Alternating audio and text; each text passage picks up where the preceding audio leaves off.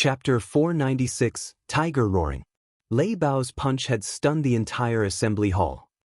A moment later, a loud round of applause, as well as gasps of admiration, filled the room. When this punch landed, it was as if a small car had struck the punching machine.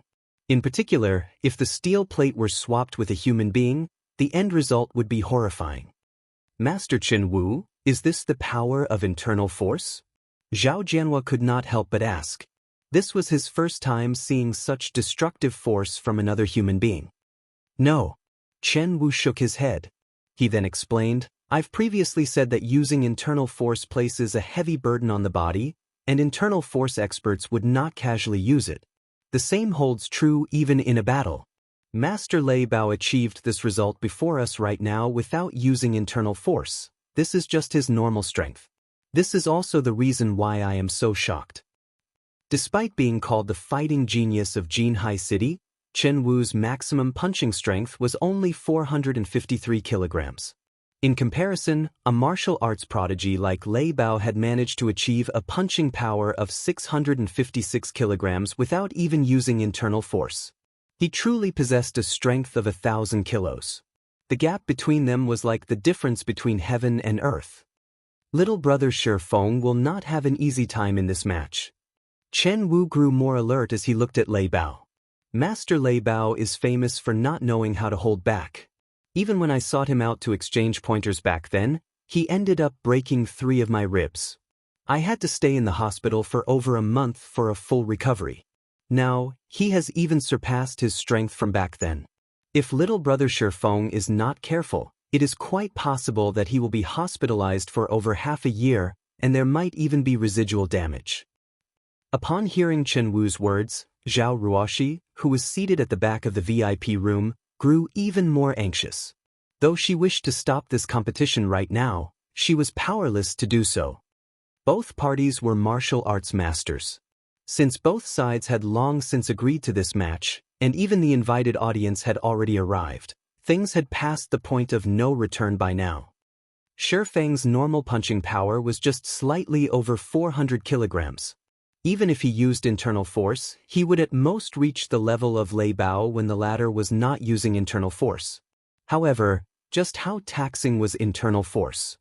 On the other hand, Lei Bao's every action carried the strength of 1,000 kilos.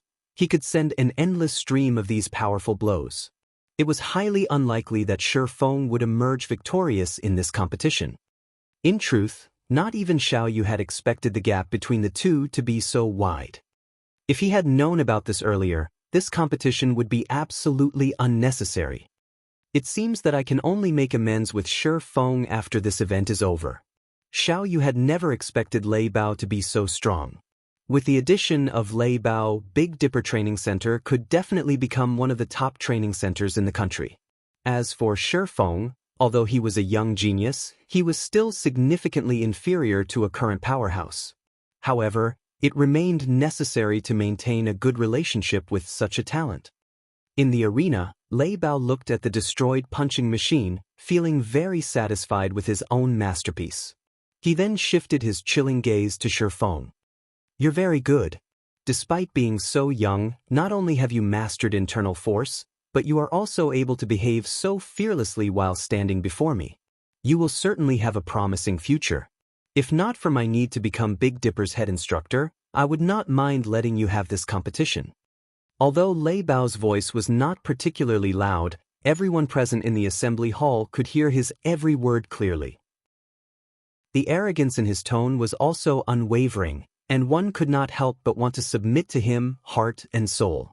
I have always looked fondly upon martial arts geniuses. I won't try to bully you in this match.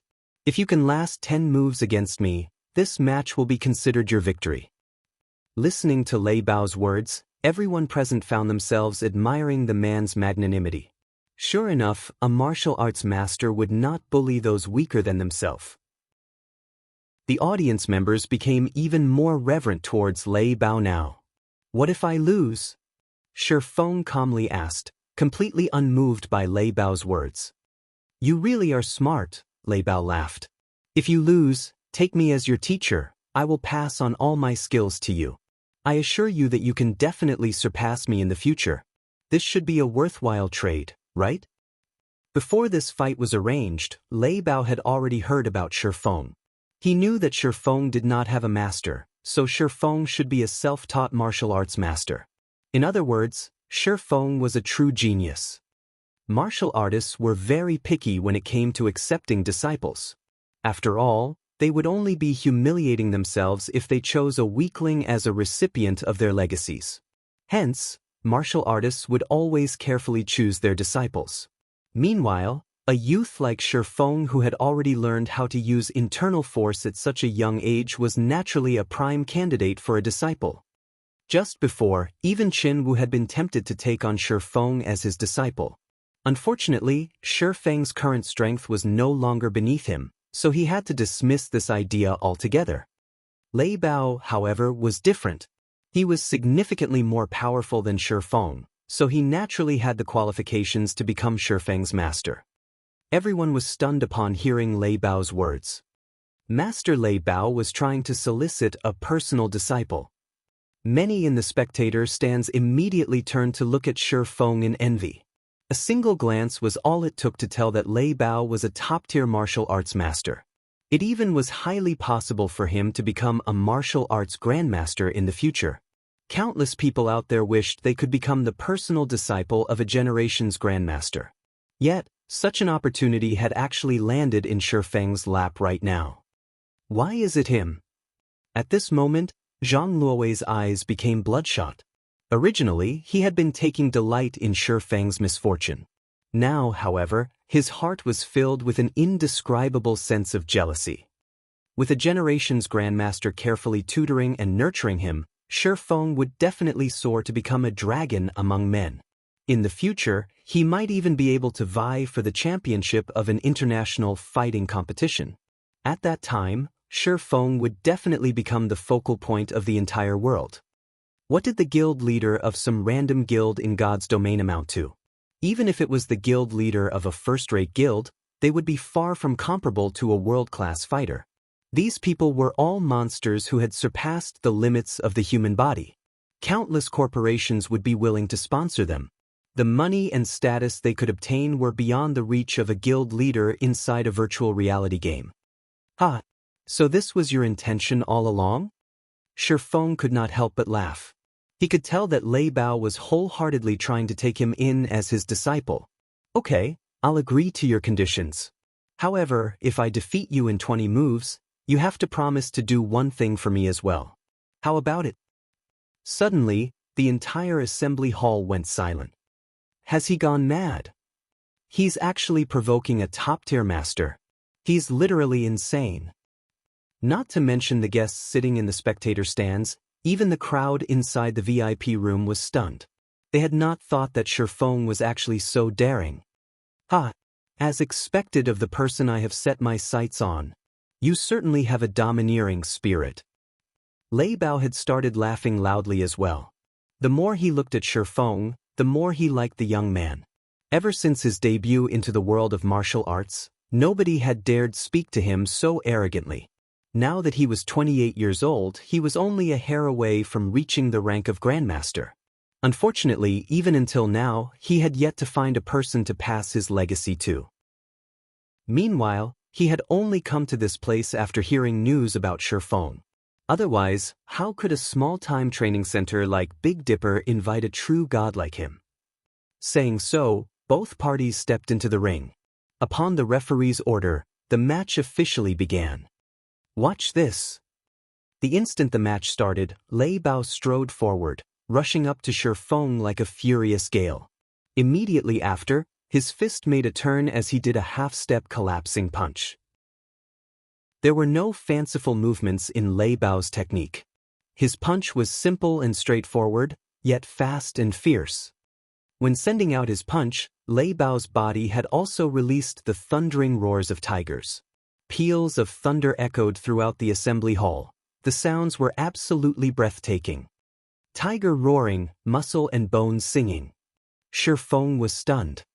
Lei Bao had actually trained both the inside and outside of his body to the peak.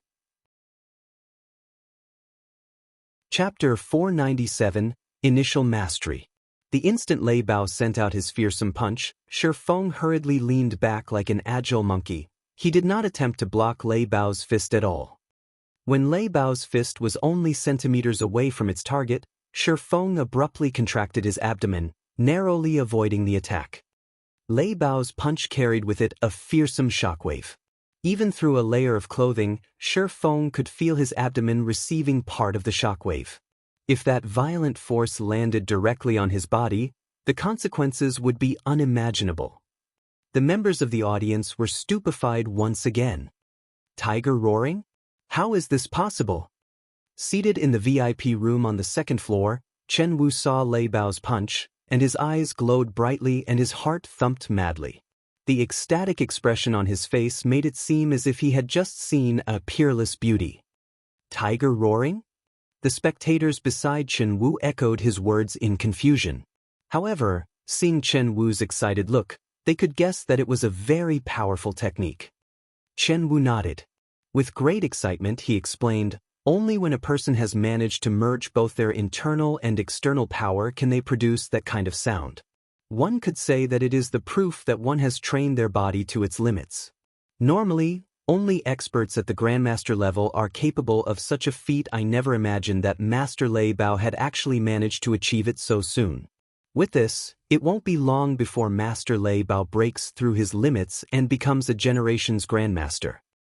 Countless martial arts masters had trained themselves desperately, yet still failed at combining their internal and external forces. On the other hand, before even reaching the age of 30, Lei Bao had already succeeded in pushing his body to its limits. Now, he could utilize internal force freely, applying it to his every action. He fit the term martial arts prodigy to a.t. Even if Shi Feng knew how to use internal force, when faced with Lei Bao, someone who had pushed his body to its limits, he had zero chance of victory. While Chen Wu explained, the roars of tigers filled the arena. Lei Bao's every move was incomparably fierce, alternating between collapsing punch and cannon punch one after another. Speed, accuracy, and ruthlessness, he made full use of all three of these aspects. After images of Lei Bao's fists filled the ring. Step by step, his violent attacks pressed Shi Feng harder and harder. If Shi Feng stopped evading these attacks, only a tragic end awaited him. Hence, Shi Feng had no choice but to keep retreating. Although Lei Bao held an absolute advantage in this fight, Shi Feng had yet to receive a single blow even until now. So strong. With each step Shi Feng retreated, he could clearly feel the power behind Lei Bao's punches growing ever so slightly. Likewise, his fists were also speeding up. If not for Shi Feng's brain activity increasing, significantly improving his five senses and his control over his own body, Lei Bao would have defeated him in just a few moves. Even so, Shi Feng could only last a few more moves right now. He would still end up defeated soon. It was no wonder Lei Bao was so confident that he could defeat him in 10 moves. In the next moment, Lei Bao's body tilted forward slightly as he sent a half-step punch at Shi Feng's face. At this point, he had already cornered Shi Feng. There were no more paths of retreat available to him. Suddenly, Shi Feng's body swayed as he took the initiative to welcome this punch. Is he trying to get himself killed? Lei Bao was dumbfounded. Meanwhile, outside the ring, everyone in the spectator stands thought they could foresee the ending scene of this competition. Many already envisioned the instant Shi Feng's head exploded into tiny little pieces. Some of the more timid women, who could not bear to watch this gruesome scene, had immediately shut their eyes. It's over! Chen Wu could not help but exclaim. Lei Bao's punch could dent even a sturdy steel plate. Yet, Shi Feng was actually using his head to meet Lei Bao's fist. The instant Shi Feng's head was about to collide with Lei Bao's iron fist. Whether it was Shi Feng's breathing or heartbeat, both seemed to have stopped completely. Before Lei Bao could react, he discovered that his fist had actually brushed past Shi Feng's face, only scratching the young man's cheek and leaving behind a small bloodstain. Meanwhile, Shi Feng's fist had somehow landed on Lei Bao's abdomen already. Lei Bao only felt a huge thrust on and pain in his abdomen. Although he wanted to use the power in his muscles to dispel this force, he suddenly discovered that he actually could not, even in the slightest. Like a steel needle, this force penetrated directly into his body. In the next moment, his entire person went flying across the ring. When his body landed heavily on the floor, he immediately coughed out a mouthful of blood. At this point, he could no longer continue fighting. For a time, everyone in the assembly hall was completely flabbergasted. Originally, this competition's outcome should have been Lei Bao's victory. Yet, such a sudden reversal had actually happened. Nobody in the audience had even managed to get a clear view of what had happened. They had only seen Lei Bao's fist penetrating Shifeng's head. In the next moment, Shifeng's fist was already on Lei Bao's abdomen, and in the end, Shifeng was the victor of this competition. Master Chen Wu, you are an expert yourself. Can you tell us what exactly happened just now? Su Wenqing was extremely curious about this situation.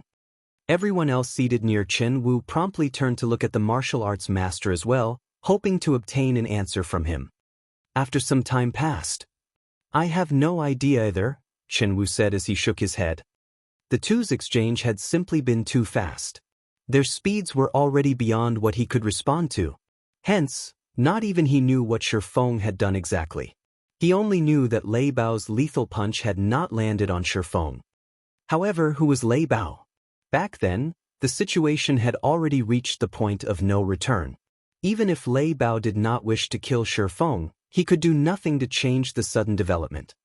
Yet, Shifeng had actually managed to evade Lei Bao's punch. Even more inconceivably, Chen Wu had not even seen when Shifeng punched. Even Lei Bao had failed to react to the attack in time. Phew.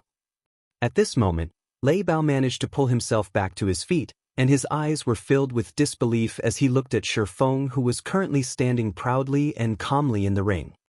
Others might not have seen what had happened before, but when Lei Bao carefully tried recalling it, he immediately came to a realization. However, Lei Bao simply could not bring himself to believe that.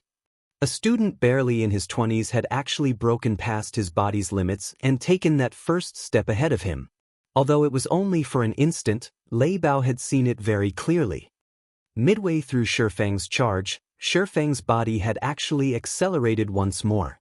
At the moment of life and death, Shifeng had actually managed to evade his fist and, in turn, landed a punch on him.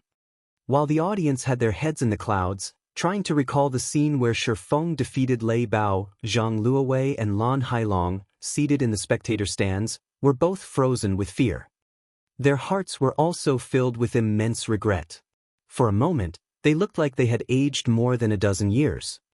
After this battle, everybody would know about Shifeng. His future would also be limitless. As of this moment, he was already a big shot of Jinhai City. Meanwhile, Zhang Luowei, as Shifeng's fellow student, had actually tried to take action against Shifeng. Looking back at his past actions, he had simply been seeking his own death. As for Lan Hailong, if he had known before that Shifeng was actually so powerful, he would have long since given his all to recruit Shifeng. He definitely would not have feuded with Shifeng over a measly Ling Failong. At this point, both Zhang Luowei and Lan Hailong entertained thoughts of getting rid of Ling Failong. If not for that damnable Ling Failong's little tricks, they would have long since climbed onto Shifeng's massive boat and ridden along his waves of success, instead of being enemies with Shifeng as they were right now. Luwei, tomorrow, you and I will both go and meet with Shifeng. If we do not dispel the rage in his heart, our future will be grim, Lan Hailong whispered helplessly. Indeed. Fortunately, we only have a minor dispute with Shifeng. The main problem is Ling Failong. After we return, we must make a clean break with him. It would be best if we taught Ling Failong a lesson as well. Perhaps this might even make Shifeng forget about all the earlier unpleasantries. Although Zhang Luowei was extremely reluctant, he still nodded his head heavily in reply to Lan Hailong's words. Chapter 498, Overnight Fame. Although the competition only lasted a moment, none of the spectators had been disappointed by the show. On the contrary, the stands exploded with excitement. he defeated Master Lei Bao at such a young age. His future will definitely be limitless. We really didn't waste the trip. Get Master Shifeng's address. Rearrange my schedule as well. We must pay Master Shifeng a visit. The audience was not comprised of your average citizens. Every one of them was a reputable member of society. Now that Shifeng had defeated a top-tier master like Lei Bao, his future was limitless. A small stage like Jinhai City would not hold Shifeng. He could only shine brightest on the world stage.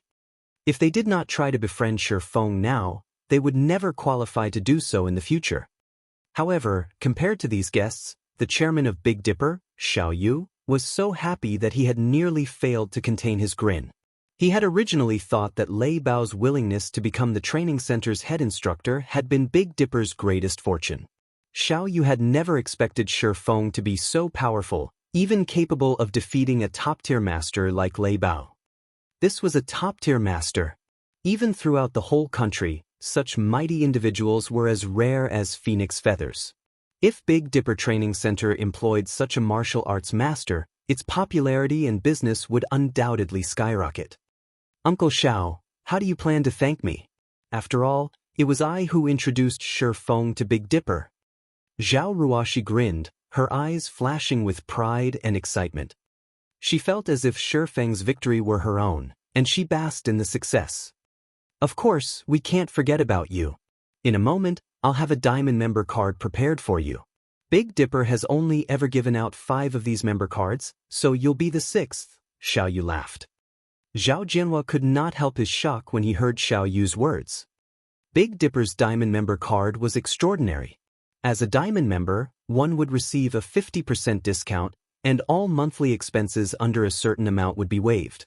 Throughout Jinhai City, only 5 people had received such privileges, and neither Zhao Jianhua nor Zhao Ruoxi's father were of those 5. Yet, his niece had actually become the 6th person to become one of Big Dipper's diamond members. Indescribable feelings colored Zhao Jianhua's stern expression. Before they, the older generation, could even reach this far, the younger generation surpassed them. Of course, this was all accredited to Shifeng's achievement.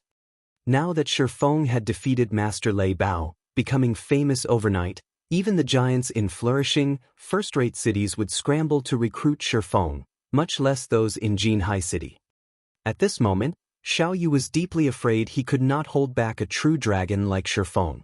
Now that he had a chance to solidify Big Dipper's relationship with Shifeng, he would maximize their generosity. After the competition ended, although Lei Bao had suffered relatively severe injuries, with the aid of modern technology and S-rank nutrient fluids, he would quickly recover to his peak condition.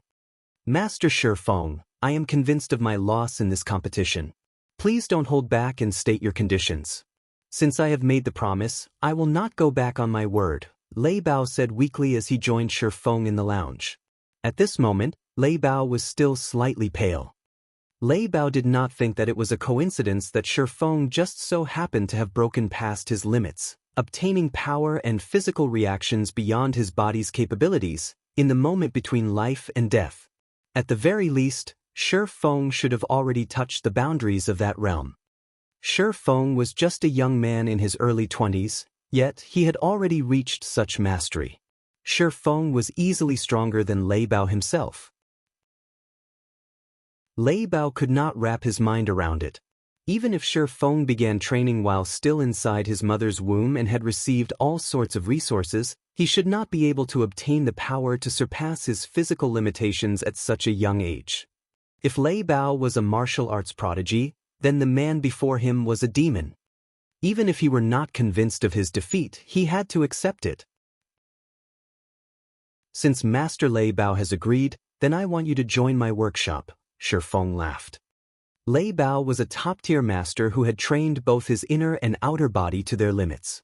Shifeng had only been able to defeat Lei Bao due to luck. Fortunately, Shifeng's brain activity had improved before participating in this competition. He had even grasped the beginnings of the technique to unlock his brain's physical limiter. Although he had only overcome the limiter for an instant, it had been enough for him to reach a new level of strength, allowing him to defeat his opponent. In addition, Lei Bao had also been caught unprepared. Otherwise, there was more than a 90% chance that Shi Feng would have suffered defeat in this competition. To Shi Feng's current self, it was still somewhat early for him to overcome his brain's limiter. The brain limited a person's strength to protect the body. Before the physical body reached sufficient durability, actively trying to remove this limiter would only do more harm than good. Not to mention, Shi Feng had yet to grasp this power fully. It might seem that Shi Feng had only received a small scratch during the competition, but in reality, his body had been significantly damaged due to the explosive force he had displayed. Even without moving, Shi Feng felt like needles pricked his entire body. Hence, the moment Shi Feng returned to the lounge, he had madly consumed A-rank nutrient fluids to alleviate his pain. After this competition, he would not be able to train for quite some time. Join your workshop? Lei Bao frowned. Every martial artist wished to remain free and unfettered. He barely had enough time to train and improve himself. How would he find the time to work? Master Lei Bao, please relax. My workshop is a virtual gaming workshop that focuses on the most popular game currently, God's Domain. You only need to work at night while you rest. The workshop will not interfere with your life during the day. You can do whatever you want during that time, Shi Feng slowly explained. He knew very well what Lei Bao worried about. Although Lei Bao had never come into contact with virtual reality games, especially God's Domain, Lei Bao was still a top-tier martial arts master. Currently, although Aqua Rose and the others had the potential, their foundations were lacking. They still needed to improve before they could become top-tier experts. However, Lei Bao was different. His combat foundation was extremely sturdy. If he familiarized himself with his body in God's Domain and integrated the techniques he had learned in real life, he could very quickly become one of Zero Wing's top combatants. Okay, I'm relieved to hear that. Lei Bao nodded. He then left the lounge. Lei Bao's addition to Zero Wing would undoubtedly give the guild another fierce general.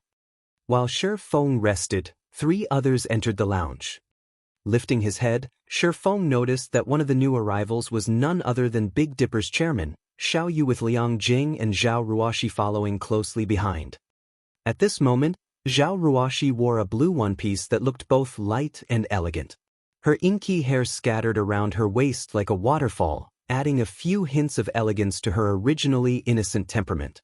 Upon entering the room, Zhao Ruoxi beamed at Shi Feng, both worry and joy filling her eyes. Now that Shi Feng had become famous overnight, the originally silent and unknown boy from school was no more. Now, he had become Jinhai City's focal point.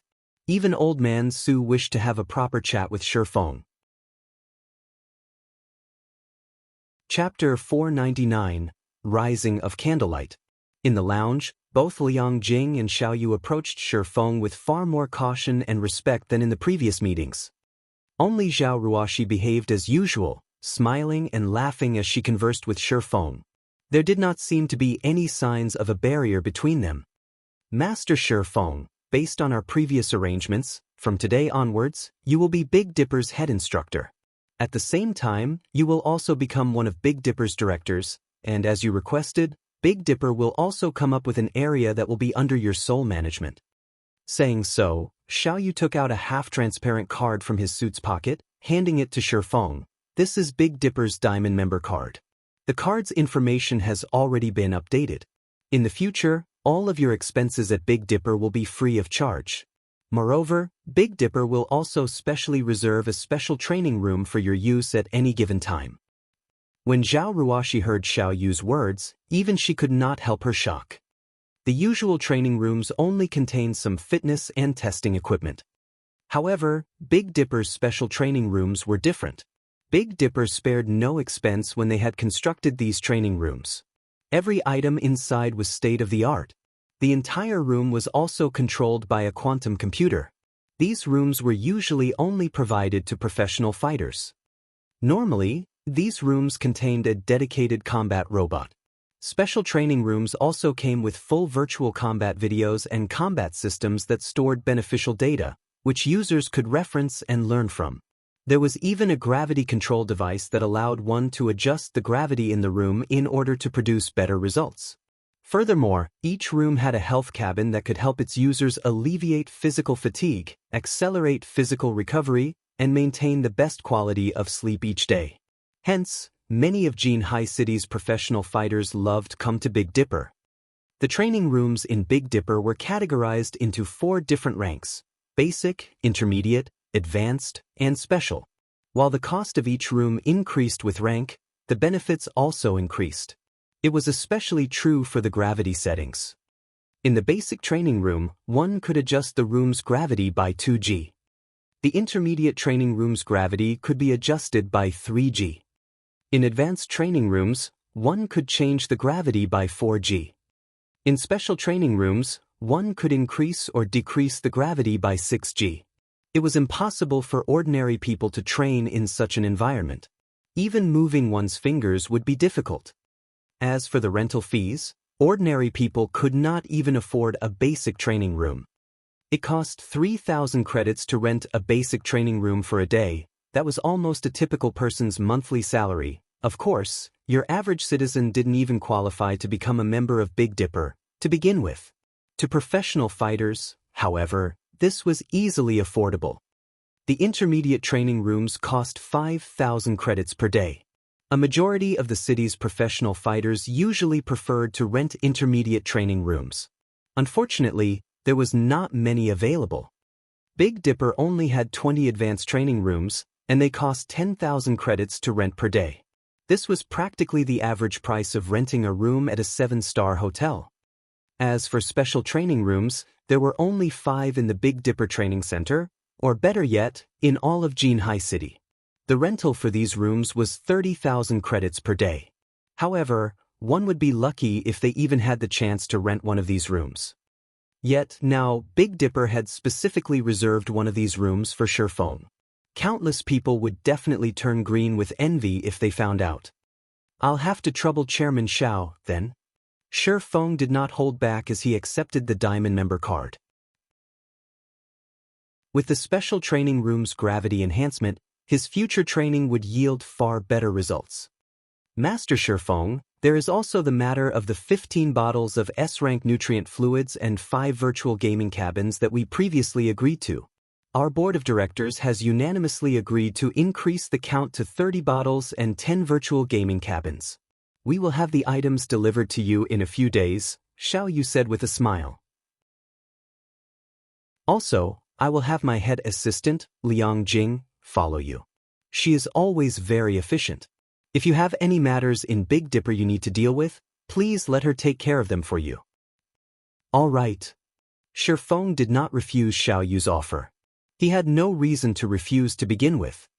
Aside from how important S-rank nutrient fluids were to him, just the 10 virtual gaming cabins could raise Zero Wing's workshop to a whole new level. It would no longer be just your average workshop. As for the assistant named Liang Jing, Shifeng did not know much about Big Dipper. If he wanted Big Dipper to take care of some matters for him, such as training the members of his workshop, an assistant like Liang Jing would definitely come in handy. She could save him a lot of trouble. Regardless of the other's optimistic view of his development in the fighting world, Shifeng had no intention of changing career paths. He only had one goal in his heart: God's domain. After all, God's domain held the world's future. After Shifeng chatted with Xiao Yu and the others for a while, he returned to his apartment. Before he left, Xiao Yu had Liang Jing prepare 5 bottles of S-rank nutrient fluids for him, which would help him quickly recover from the injuries he had suffered during the match with Lei Bao. After returning home, Shifeng immediately drank a bottle before resting in the virtual gaming cabin and logging into God's domain. A virtual gaming cabin also functioned as a health cabin. Only, it had an additional function of allowing its user to log into God's domain. Hence, when recovering from an injury, it would be best to lie inside a virtual gaming cabin. The time was currently 7 p.m. Although it was still dark in God's domain, the sound of 3 system notifications rang in Shifeng's ears the moment he logged in. These 3 notifications informed him of the 2 Candlelight trading firms' completion in White River City and 1 in Star Moon City. The construction of all 3 firms had finished during the day outside of God's domain. Moreover, all 3 shops had attracted quite a bit of attention, the two Candlelight trading firms in White River City in particular. Both shops were exquisite three-story tall buildings. Moreover, as both buildings had suddenly appeared beside White River City's auction house and bank, they had no difficulty attracting notice. In the end, many players had entered the buildings out of curiosity. Before they had investigated these new buildings, they had been ignorant. The moment they did, however, they were immediately startled. Not only were the shops equipped with a full range of items that players required, but the furnishing inside was also luxurious and magnificent. Both Candlelight trading firms were far more glamorous than the Starstreak trading firm. There were even lounges available in the two shops that allowed visiting players to enjoy beverages while they shopped. Most importantly was the appearance of an item that everyone in White River City thirsted for. That item was the basic strengthened armor kit. Although the basic strengthened armor kits were inferior to the basic mana armor kits, the latter was simply too scarce. Despite many people having heard of the item before, they had never personally seen it. Now that the basic strengthened armor kits had appeared in the two Candlelight trading firms, the first batch of players to enter the shops fought desperately to purchase them, afraid that the armor kits would sell out in a heartbeat. Shi Feng had given Melancholic Smile the authority to determine the goods' prices in the shops, so it was up to her to decide at what price she wanted to sell the basic strengthened armor kits for. Yet, despite having set the initial price of the armor kits at 11 silver coins, it had taken only an instant for more than 100 to sell. As a result, Melancholic Smile had no choice but to raise the price once more. In the end, the price of the basic strengthened armor kit rose gradually from the initial 11 silver to its current price of 16 silver per kit. This price had far surpassed Shi Feng's initial expectation. Even so, in a short dozen or so hours, the three shops in White River City and Starmoon City sold more than 6,000 kits. Moreover, due to the basic strengthened armor kits, every player in White River City now knew about the newly established Candlelight trading firms. As a result, more players began to visit the trading firms, allowing business at the two shops to flourish. By the time Shi Feng logged into the game, the two Candlelight trading firms in White River City were already packed full of people. Everyone rushed to purchase the basic strengthened armor kits. In addition to the several dozen sets of Dragonscale set equipment that had sold at the Blackwing auction house, Shi Feng had suddenly become a wealthy man again, with more than 10,000 gold in his pockets. Chapter 500 Exclusive Control. White River City, Overwhelming Smiles Guild Residence. Vice Leader Yulan, I've finished my investigation of the Candlelight trading firm. A level 23 male assassin reported upon entering Overwhelming Smiles meeting room. Who started it? Yulan asked in a hurry. Currently, Overwhelming Smiles suffered in the field battles against Zero Wing. Their daily coin expenditures were also quite significant. Although Underworld had increased their investment in Overwhelming Smile funds in particular, it was truly not easy to convert credits into coins. Despite spending a massive amount to purchase coins, the guild's supply barely maintained balance with its consumption. In the beginning, Yulan had not expected that repairing equipment would cost so much. However, her thoughts changed as the guild's death toll continued to increase. Dying once might not cost much, but after 2 or 3 deaths, the guild members had spent practically all of their remaining coins. Afterward, in order to repair their equipment, these guild members had no choice but to choose coins as compensation. This situation had immediately given Yulan, who had initially been quite confident, a huge headache. She wished she could choke Black Flame to death. They had already paid out more than 1,000 gold as compensation, not to mention the amount of credits they had compensated. Moreover, it wouldn't be long before the guild had to pay compensation solely in coins. After all, if players did not repair their equipment, they could not go out and level up. If their equipment became scrap, they would have to purchase new equipment to serve as a replacement. However, good equipment was not easy to obtain. Every piece of a player's equipment had been earned through blood and sweat. Losing even a single piece was a painful loss. If they lost every piece of equipment they had on them, Hence, before the durability of their equipment reached a critical point, even if players had to purchase coins with credits, spending their entire fortune, they had to repair their equipment. However, there was one point that confused Yulan greatly. Though Overwhelming Smile's losses were very heavy, Zero Wing's losses should not be any less. Not to mention, Zero Wing was not using credits as a form of compensation at all. Its consumption of gold should be significantly higher than theirs. Yet, even until now, not only had Zero Wing showed no signs of lacking money, but it was also spending more money than before. It was inconceivable. From the information Yulan had overheard, she knew that, aside from constructing the best smithy available, Zero Wing had also purchased several sets of dragon-scale set equipment. At the very least, they would have to spend more than 2,000 gold on these purchases. Not to mention, there was also the gold they had to give out as compensation for the war of attrition. Even Underworld would find it difficult to spend so much in such a short time. Yulan could only see one end, Overwhelming Smile withdrawing from White River City, if things continued like this in their war of attrition. Hence, they needed to make a major change now. They must find a way to earn a large sum of gold. If one wanted to earn a large sum of coins in God's domain, the only way to do so was through trade. Although the guild quests published in the guild residence were a large source of income, that potential was nothing compared to the money one could earn through trade. Although the various large guilds of God's domain possessed a lot of gold, compared to the countless players in God's domain, this sum was insignificant. Even if Overwhelming Smile only earned 1 silver from each of the millions of players in White River City, the total would be several tens of thousands of gold. At that time, they could easily afford a war with several other large guilds simultaneously, much less afford to deal with a single Zero Wing. In White River City, the most powerful trading firm was currently the Starstreak trading firm.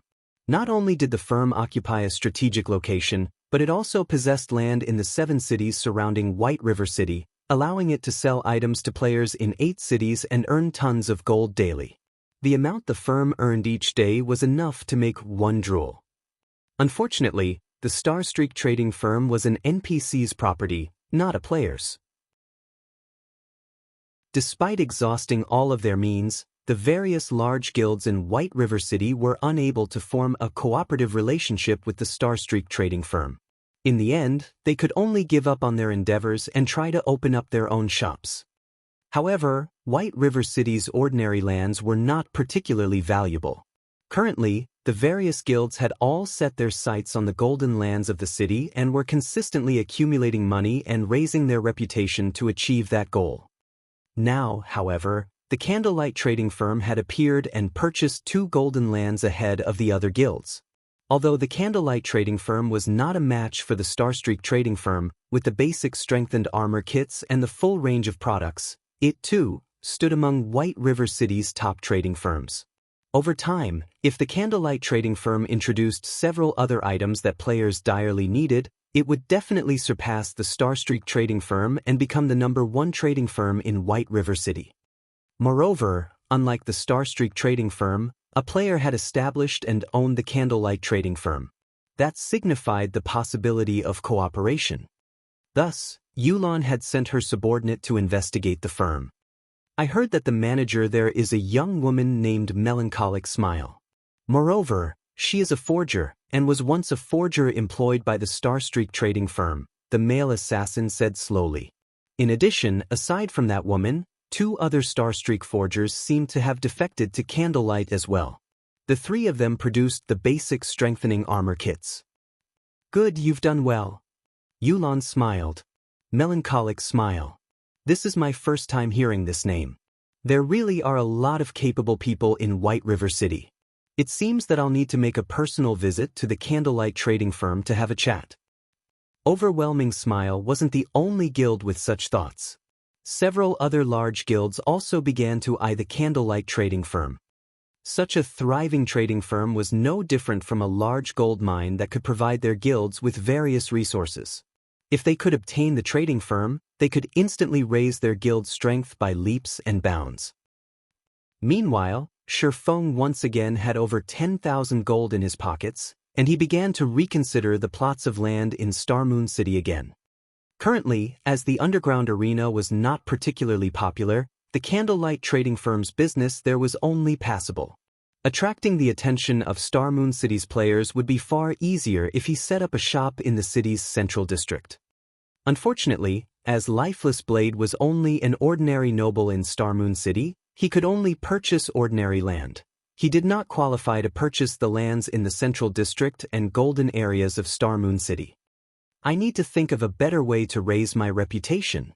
Shi Feng tried to recall information relating to Star Moon City's resources.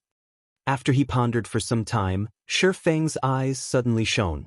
Immediately, he hailed a horse carriage and hurried to the palace.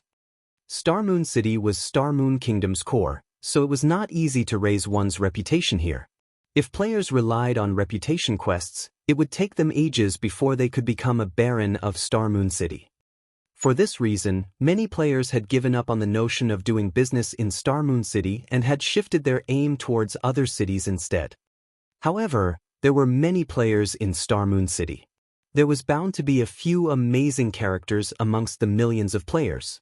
In the past, there were several independent players who had taken the lead and managed to become barons, even viscounts, before the various large guilds. In the end, these independent players had claimed a few good lands for themselves, taking the opportunity to make a fortune. The monthly rental they received was enough to allow them to live in luxury for the rest of their days. Despite being independent players, these few individuals were not ordinary characters. They were not penniless individuals. Instead, they were relatively wealthy individuals. They had been relatively famous in several other virtual reality games and had earned large sums of money during their time playing those games. Meanwhile, through a special method, these people had managed to grind large amounts of reputation points in a relatively short amount of time, quickly becoming barons. After this incident was revealed, these players had become the envy of every player in Star Moon City. That method was very simple. Players needed to purchase some supplies with coins, then contribute these supplies to a certain Grand Duke to receive reputation points for Star Moon City. Unfortunately, the conversion ratio of coins to reputation points would make any ordinary player curse the system. However, Shi Feng did not lack money right now, he only lacked time. Even if it were a more expensive method, he would still employ it. Chapter 501, Grand Duke Hartfield. The lights shone brightly outside of Star Moon City's palace. At this moment, the street adjacent to the palace looked as if it held a large-scale celebration. A crowd of players exploded with excitement. Players filled both sides of the street, shouting and selling their wares.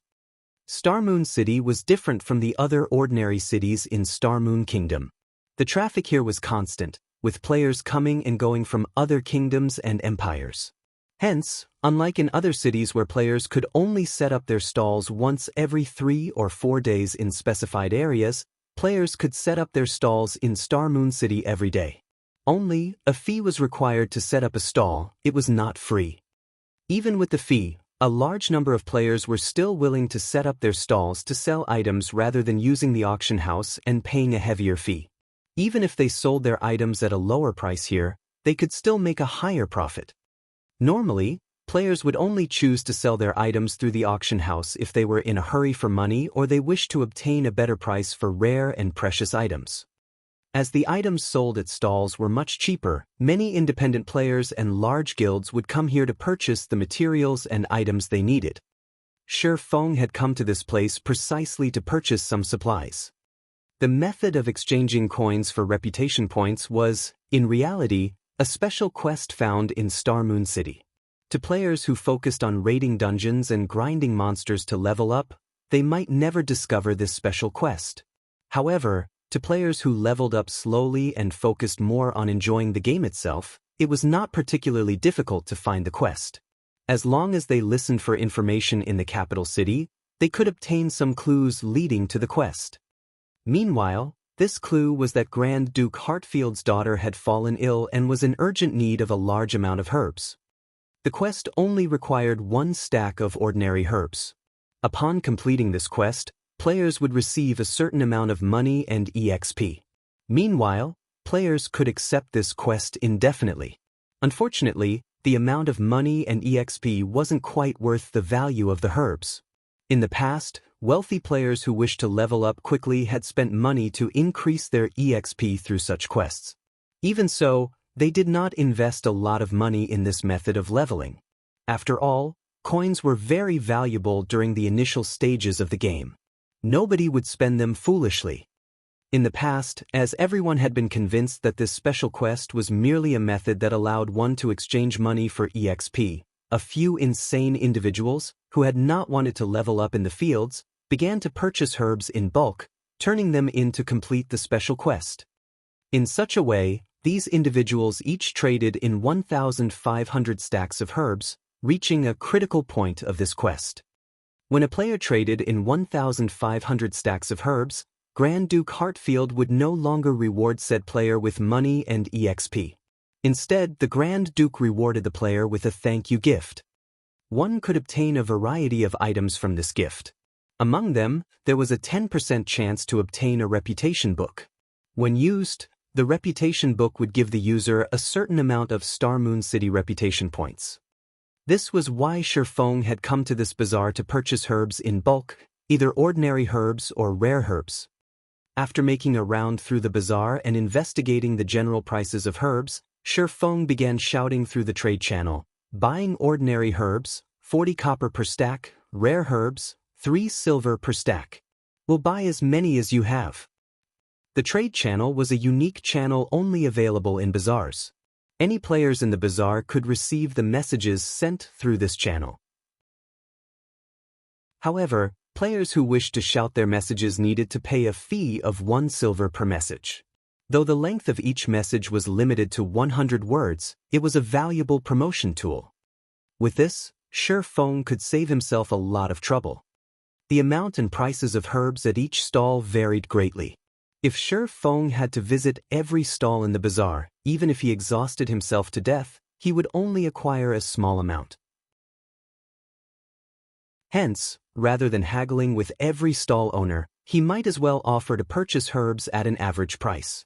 Naturally, interested players would hunt him down to sell their goods. Shortly after Shifeng's announcement, a large number of players rushed towards him. "Boss, how many herbs do you want to buy?" "Big brother swordsman, look, I have excellent quality herbs. I can even lower the price if you buy them in bulk." The players that had hurried over all looked at Shifeng like hungry wolves.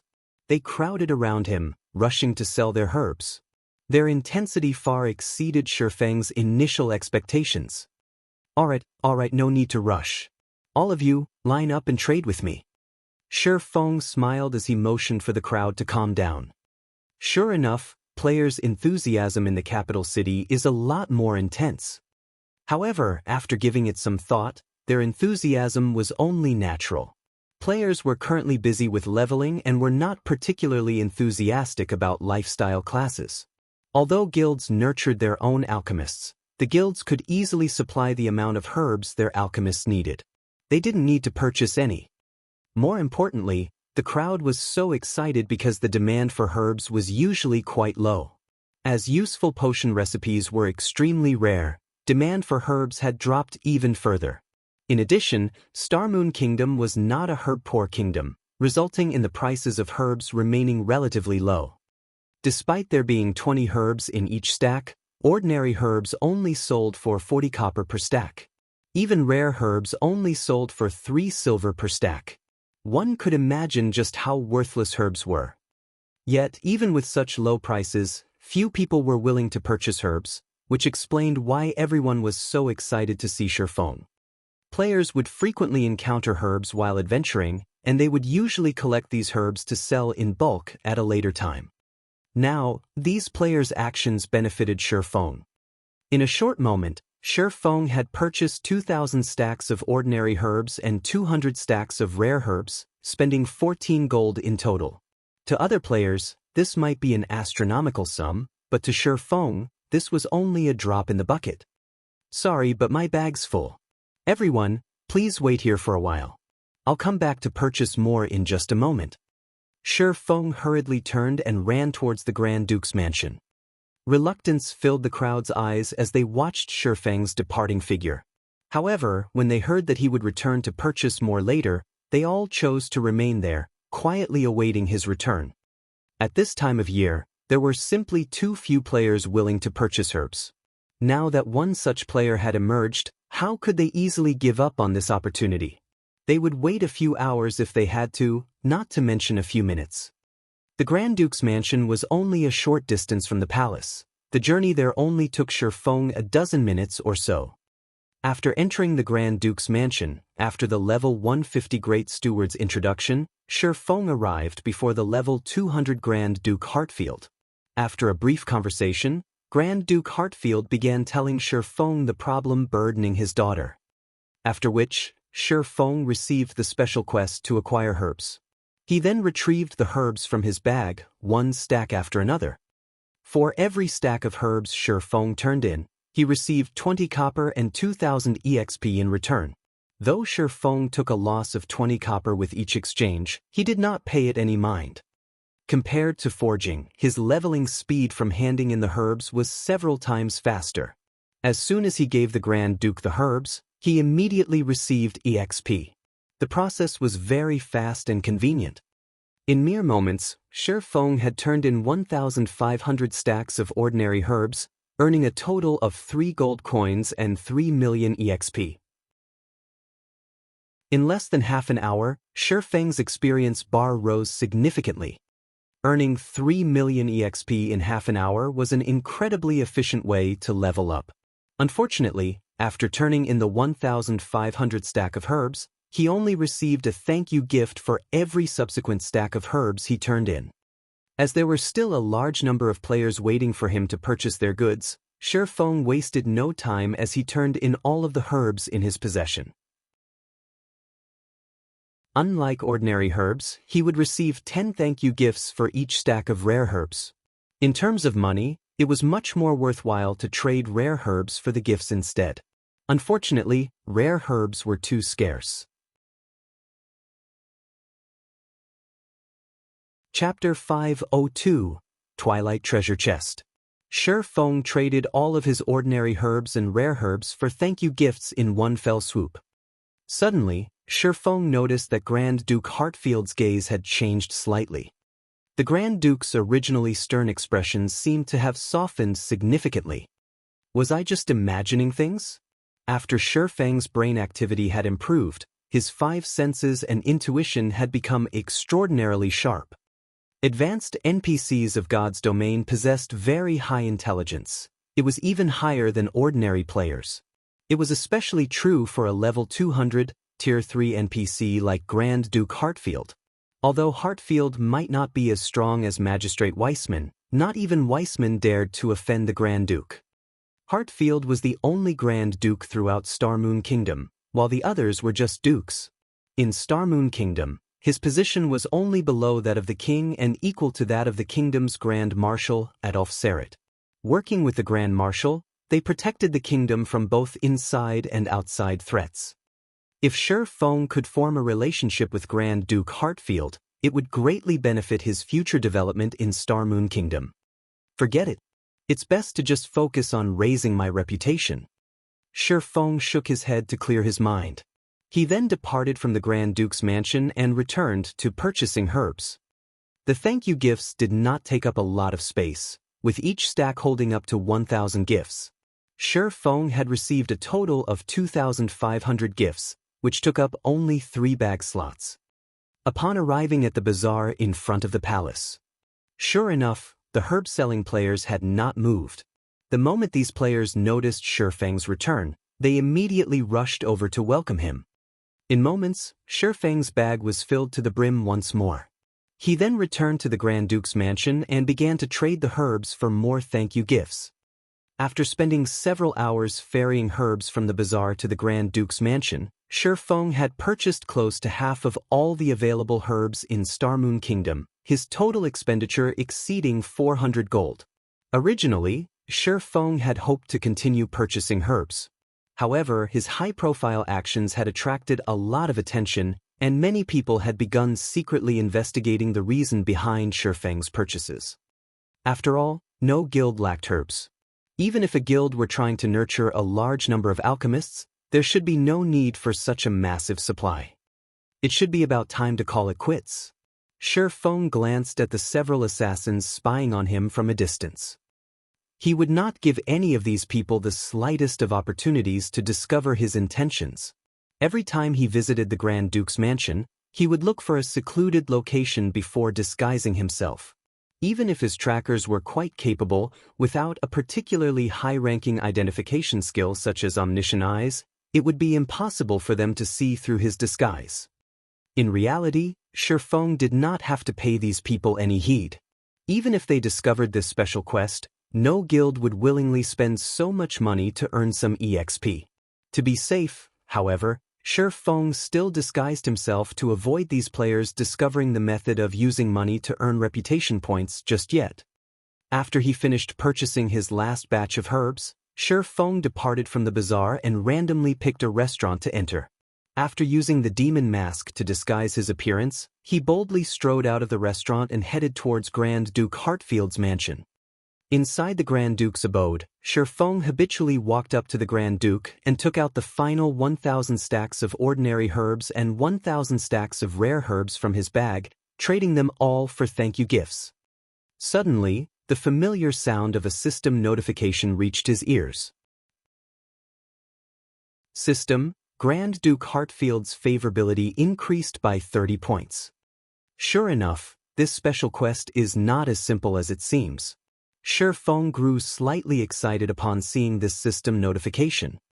The higher ranked an NPC was, the more difficult it was to raise their favorability. The fact that he had increased the Grand Duke's favorability just by spending around 400 gold was completely worth it. However, giving the situation some thought, Shifeng felt that this result was quite reasonable. After all, he had already earned close to 120,000 thank you gifts. If each stack could hold 1,000 gifts, that was close to 120 stacks. Currently, the prices of herbs were only this cheap due to the fact that players of God's domain were still low-leveled and did not have much use for them. If Shifeng waited 2 more weeks or so, the money he would have to spend to earn 120,000 thank you gifts would most likely increase by several folds. If the Grand Duke had nothing to say even after such a huge contribution, his heart was definitely made of stone. Young adventurer, thank you for your enthusiastic contributions. With this many herbs, I can extract a sufficient amount of herbal essence to cure my daughter. To show my gratitude, you may use those thank you gifts to trade for the treasures I usually store inside my treasury, Grand Duke Hartfield said happily. Your Highness Hartfield, it will be my honor, Shifeng replied, immense joy filling his heart. Originally, Shifeng had intended to open the thank you gifts he had amassed in one sitting. He had never expected the gifts to have such a purpose. Most likely, not even those several wealthy players in the past had exchanged as many herbs as he had. Steward, take this adventurer to have a look, Grand Duke Hartfield said. Yes, the Grand Steward answered before leading Shifeng to the treasury on the 3rd floor. The Grand Duke's treasury was heavily guarded. The 6 white-robed knights guarding the entrance were level 200 Tier 3 Judgment Knights. Not to mention, there was even a Tier 5 magic array protecting the vault. Even a Tier 4 class would require a significant amount of time to break through such a powerful magic array. Upon entering the treasury, Shifeng discovered that the place looked very much like a museum, with many treasures on display. This is the list of treasures. You are allowed to redeem the gifts for any of the items inside.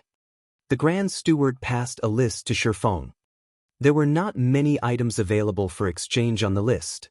However, Shifeng was not surprised. Grand Duke Hartfield's favorability towards him was only 30 points. The fact that the Grand Duke was willing to let him trade his thank you gifts for treasures was already a considerable outcome. If he wished to trade for every item in this treasury, he would need to raise the Grand Duke's favorability towards him to at least 300 points. Shifeng then examined the list of items. Sure enough, every item was very basic. The majority consisted of weapons and equipment that were close to his current level, whereas the quality of the items ranged between secret silver and fine gold rank. Moreover, their prices were not cheap. Even the most basic piece of level 25 secret silver equipment required 1,000 thank you gifts. If converted to coins, it would cost 4 gold. If not for the herbs he bought being cheap, 1,000 gifts would cost 8 gold or more. Moreover, these level 25 secret silver and fine gold equipment were all individual pieces and not set equipment. To Shi Feng, these items did not serve much purpose. Just as Shi Feng felt that he had nothing to gain here, he suddenly discovered the name of a very familiar item at the bottom of the list. Isn't this the Twilight treasure chest? The Twilight treasure chest had been very famous in God's domain. It was also referred to as both the treasure chest of luck and the indiscriminate treasure chest. Only elite monsters that were level 30 and above had a very low chance to drop the Twilight treasure chest. As for why it was called the indiscriminate treasure chest, the items one could obtain from it were extremely random. One might only receive 2 or 3 copper and some trash items. One might also receive epic or even fragmented legendary items. In general, the items one could get from the Twilight treasure chest relied heavily on luck. In the past, the majority of the players who had obtained this item would promptly toss it onto the auction house, selling it for around 1 gold rather than opening it themselves. On the other hand, each Twilight treasure chest only required 100 thank you gifts to redeem. In other words, each Twilight treasure chest would cost Shi Feng 40 silver, which was significantly cheaper than its price in his past life. Luck. When Shi Feng looked at the Twilight treasure chest, he suddenly recalled the Icarus's heart around his neck. This was a godly tool that could instantly raise his luck by 25 points. Chapter 503, Yin-Yang Walker. Shi Feng looked at the Twilight treasure chest and pondered his situation carefully. Currently, he had nearly 120,000 thank you gifts on him. They were definitely enough to raise his reputation to a sufficient level. The luck attribute could be applied in various aspects. Aside from monster drops, luck also played a significant role in opening treasure chests and gift boxes, though the effects were not as prominent as they were with drops. However, Icarus's heart only gave Shi Feng 5 points of luck under normal circumstances. That amount was too little to make a significant difference when opening treasure chests. Based on Shi Feng's understanding of the luck statistic, 5 points would not even double his drop rate when opening a treasure chest. Meanwhile, the Twilight treasure chest was famed for being a miser of good items. Only by activating Divine Providence and boosting his luck to 25 points would his chances significantly improve when opening a treasure chest. However, Divine Providence only had a duration of 30 seconds, whereas its cooldown lasted 1 hour. Let's decide after I raise my reputation. Saying so, Shi Feng began opening the thank you gifts. Each thank you gift only required 1 second to open. Shi Feng opened 10 gifts in a row. Aside from obtaining some copper coins, he also obtained 2 reputation books, the gifts yielding far more than he had expected. Each reputation book could raise the user's Star Moon City reputation by 1 point. Unfortunately, the book could not be traded. Otherwise, Shi Feng really would sell them to the public. However, these reputation books' effects weakened as a player's reputation grew. Below 100 points, the book would raise a player's reputation by 1 point with a 100% success rate. After reaching 100 points, there was only a 60% chance. At 200 points, that success rate fell further to 30%, 20% at 300 points, and 10% at 400 points. When a player's reputation reached 500 points, there was only a 3% chance to increase their reputation by 1 point when using the reputation book. To become a Baron, players required 500 reputation points. To become a Viscount, players required 1,000 reputation points. If Shi Feng hoped to become a Viscount by relying on the reputation books, he would have to expend a staggering number. As for becoming a Count, which was 1 rank above a Viscount, that was practically impossible. That was because a player needed 3,000 reputation points to become a Count. The effects of just having 5 points of luck is really quite good. I wonder if it will be possible to obtain the Mastery Book? Shifeng grinned. With 5 points of luck, his chance of obtaining reputation books from the thank you gifts was indeed higher than other players. However, other than copper coins and reputation books, there was also an extremely small chance for players to obtain mastery books. Mastery was something very important to any player in God's domain. Taking Shifeng for example, as his mastery was very high, his basic attacks dealt more damage compared to other players. If he could raise his one-handed sword mastery's rank to a basic sword master, he could increase his basic sword attack damage by 30%. That was 10% more than an advanced swordsman. With a 10% difference in basic attacks, the skill damage difference was even higher. Meanwhile, Shifeng was only dozens of points away from becoming a basic sword master. If he could obtain mastery books, he could advance his combat power further. By the time he went to the ancient battlefield to sharpen his techniques, he would also obtain better effects. Shifeng then began to open the thank you gifts frantically. 100, 300, 500, 1,000. After spending several hours, Shifeng opened more than 10,000 thank you gifts and obtained a total of 2,000 reputation books. In addition, he had also luckily obtained 8 mastery books. Each mastery book could give him 1 mastery point with 100% certainty. Will divine providence have an effect on the increase in reputation? When Shifeng thought about how, after his reputation reached 100 points, the reputation books no longer gave him 1 reputation point with 100% certainty, then meant that luck was involved. Since luck was involved, then it was definitely related to the luck attribute. Shifeng grinned slightly as he activated divine providence. Suddenly, a faint golden glow covered Shifeng's body as if he had received a blessing from heaven as he became the absolute focal point inside the entire treasury. Immediately, Shifeng began to activate the 2,000 reputation books. The activation process of a reputation book was very fast. The book would activate with a single click. Shifeng could gain many reputation books in just 30 seconds. In the next moment, Shifeng's finger transformed into an afterimage. With Shifeng's speed, he could click dozens of times every second. Following which, Shifeng heard the ringing of a continuous stream of system notifications. System, congratulations. You have gained 1 Star Moon City reputation point. System, congratulations. You have gained 1 Star Moon City reputation point. System, congratulations. You have gained 1 Star Moon City reputation point. 30 seconds later, of the 2,000 reputation books Shifeng obtained, only a little more than 700 remained.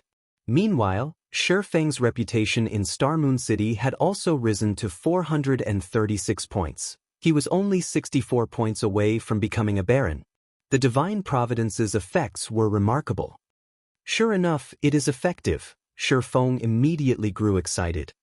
Using this method, he could save a large number of thank you gifts.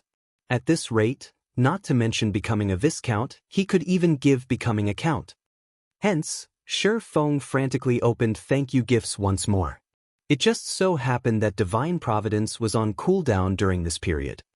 An hour later, Shifeng began another round of clicking reputation books. 30 seconds later, Shifeng's reputation rose from 416 points to 578 points. Following which, Shifeng continued opening the thank you gifts. After opening more than 30,000 gifts, Shifeng's reputation had finally reached 1,000 points, becoming a viscount of Star Moon City. In addition, he had also obtained a total of 21 mastery books. Originally, Shifeng still intended to continue raising his reputation. However, seeing as there were less than 90,000 thank you gifts remaining, even if he used divine providence, it would not be enough for him to become a count. Hence, Shifeng gave up on the notion. However, this result had already surpassed Shifeng's initial expectations. Normally, 120,000 thank you gifts might not even be enough for him to become a viscount. In this aspect, divine providence had truly played a significant role. However, Now that Shifeng had 21 mastery books, as long as he strived, he could raise his one-handed sword mastery to 150 points, reaching the standard of a basic sword master. Hence, Shifeng continued the process of opening the thank you gifts and had even used divine providence to aid him in his endeavor. After opening another 10,000 or so thank you gifts, Shifeng accumulated a total of 48 mastery books. Immediately, he upgraded his one-handed sword mastery to the standard of a basic sword master, his basic damage increasing by 30%. At this moment, Shifeng had less than 80,000 thank you gifts remaining. At once, Shifeng exchanged all of them for Twilight treasure chests. Each Twilight treasure chest cost 100 thank you gifts. In the end, Shifeng had gained close to 800 Twilight treasure chests. He would have to spend close to 800 gold if he bought so many anywhere else. After Divine Providence's cooldown completed. Twilight treasure chest, you better not disappoint me. Shifeng took out 9 Twilight treasure chests and set them on the ground. Taking a deep breath, he immediately activated Divine Providence and swiftly began activating the treasure chests before him. As time passed, the silver-colored treasure chests inlaid with purple crystals were swiftly opened. 1 chest, 2 chests, 3 chests. Finally, Shifeng managed to open the 9 Twilight treasure chests within 30 seconds.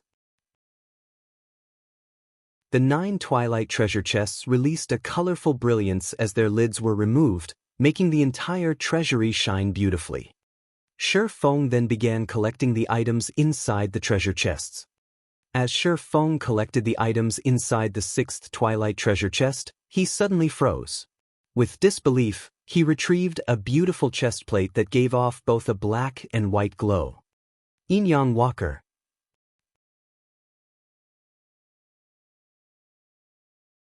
Chapter 504, Tier 1 Set Equipment. In God's domain, one could obtain a wide variety of items from the Twilight treasure chest. However, the chance of obtaining good equipment was incredibly small. As for set equipment, don't even think about it. Yet, the armor called Yin-Yang Walker before Shifeng was indeed a part of a set equipment. For a moment, Shifeng even questioned his own vision. If it were any other set equipment, at most, Shifeng's good luck would have surprised him. However, the Yin-Yang Walker was different. It was a special set equipment just like the Warfire set equipment. However, if Shifeng had to decide which set was better, without a doubt, it would be the Yin-Yang Walker set equipment before him. Although the Warfire set equipment could be upgraded to fine gold rank, the Yin-Yang Walker was a Tier 1 set equipment. A Tier 1 set equipment was an exclusive set for Tier 1 classes. Although it had no grade, its boost to a Tier 1 player's combat power even surpassed Dark Gold set equipment. However, a Tier 1 set equipment also possessed heavy restrictions as only designated classes could use it. Moreover, the set would bind to a player when equipped, and it could neither be dropped nor traded. However, it could be destroyed if its durability reached 0. Moreover, the repair fees for a Tier 1 set equipment could rival those of epic-ranked weapons and equipment. Despite having so many restrictions, a majority of the experts in God's domain loved these sets. However, it was extremely difficult to obtain a Tier 1 set equipment, as only level 20 or higher Great Lords had a chance to drop them. Both Great Lords in the fields and in dungeons had the same drop rate. Tier 1 set equipment was also known as the best set equipment, other than epic set equipment, available for Tier 1 players. It truly lived up to its name. The minimum level of a Tier 1 set equipment was level 20, and its attributes would increase alongside the player's level to level 50, which was when players could class change from a Tier 1 class to a Tier 2 class. If a player had a Tier 1 set equipment when they carried out their Tier 2 class change quest, the quest would undoubtedly be easier to complete. Shifeng then appraised the Yin-Yang Walker's chest plate. Yin-Yang Walker set equipment. Level 20, level 50. Equipment requirement. Tier 1 Guardian Knight. Set consists of 5 parts: head, chest, hands, legs, and feet. Binds when equipped. Set effect. 2-piece effect. Defense skill increased by 3 levels. Defense increased by 10%, damage received reduced by 15%, and healing received increased by 15%. 4-piece effect. Endurance increased by 15%, and strength increased by 10%. Obtain Yin-Yang shield skill. Cast a magic shield on yourself, reducing all magic damage received by 60% and gaining immunity to all control effects for 15 seconds. Cooldown, 2 minutes. 5-piece effect. Receive 1 stack of Yin-Yang energy every time damage is received. After 30 stacks, Yin-Yang power skill can be activated. Hatred increased by 100%, all attacks deal holy damage, all Guardian Knight skill effects increased by 50%, and all attributes increased by 15% for 24 seconds. Cooldown, 5 minutes. If I can gather the complete set and give it to a Tier 1 Guardian Knight, tanking bosses in large-scale team dungeons will be a breeze. Shi Feng inwardly sighed as he read the Yin-Yang Walker's set effects. Obtaining even a single piece from the Twilight treasure chest was already nearly impossible. Trying to obtain the complete set would be a miracle. The effect of having 25 luck is better than I expected. Shi Feng was utterly satisfied. He then looked at the large number of Twilight treasure chests in his bag, chuckling, "With so many Twilight treasure chests, I refuse to believe that Divine Providence won't net me any other good items." Shi Feng had already decided. As soon as the cooldown of Divine Providence completed, he would use it to open the treasure chests. With more than 700 Twilight treasure chests, even if he could not earn back the cost of all the herbs he had bought, he would not suffer too huge of a loss either. Soon, Shi Feng collected the remaining items from the treasure chests and stored them in his bag. Other than the Yin-Yang Walker, the 9 Twilight treasure chests only yielded ordinary items. Shi Feng had only obtained a few silver coins and some rare materials, as well as a forging design to create the light stone. Although it was a forging design, it wasn't very valuable. It was not worth even 30 silver. This was because the light stone forging design was quite common. It had a chance to drop from any level 40 or above maps. However, God's Domain's current players were very much in need of light stones. The light stone was a consumable item that could illuminate a certain area as if it were daytime. In the darkness of night, any monsters caught within the light stone's radius would lose their nighttime advantages. The item allowed players to grind monsters freely and level up during the night. To players who wished to level up quickly, even the darkest night was a time to level up. Light stones were practically necessary for players out in the fields, hence why the drop rate for the item's forging design was relatively high. Only, players would find it very difficult to obtain the forging design at their current levels. Light stone. A light flashed in Shi Feng's eyes.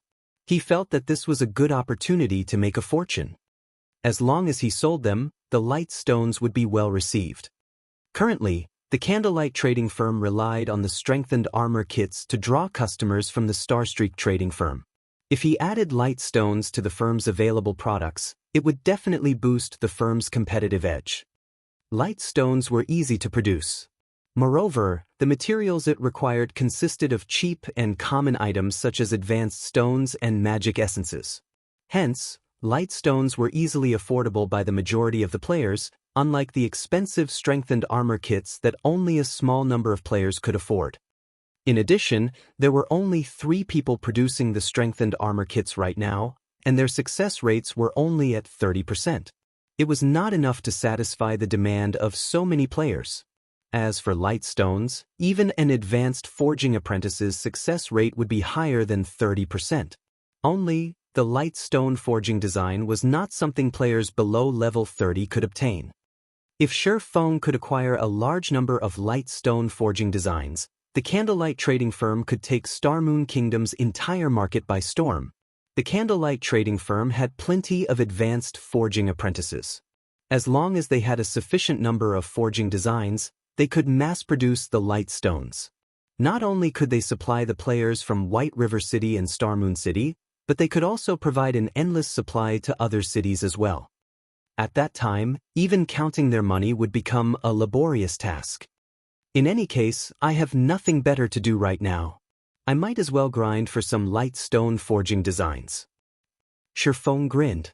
Immediately, he recalled several maps suitable for grinding light stone forging designs. Although those maps were all level 40 and above, Shi Feng had the ignore level effects provided by the magic weapon Abyssal Blade, the Dragon Claw set equipment, and the Golden Stigmata. Combined, he could ignore up to 45 levels. In addition to Shi Feng's own level, he could take on a level 70 monster should he choose to do so. Only, the attributes of a level 70 monster were a bit too powerful. Even if Shi Feng could damage these monsters, they could kill him with a single slap. However, against monsters below level 50, he could definitely make an attempt as long as they were not chieftains or lords.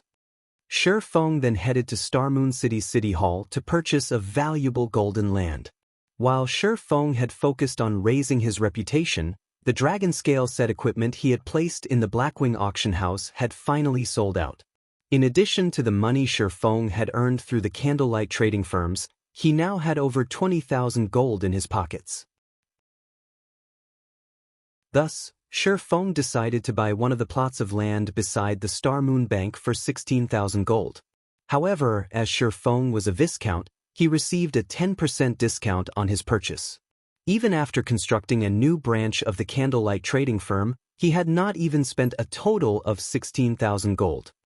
After he had finished his business in the City Hall, Shi Feng took a horse carriage to the teleportation hall and teleported to the Twin Tower Highlands, a level 45 map with the highest drop rate for light stone forging designs.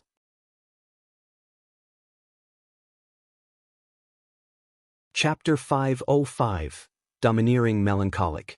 White River City, inside one of Candlelight trading firm's forging rooms.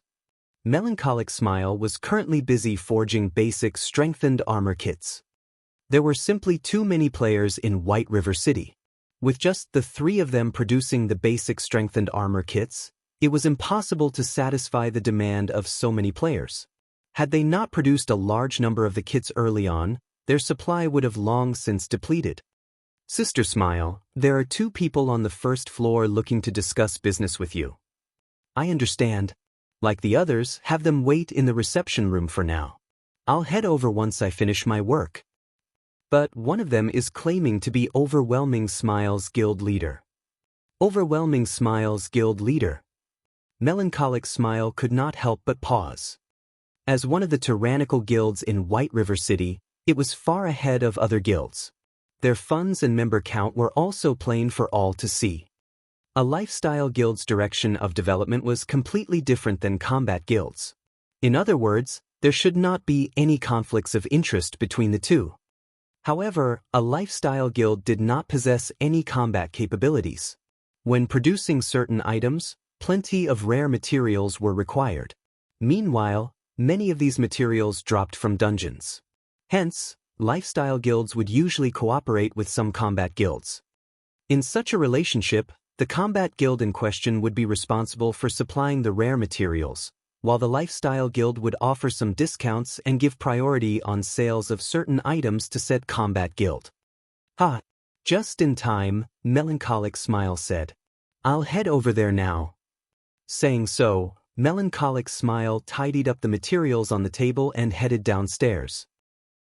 In the reception room on the first floor, many of White River City's guilds had sent representatives to the Candlelight trading firm to discuss potential cooperation. However, when a man and a woman entered, the entire reception room's atmosphere sank. Everyone in the room immediately focused their attention on this pair of new arrivals, the woman in particular. Practically every guild in White River City knew who she was. This woman was none other than the guild leader of Overwhelming Smile's White River City branch, Yulin. The Candlelight trading firm sure knows how to treat its guests, to actually make us wait here with other guilds. Feng Xianxia swept a glance at the reception room, frowning slightly with discontent at the firm's arrangements. Yulin did not comment on Feng Xianxia's statement. Instead, she only sat down and waited quietly. Although Overwhelming Smile was a powerful guild with ample funds, the Candlelight trading firm was no ordinary existence, either. The fact that it had been able to purchase 2 of White River City's golden lands in such a short time displayed the firm's powerful backing. A short moment later, Melancholic Smile entered the reception room. Immediately, the atmosphere in the room relaxed significantly as the occupants promptly stood to welcome her, smiling. Everyone, please sit, Melancholic Smile said after glancing around the room. Every player in this room was a big shot at the peak of White River City. Melancholic Smile never thought that the day would come where she would become one of these supreme characters as well. Before this, she was merely a forging apprentice who guilds would casually chase away, someone who relied on forging to earn some meager living expenses.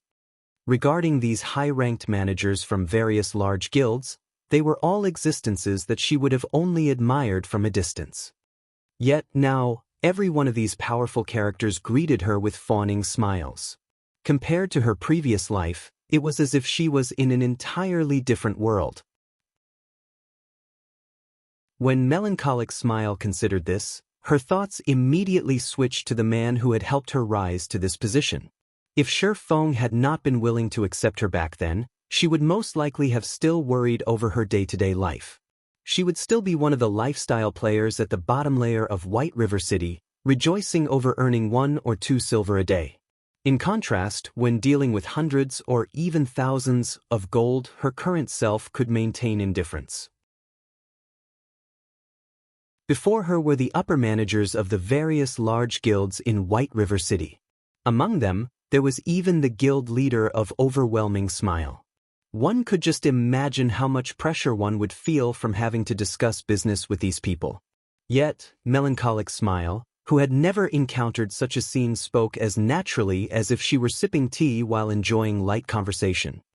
Seeing as everyone present wishes to cooperate with us, I will make things simple.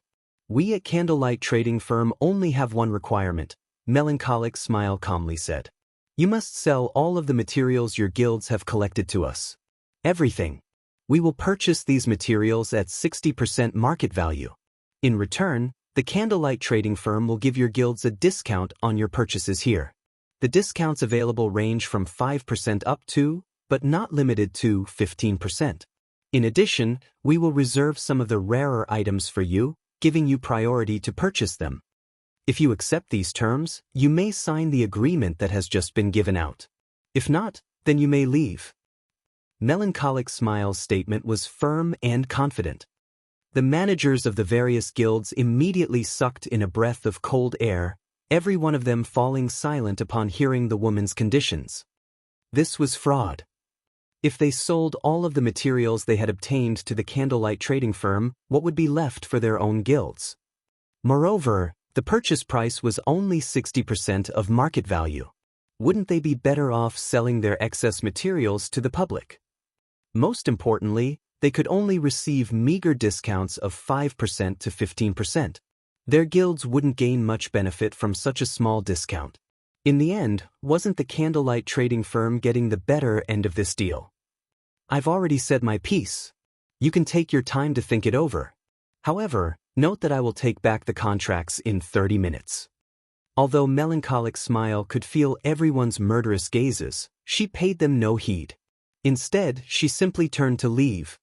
It was as if her actions had said, if you want to sign, go ahead. If not, get lost. Suddenly, the various representatives, who had been so confident, fell mute. Wait a minute. Feng Xianxia suddenly stood with a cold expression on his face. He glared at Melancholic Smile, sneering, don't you think you are going too far with your demands? You should know that there are many materials that only guilds like ours can obtain. Independent teams are simply not strong enough to provide a supply. If our guilds join hands to cut off Candlelight's supply, do you really think you can continue doing business? Shocked, Yulan rushed to her feet, advising, young Master Feng has gone a little too far with his words. I ask for Miss Melancholic's understanding. However, we have all come here with the intent to do business. There should be a process of negotiation at the very least. The way you cut us off will not benefit either side. Why don't we sit down and discuss things properly? Everyone in the reception room nodded in agreement. If every guild refused to sell their materials, how could Candlelight Trading Firm hope to continue its success in White River City? At the end of the day, a lifestyle guild was still a lifestyle guild. They were born to lower their heads to combat guilds. Ha! Your statement is indeed reasonable. After thinking it over for a moment, Melancholic Smile nodded as she looked towards Feng Xianxia and Yulan. Smiling sweetly, she said, "Although what you've said is logical, I stand by my decision. Moreover, from this point onward, I retract Overwhelming Smile's contract. You two may leave now." "You?" Feng Xuanyang's eyes immediately became bloodshot as he nearly spat blood in rage.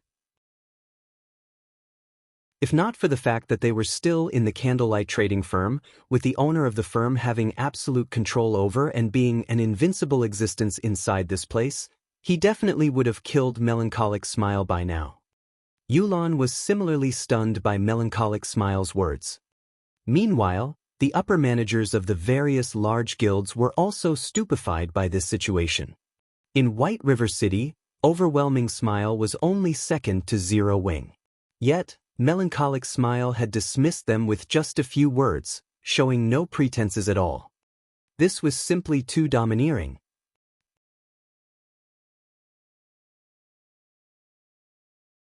Chapter 506, Towers of Death. After Melancholic Smile finished speaking. After a few moments, everyone in the reception room came back to their senses. However, they still stared at Melancholic Smile with surprise. Yulan had never expected things to develop in such a way. Melancholic Smile's performance had completely surpassed Yulan's expectations. Her firm rejection was even more unusual. "Miss Melancholic, I believe we have a misunderstanding," Yulan said after calming down. "Overwhelming Smile is not here to seek cooperation, but to invest. I believe that Miss Melancholic knows about Overwhelming Smile's financial prowess. With our help, the Candlelight trading firm will have no issues obtaining materials or funding. At the end of the day, Candlelight is not a combat guild, so its development is limited, it is restricted by the city. Candlelight might become White River City's #1 trading firm, but you can't just remain in one city and not branch out to others, right? After all, White River City's player population is not infinite, and you can only earn so much. I admit that Candlelight is very wealthy. However, purchasing golden lands in other cities requires sufficient reputation points there. Meanwhile, how can Candlelight hope to compete with the guilds that have been developing in said cities since the very beginning? By the time Candlelight's personnel gains sufficient reputation in other cities, other guilds will have long since purchased the best plots of land available. However, after we invest in Candlelight, the trading firm will not face such a restriction. Overwhelming Smile has plenty of personnel in other major cities, including the several cities neighboring White River City. As long as we have enough gold, we can purchase the most valuable land in every city throughout Starmoon Kingdom and establish the Candlelight trading firm all over the kingdom, saving you a lot of time and manpower. Is Miss Melancholic really not interested in such an opportunity?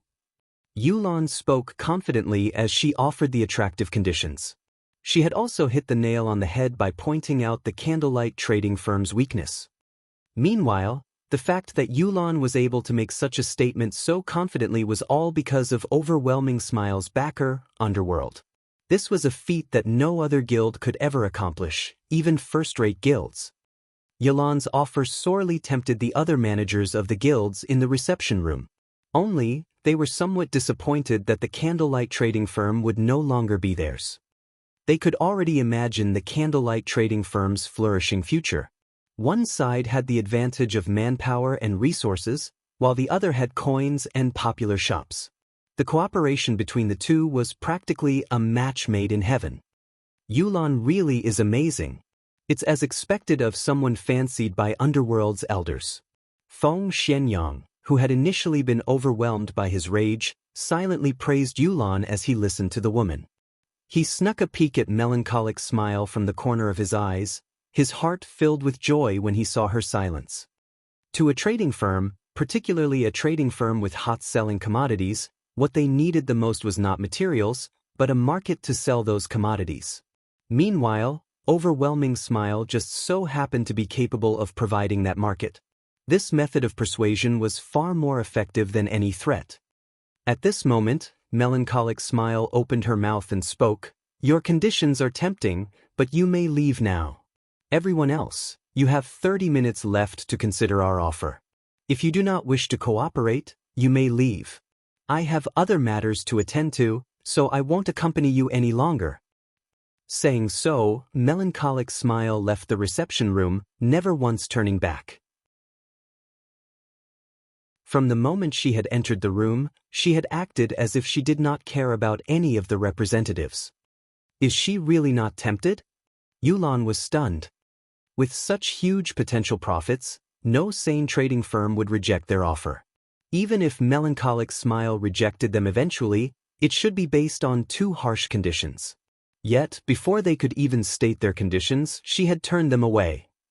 Just what sort of situation was this? Before Yulan could make sense of the situation, the upper managers of the other guilds began signing their contracts, having already thrown their cooperation conditions out the window. Watching this, Yulan suddenly came to a realization. Melancholic Smile had displayed her might, killing the chicken to scare the monkeys. They just so happened to be that chicken. Feng Xianxia had also realized their situation. This had all been due to him voicing his rejection, becoming Melancholic Smile's target as a result. Despite this revelation angering him greatly, regret filled his heart. Just why had he been so eager to shoot off his mouth? As for encouraging Overwhelming Smile to face off against the Candlelight trading firm, that was simply impossible. Lifestyle players did not leave the city at all. If they remained in the city, who could do anything to them? Lifestyle players were unlike combat players, who relied heavily on their levels and equipment. Even if lifestyle players were killed until they fell back to level 0, so long as their lifestyle skills remained, they would feel no effect whatsoever. It seems that we can only hasten our own firm's establishment, Yulan sighed. Things were becoming much more troublesome than she had initially expected. However, the Candlelight trading firm had also given her a reminder. I have heard that Maple City's branch almost has enough reputation. We might as well develop our trade in Maple City. Moreover, the lands there are much cheaper. If we form an alliance with the other cities to target the Candlelight trading firm, sooner or later, we can defeat it as well. Okay, leave that to me. At this moment, murderous intent filled Feng Xianxia's eyes. Watching Melancholic Smile's departing figure, he revealed a sinister smile as he said, "Though the trading firm itself is unwilling to cooperate, I refuse to believe that every worker is of the same opinion. I'll poach every single one of Candlelight's forgers. We'll see how long Candlelight lasts then." If a trading firm did not have a supply of goods, customers naturally would not visit it. It would be useless even if the trading firm occupied one of the city's golden lands. The fact that the Candlelight trading firm had become White River City's #1 trading firm so quickly was completely due to the basic strengthened armor kits. Otherwise, how could it possibly surpass the Starstreak trading firm? While Feng Xianxia plotted ways to poach lifestyle players from the Candlelight trading firm, Feng had arrived at the Twin Tower Highlands. The Twin Tower Highlands was a level 45 to level 50 map. It could be considered a country within a country. Unlike the monsters in low-level maps, the monsters here were mostly intelligent orcs that fought and lived in tribes. If players were not careful, rather than hunting their prey, they very well might become prey themselves. To God's Domain's current players, the Twin Tower Highlands was definitely a forbidden land. Aside from the level suppression, the difference in attributes was already quite vast. However, Feng did not care about any of that. His own attributes had long since surpassed the standards of the current players.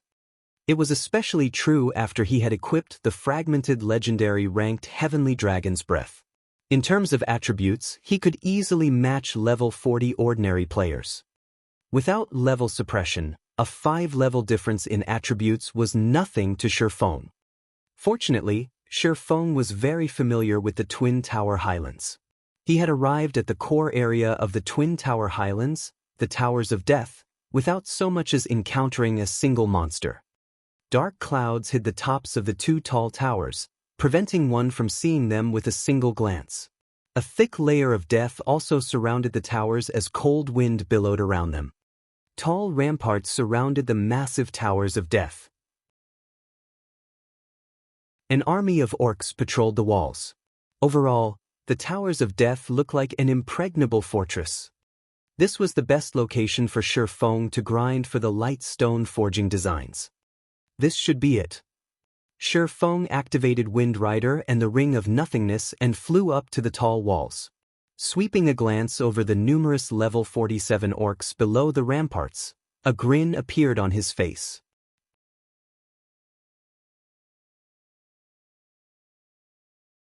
Chapter 507, Explosive Power.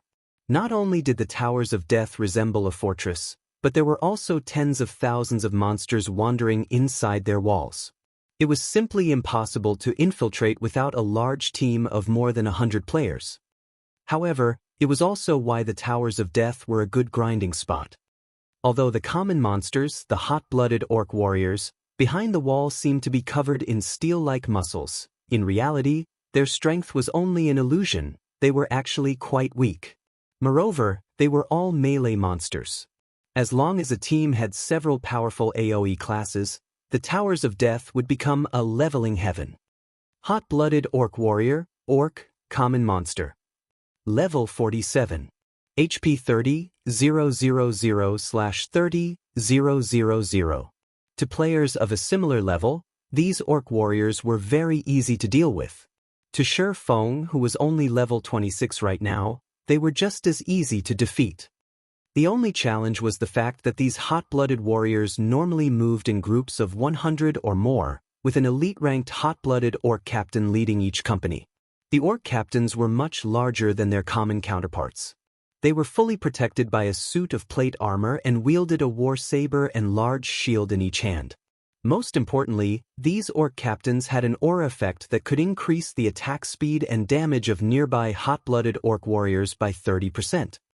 Hot-blooded orc captain, orc, elite rank. Level 48. HP 200, 000/200, 000. Even a 50-man team would struggle against such a company of orcs. As for 20-man teams, they could only escape for their lives. Teams that came to grind here would usually eliminate the orc captain first, sending several assassins with high burst damage and a bombardment from the ranged attackers, getting rid of the orc captain in the shortest amount of time possible. That way, the hot-blooded orc warriors would be fish in a barrel, easy to annihilate. However, Shi Feng's level was too low right now. It would be very difficult for him to charge into the group of orcs and kill the orc captain swiftly, hence why Shi Feng had flown up to the ramparts. The ramparts were very tall, and it would not be easy for one to reach the top quickly, especially common monsters like the hot-blooded orc warriors. Monsters like them could only use the only staircase. Moreover, it was a long way from the bottom to the top of the stairs, and it would take the orc warriors quite some time to reach the top of the walls. The orc captain, however, was different. The captain's strength was impressive, and he could easily reach the top of the walls with just a few jumps. In the past, many people had used this method to grind orcs and level up. After Shi Feng positioned himself on the rampart, he switched the 7 luminaries' rings aura of wind to the aura of fire. Simultaneously, he activated the ice blue devil flame, pale blue flames suddenly covering his entire body. With the effects of the aura of fire and the ice blue devil flame combined, his damage instantly increased by 60%. The combined effects were no weaker than when he activated a berserk skill. Moreover, these effects lasted indefinitely and had no side effects whatsoever. He then took out the blazing meteor and threw it at a hot-blooded orc warrior. Shio! The blazing meteor streaked across the air like a shooting star, instantly striking at a hot-blooded orc warrior who patrolled below the fortress walls. -904. Although there was no level suppression, a level 47 monster was far superior to a level 20+ monster regarding both defense and attack power. Shi Feng only had the attributes of a level 40 or so ordinary player. His damage was very limited. Intruder! The orc warrior bellowed angrily as he turned toward Shi Feng on top of the wall. Immediately, the entire company of hot-blooded orcs also discovered Shi Feng. However, as the wall was too large, they could only frantically dash towards one of the distant staircases. The armored hot-blooded orc captain, unlike his allies, simply bent his legs and jumped. In just a moment, The orc captain had jumped up to half the height of the wall. The captain stabbed his saber into the sturdy wall. Using his saber as a foothold, the captain jumped once again, reaching the top of the ramparts. His robust and powerful hand grabbed and tugged on the chain wrapped around his wrist. In the blink of an eye, the saber, which was connected to the chain, returned to the orc captain's hand. The entire process was smooth and only took an instant. The orc captain was like a martial arts expert who could walk on walls and fly through the eaves of buildings. However, Shi Feng was not the slightest bit surprised by the orc captain's actions. Elite monsters' intelligence and combat techniques at this level were not the slightest bit inferior to the professional fighters in real life. In some aspects, these elite monsters were even more amazing than professional fighters. The hot-blooded orc captain looked at Shi Feng, who was 10 yards away, with a bloodthirsty fury in his crimson eyes. Raising his shield, he used charge and dash towards Shi Feng. The orc captain was over 2 meters tall. With his mass and speed, he was like a small car rushing towards Shi Feng. One could just imagine the consequences of such a collision. Without hesitation, Shi Feng activated Purgatory Power, raising his damage by another 30% and attack speed by 100%. He then dashed forward to meet the orc captain's charge head-on. Just as the orc captain was about to send Shi Feng into a fainted state, at the moment between life and death, Shi Feng used silent steps. Not only had Shi Feng avoided the fainted effect of the orc captain's charge, but he also managed to appear behind the orc captain. Die! Shi Feng shouted. In the next moment, the abyssal blade and the purgatory's shadow in Shi Feng's hands released a powerful blinding light. The crimson flames that covered both swords caused the surrounding temperatures to soar. Flame burst. Dazzling streaks of light shot out from Shi Feng's hands, piercing the hot-blooded orc captain's armor. The orc captain's armor could stop neither the scorching heat of the flames nor the sharp edges of the swords. The blazing abyssal blade easily penetrated the sturdy armor, stabbing the orc captain's vital point. Minus 9,120, minus 18,160, minus 9,234, 27, 548. Frightening damages appeared above the hot-blooded orc captain's head, one after another. In the blink of an eye, the orc captain had lost close to half of his HP. The orc captain bellowed at the damage he received. Responding quickly, the orc captain used War Stomp, causing all enemies within a range of 6 yards to enter a fainted state for 3 seconds. However, Shi Feng, who had already grasped the flowing water realm, had long since seen the orc captain's intentions. The instant the orc captain lifted his leg, Shi Feng swung his sword. Abyssal Bind. When the orc captain's feet were only several centimeters from the ground, 9 pitch-black chains emerged from the ground and bound the captain, restricting all of his movements. Taking this opportunity, Shi Feng launched a barrage of attacks towards the orc captain. Due to Abyssal Bind reducing the orc captain's defense by 100%, Shi Feng's Flame Burst skill became even more powerful. Now, each attack dealt around minus 20,000 damage, while double critical hits dealt around minus 40,000 damage. Before Shi Feng could exhaust the 12 instances of Flame Burst, the hot-blooded orc captain was already dead, dropping a few silver coins and a piece of equipment. From beginning to end, Shi Feng took less than 4 seconds to kill the hot-blooded orc captain.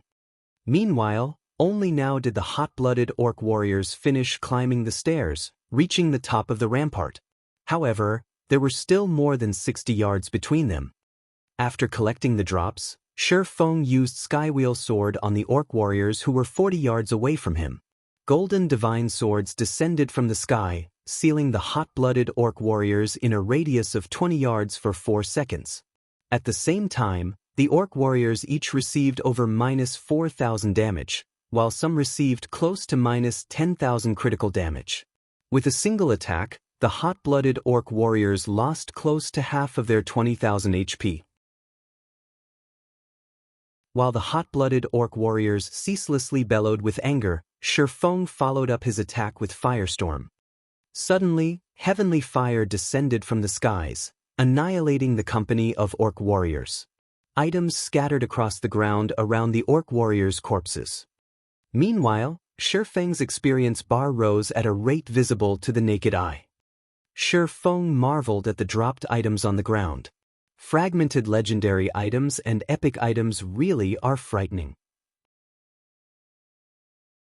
Originally, Shifeng thought he would have some troubles dealing with these hot-blooded orc warriors. Now, it would seem that he had worried for nothing.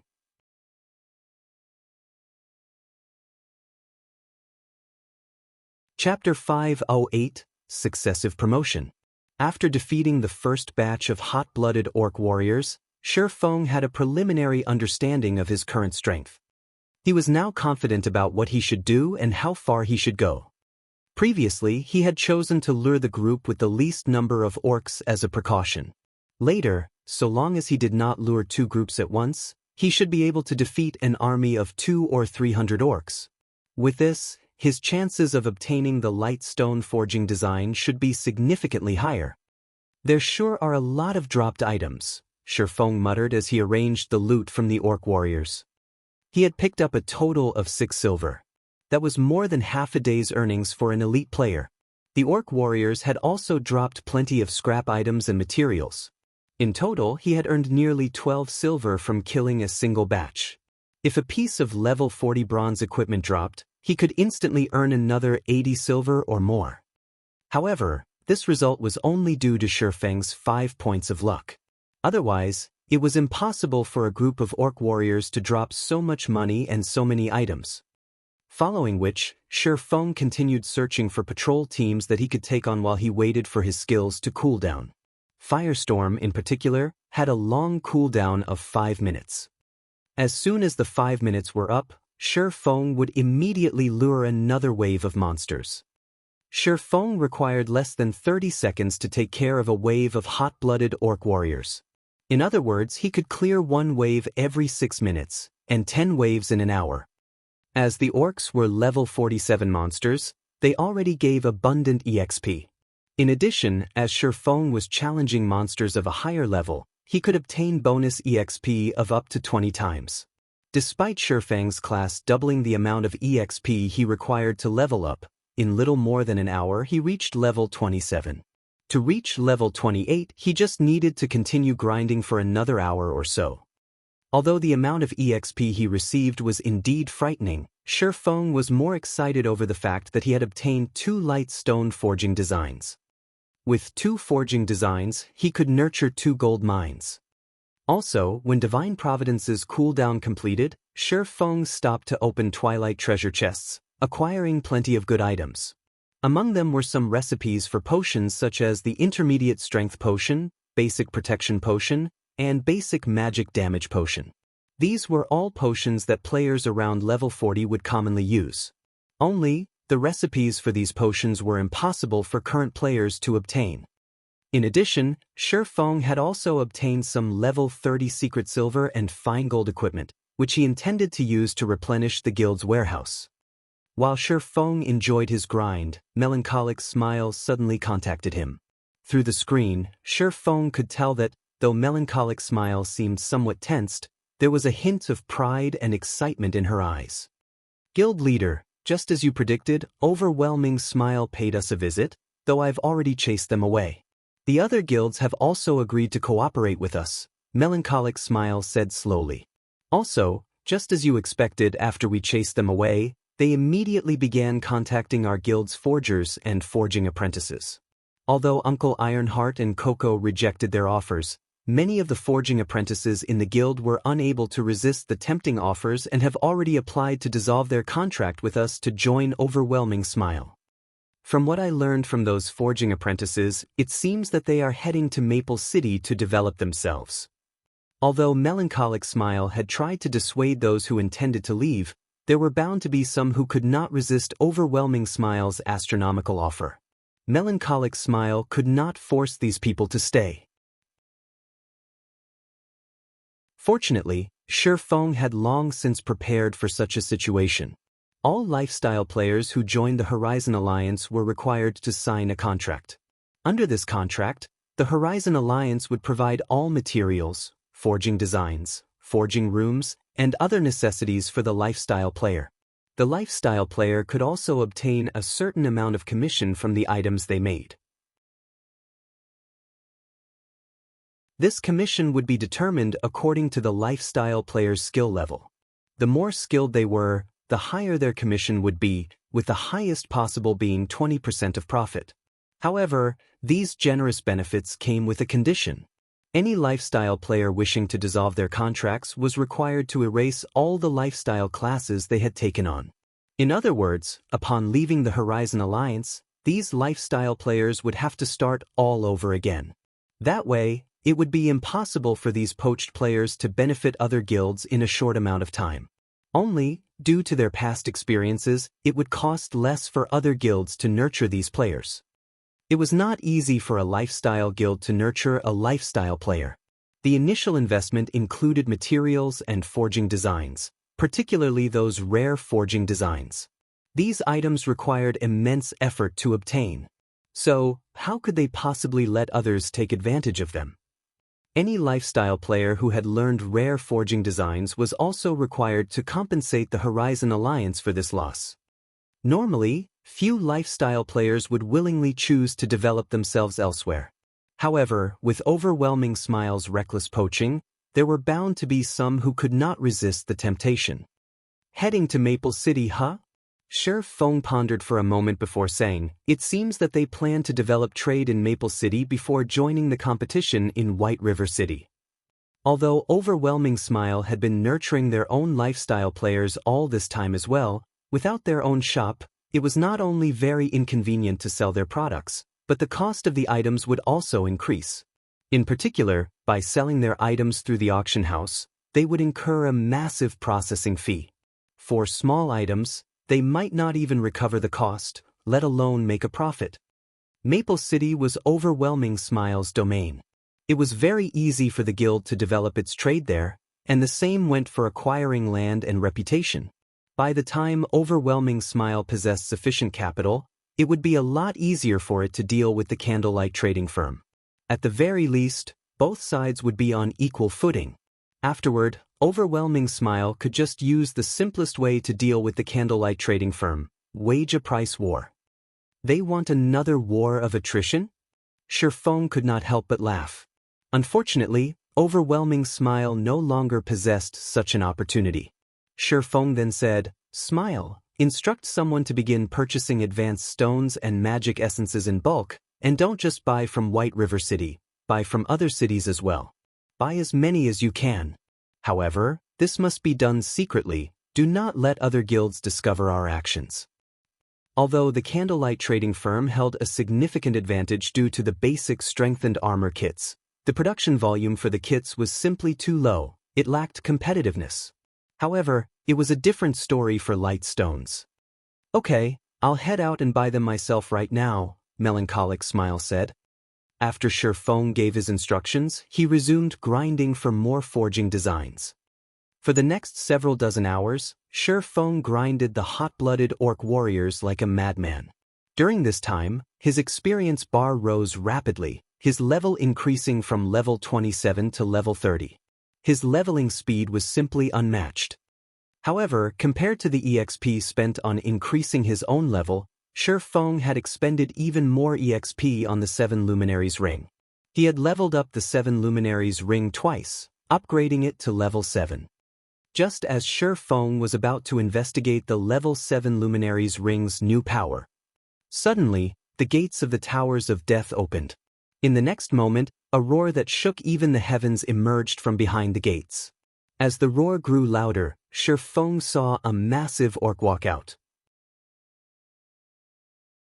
This orc wore exquisite armor and had a black cape draped over his back. Upon the appearance of this massive orc, the orcs outside the Towers of Death went into a frenzy. It was as if they were welcoming the arrival of their king. "Why has the Orc King appeared here?" Shi Feng could not help his surprise.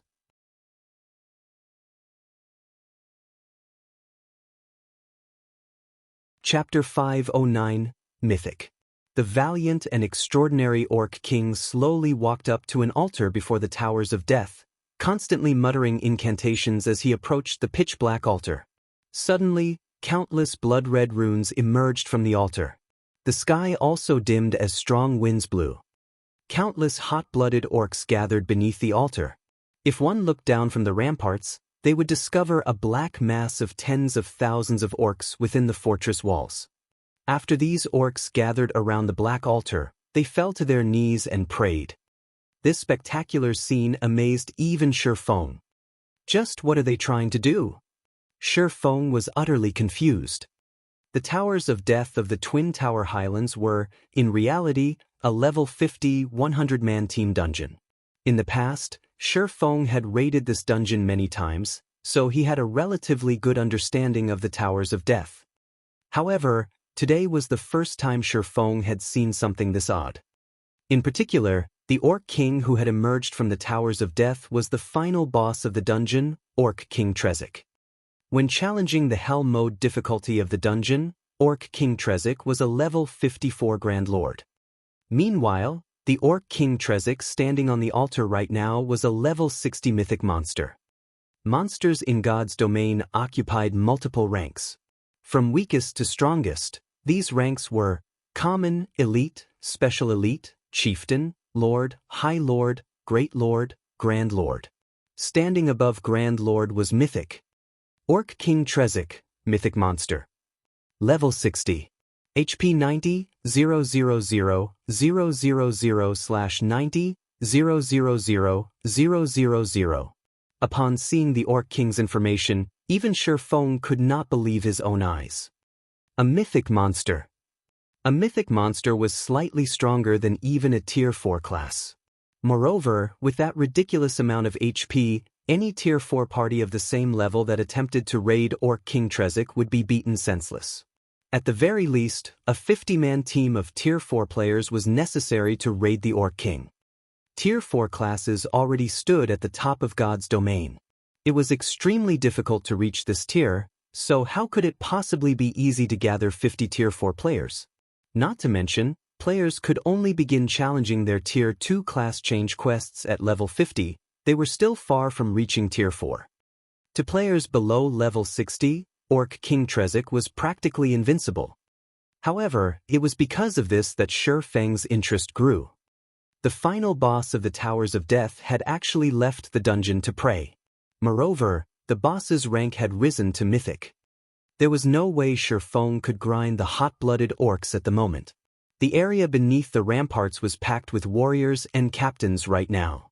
If he attacked any one of them, he might attract every monster beneath the walls, including the Orc King Trezek. They would annihilate him, leaving no room for escape. I'm interested to see just what this is about. In any case, Shi Feng was not in a hurry.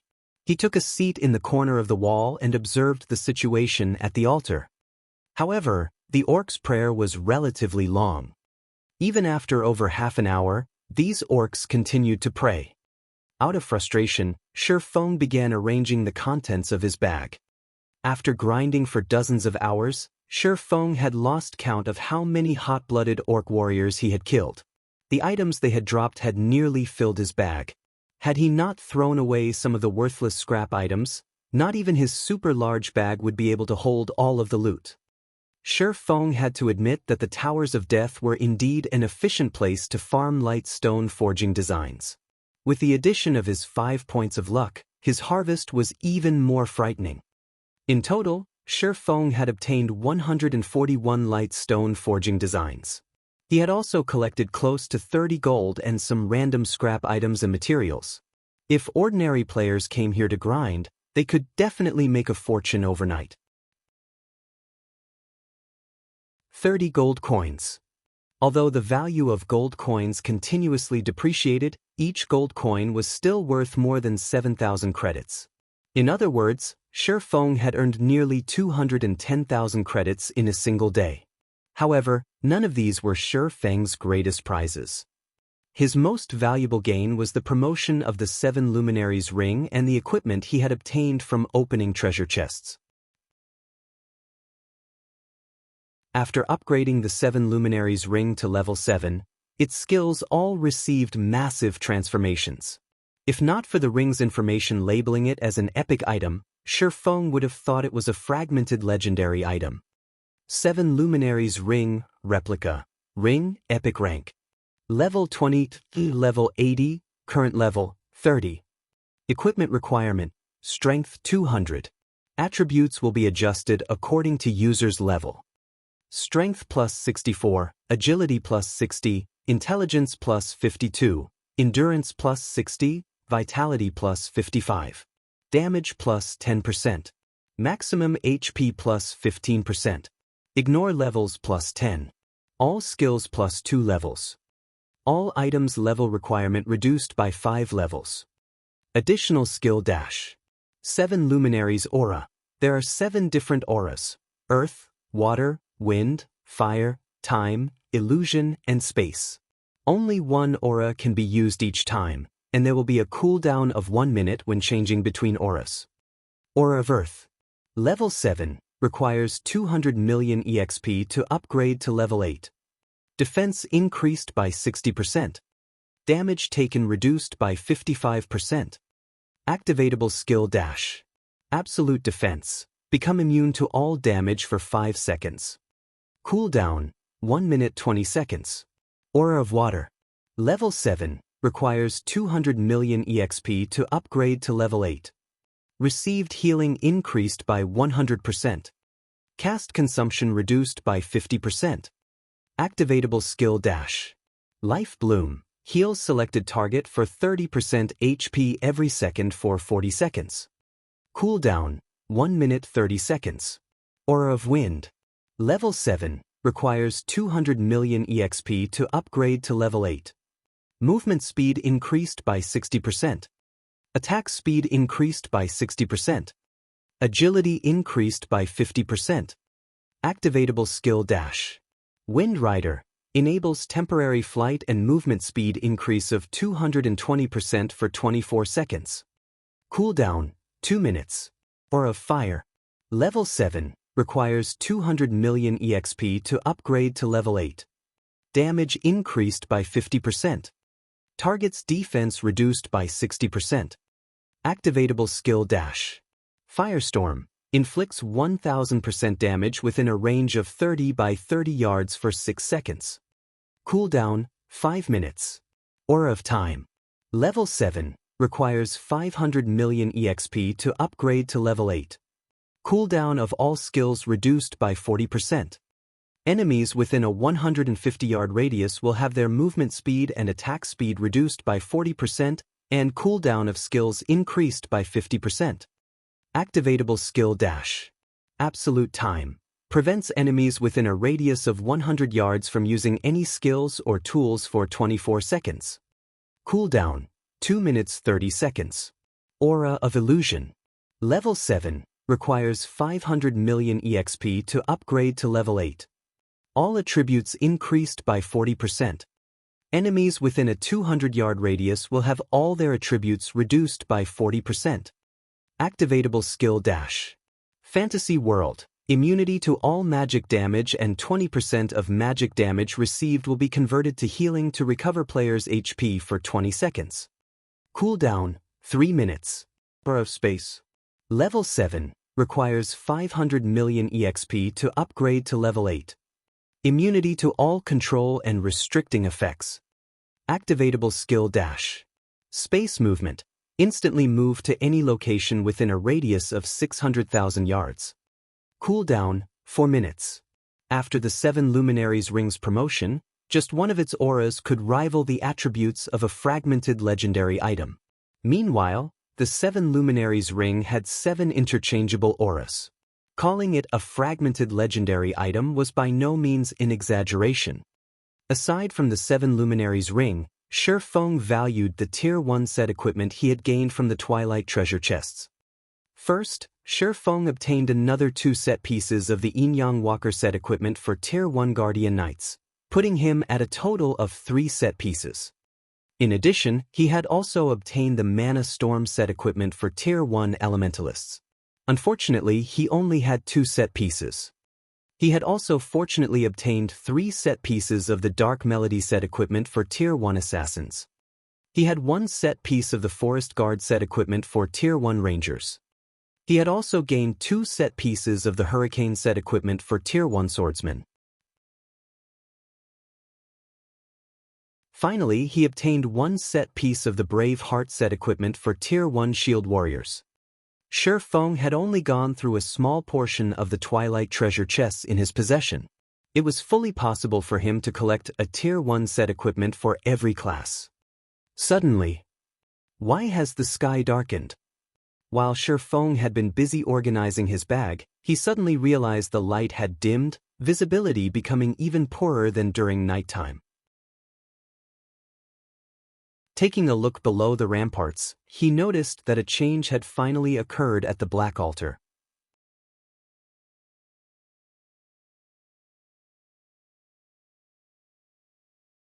Chapter 5:10 God Descends. At this moment, the Black Altar radiated a blood-red glow. In the darkness, it was an extraordinarily eye-catching. The ground surrounding the altar also began emitting plumes of bright red mist. A small cyclone that had appeared above the altar tugged the mist towards its core. Gradually, the space in the storm's center gradually began to crack. A moment later, this spatial crack formed a portal. The instant the spatial portal was complete, the area around the Towers of Death froze. It was as if a separate, miniature world had formed around the Towers of Death, and no object from the outside world could affect anything that occurred inside this place. All of Shi Feng's communication with the outside world was blocked as well, every name on his friends list having turned a dull gray. He was unable to contact anybody. The surrounding air felt as heavy as mercury, and Shi Feng felt as if his every action was heavily restrained. Inside this region, Shi Feng felt like a candle flickering in the wind. His life could be extinguished at any moment. Meanwhile, this was all due to the horrific pressure from the spatial portal. Just what is inside that spatial portal? Shi Feng widened his eyes in shock. He tried to glimpse at what was inside the spatial portal, yet, as if a strange power shrouded the portal, not even Shi Feng, with his extraordinary dynamic vision, could see anything inside it. However, there was one thing that his brain urged him to do right now. Escape. The pressure leaking from the spatial portal was sufficient to freeze the entire space surrounding the Towers of Death and create a separate world. This was the first time Shi Feng had ever encountered such a situation. While Shi Feng struggled to recover from his shock, the hundreds of thousands of orcs surrounding the pitch-black altar suddenly turned into blood mist. Moreover, the transformation had been completely silent. The originally crowded fortress around the Towers of Death had suddenly become a ghost town. The abrupt change was enough to instill utter terror. For a time, the blood-red runes around the altar forcefully sucked in the blood mist, intensifying the rune's glow. Simultaneously, the portal above the altar grew, the pressure it emitted increasing as well. The air that had previously felt as heavy as mercury now felt as dense as fine steel. Now, Shi Feng could not move in the slightest. Is this divine might? A possibility suddenly flashed in Shi Feng's mind. Divine might? It was something that Shi Feng had felt more than a few times before. As long as divine might was activated, any players within the affected area would receive various sorts of suppression. Moreover, the wider the gap in tiers, the greater the suppression would be. Only players of the same tier would be unaffected by divine might. However, of all the divine might Shi Feng had experienced before, not one had rendered him completely incapable of movement. Before Shi Feng could reflect more on the situation, the Orc King Trezek finally finished chanting his incantation. Suddenly, the area around the Towers of Death fell eerily silent. Shi Feng noticed hints of excitement and longing on Trezek's ferocious face. At this moment, the spatial portal blotted out the area above the Black Altar. If the portal descended now, Shi Feng did not doubt that it would devour the massive Black Altar whole. However, the Black Portal did not descend. Instead, the portal released a loud sound resembling the cracking of glass. It was as if something inside the portal were trying to smash its way through the mysterious power surrounding it. Shi Feng began to have a bad feeling about this. If a god truly descended, then he would die with 100% certainty. A god possessed extremely acute senses. Even over 1,000-yard distance, a god could discover a player long before that player discovered said god. In the past, plenty of players had been very interested in gods. Unfortunately, many Tier 4 players had not been able to get even 3,000 yards close to the gods before the divine beings swatted them like flies. Meanwhile, Tier 5 players had survived the wrath of gods, but only Tier 6 players qualified to challenge them. Even then, they only qualified. At this moment, Shi Feng was less than 2,000 yards away from the altar. If a god descended, it would discover him immediately and send him to his death with a single slap. It shouldn't be able to descend, right? Shi Feng could feel that the mysterious power surrounding the spatial portal was already at its limits. In the blink of an eye, a gigantic hand that blotted out the sky suddenly emerged from the portal. In the face of this hand, even the massive altar seemed like a small toy. Fortunately, the instant this hand descended, countless golden chains suddenly emerged from the sky. These golden chains immediately bound the hand, preventing it from moving. The chains of order. Shi Feng breathed a sigh of relief at the sudden appearance of these fine chains. Sure enough, it is impossible for a god to appear here. Although the golden chains were thin, they contained an immeasurable amount of power. Even gods could not fight these chains. Yet, this massive hand abruptly twitched, and a single item fell from its palm. This item released a dazzling golden glow that illuminated the entire fortress around the Towers of Death. The moment this item landed in front of the Orc King, the gigantic hand in the sky retreated through the spatial portal. Peace returned to the Towers of Death. Did that god break open the spatial portal just to give the Orc King an item? Shi Feng was utterly stunned. An item that was obtained from a god through the sacrifice of hundreds of thousands of orcs. Even if Shi Feng could not clearly see what that item was, but judging from how the Orc King had willingly made such an immense sacrifice, it was definitely an extraordinary treasure. If he could steal it. However, Shi Feng promptly shook his head, removing the thought from his mind. Only those who wanted to give up on life would attempt to steal an item from a mythic monster. It would be no different than trying to steal from White River City's magistrate, the Tier 4 Great Wizard Weissman. Just as Shi Feng was about to turn and leave, a figure suddenly came flying towards the Towers of Death from a distance. The figure flew at a tremendous speed, several times faster than even Shi Feng when he had Wind Rider activated. In just a few seconds, the originally seed-sized figure grew to the size of an ordinary human. Sky Knight. Shi Feng could not help his shock. The new arrival was actually a human NPC. Moreover, it was the Tier 4 hidden class, Sky Knight. His body exuding a multicolored brilliance, the Sky Knight immediately charged towards the Orc King. Meanwhile, as if receiving the arrival of a great enemy, the Orc King Trezek immediately tried to collect the flashing golden treasure. However, the Sky Knight had obviously prepared for this situation. With a shout, he pointed his sword towards the heavens. Suddenly, a titanic golden sword appeared above the Orc King. This golden sword then transformed into a streak of light as it descended towards the mythic Trezek. Shi Feng's jaw dropped. This Sky Knight actually knew the Tier 4 forbidden move, Firmament Flash. Forbidden moves were taboo skills in God's domain. Firmament Flash was labeled taboo because the skill possessed overly destructive power. In addition, the skill was extremely difficult to learn. Classes of the same tier had no way of learning it. The Tier 4 Firmament Flash could rival even a Tier 5 skill. Even though the Orc King Trezek was a mythic monster, an existence slightly above Tier 4 classes, when facing an attack with the might of a Tier 5 skill, it had no choice but to protect its life first. The Orc King Trezek immediately unsheathed his blood-red greatsword. Releasing an angry roar, a frightening aura suddenly surged forth from his body. It seemed as if the Orc King had activated a berserk skill that boosted his strength to an astonishing degree. He swung his greatsword, sending a streak of blood-red light slashing at the descending holy sword. Boom, boom, boom. Suddenly, the land around the Towers of Death shook. It was as if the end of the world had arrived. What? Shi Feng was stunned. The Orc King Trezek had actually defended against the Sky Knight's firmament flash. At this moment, however, the Sky Knight already stood before the golden treasure, his hands stretching out to snatch the item. Just as the Sky Knight was about to grasp the golden treasure, Shi Feng suddenly noticed a mocking grin on the Orc King's face. Ah!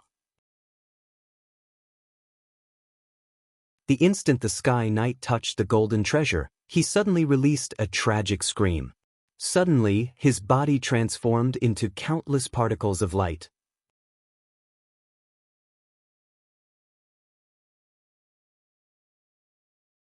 Chapter 511, God Crystal. A Tier 4 Sky Knight had been a tyrant qualified to rule over a large city, yet such a dominant existence had died without offering even the slightest of resistance. Shi Feng even wondered if he were hallucinating. Is it a trap specifically targeting the Sky Knight? Shi Feng watched the dispersing particles of light, inwardly relieved. Prior to this, he had even considered stealing the treasure from the Orc King Trezek. Fortunately, he had given up on that idea.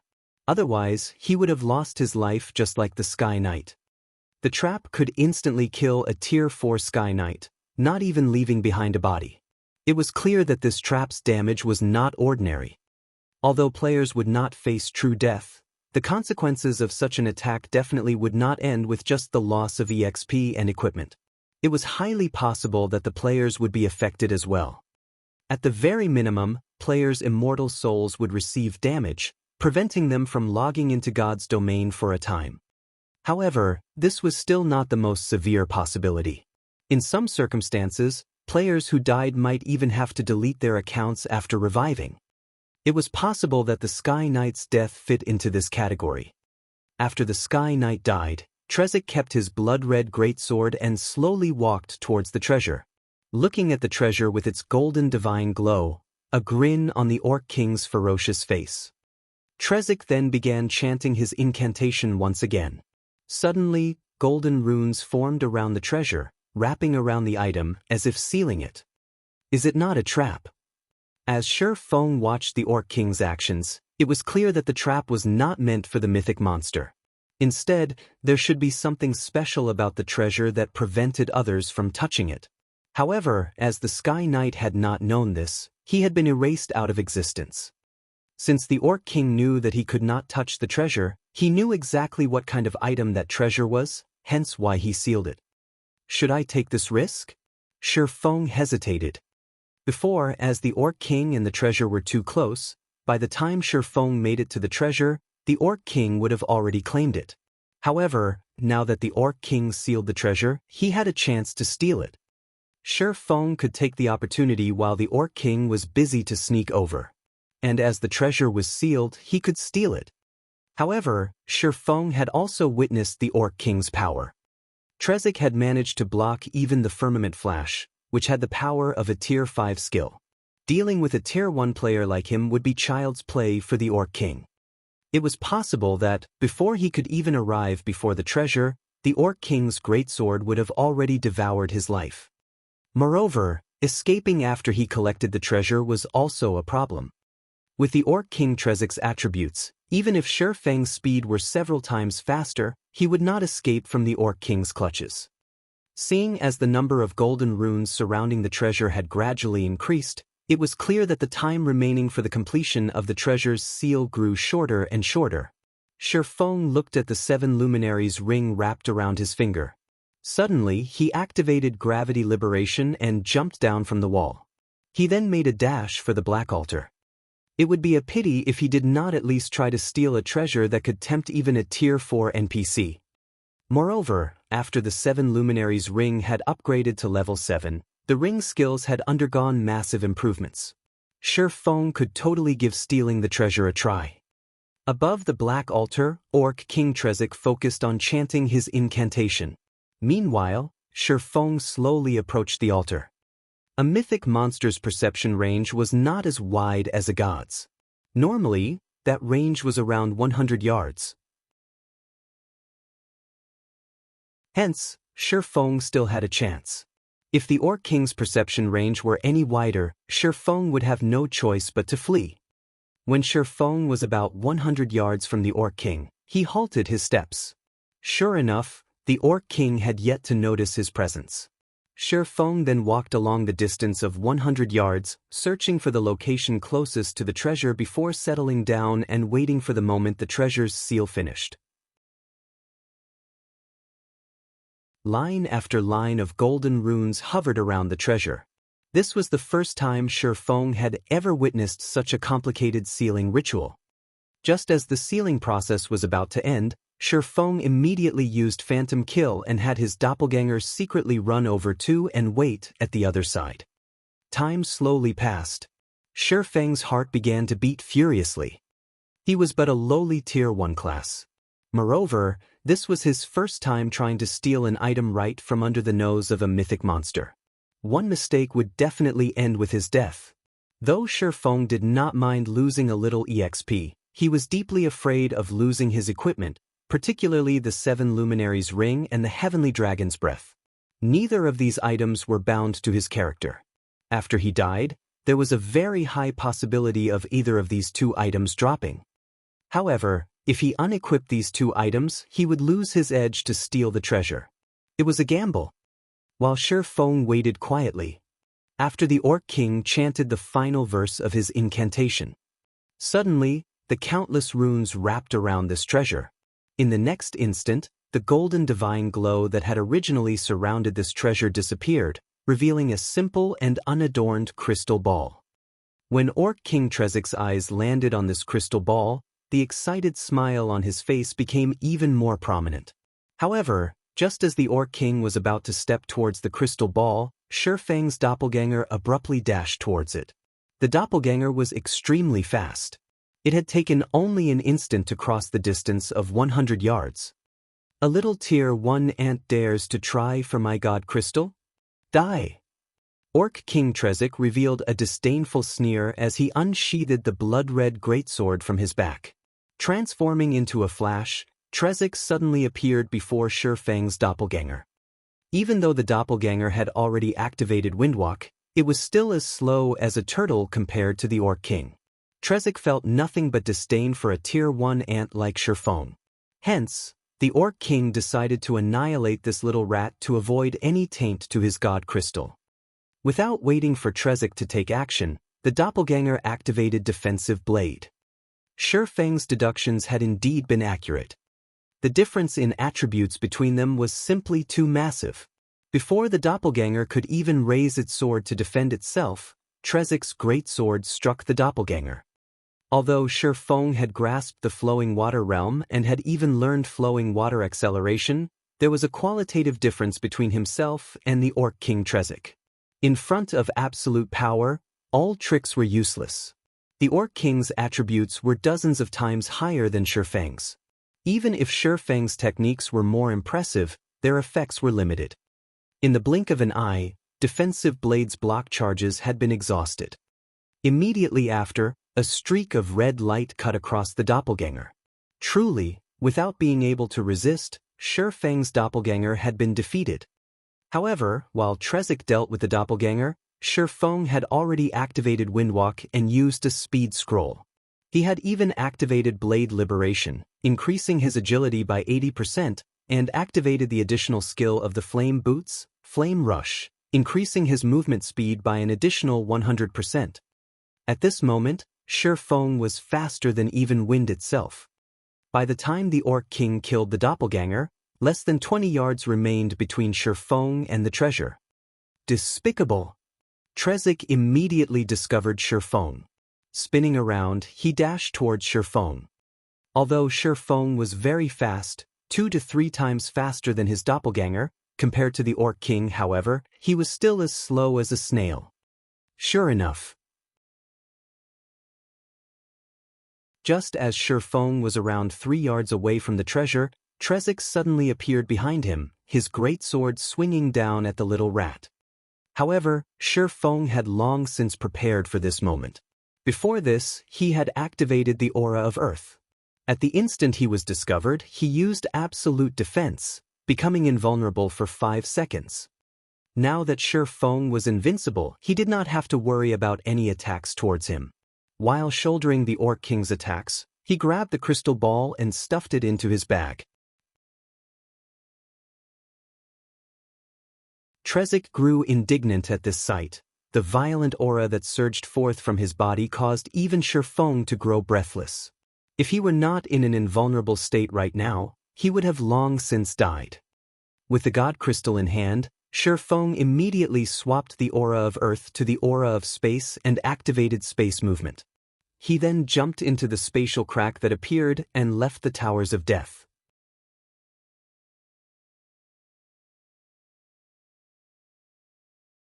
Chapter 5:12, Killing Two Birds with One Stone. Darkness arrived in God's domain once more. The lights in White River City shone brilliantly.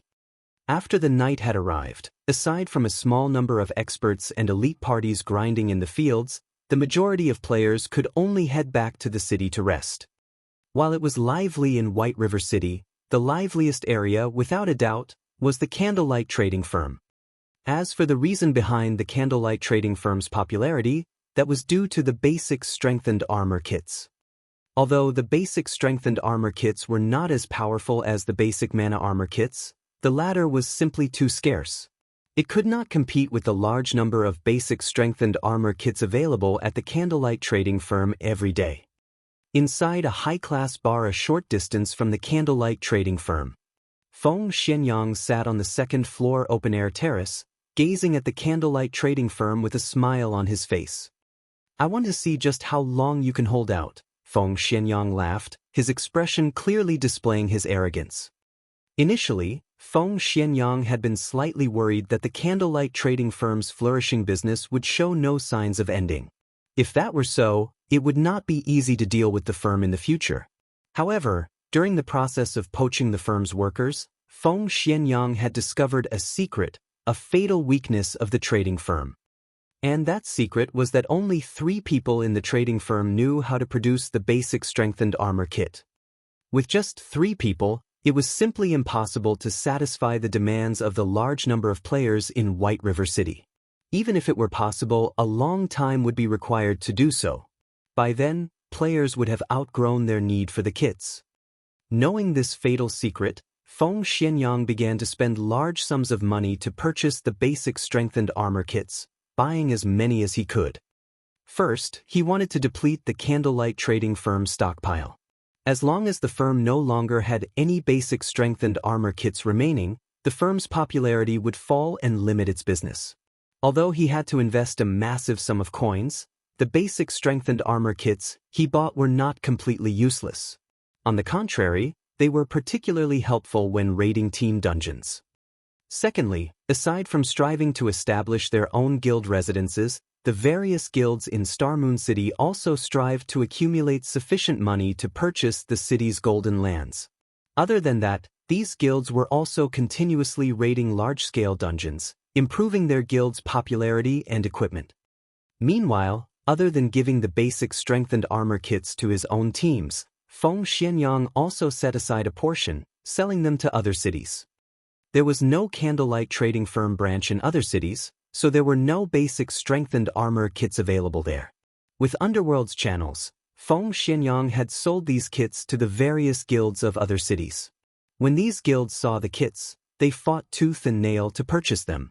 As a result, he made a huge profit by reselling the kits.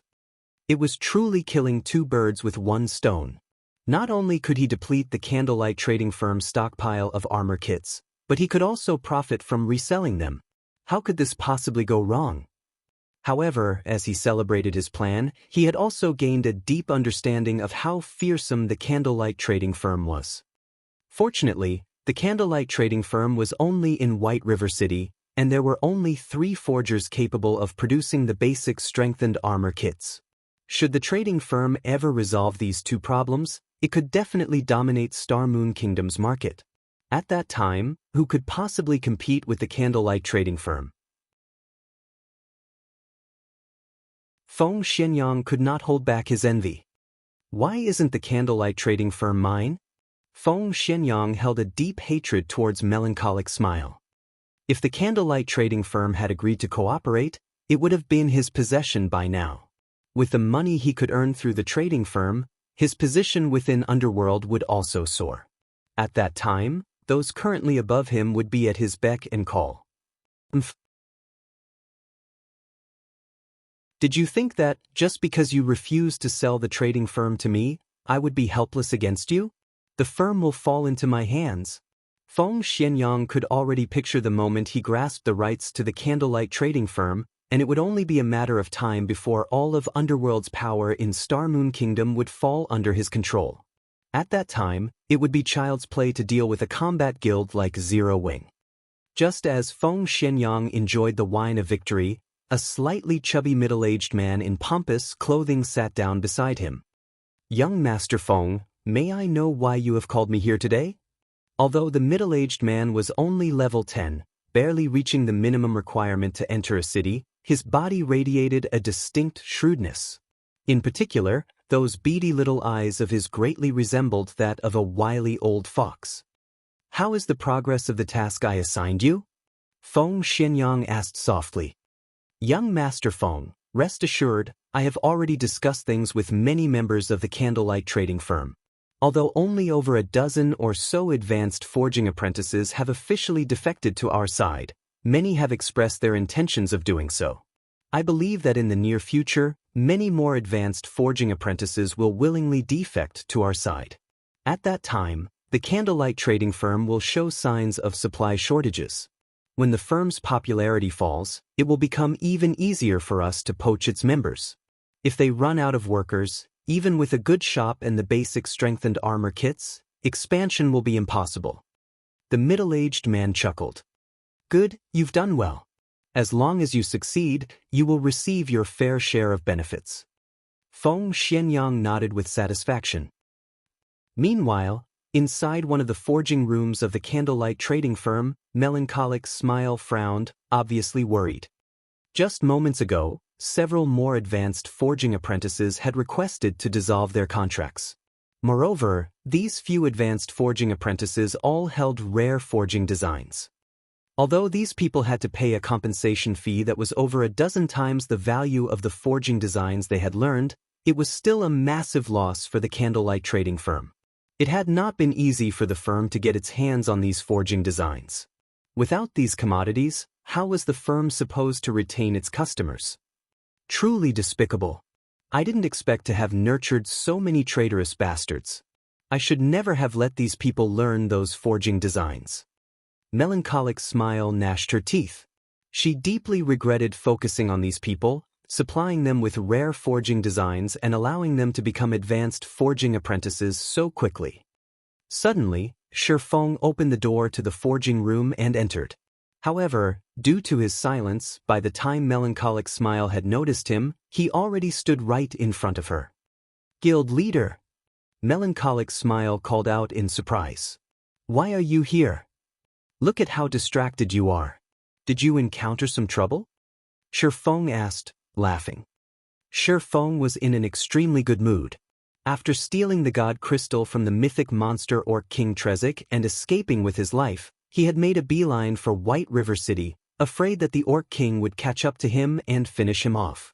Now that he had returned to White River City, even if the orc king did catch up to him, it was impossible for him to invade the city.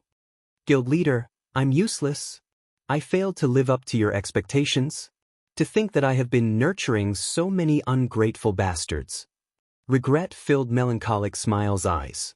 Feng had entrusted so many rare forging designs to her and had even repeatedly stressed that she should only let those who were trustworthy to learn them, yet, in the end.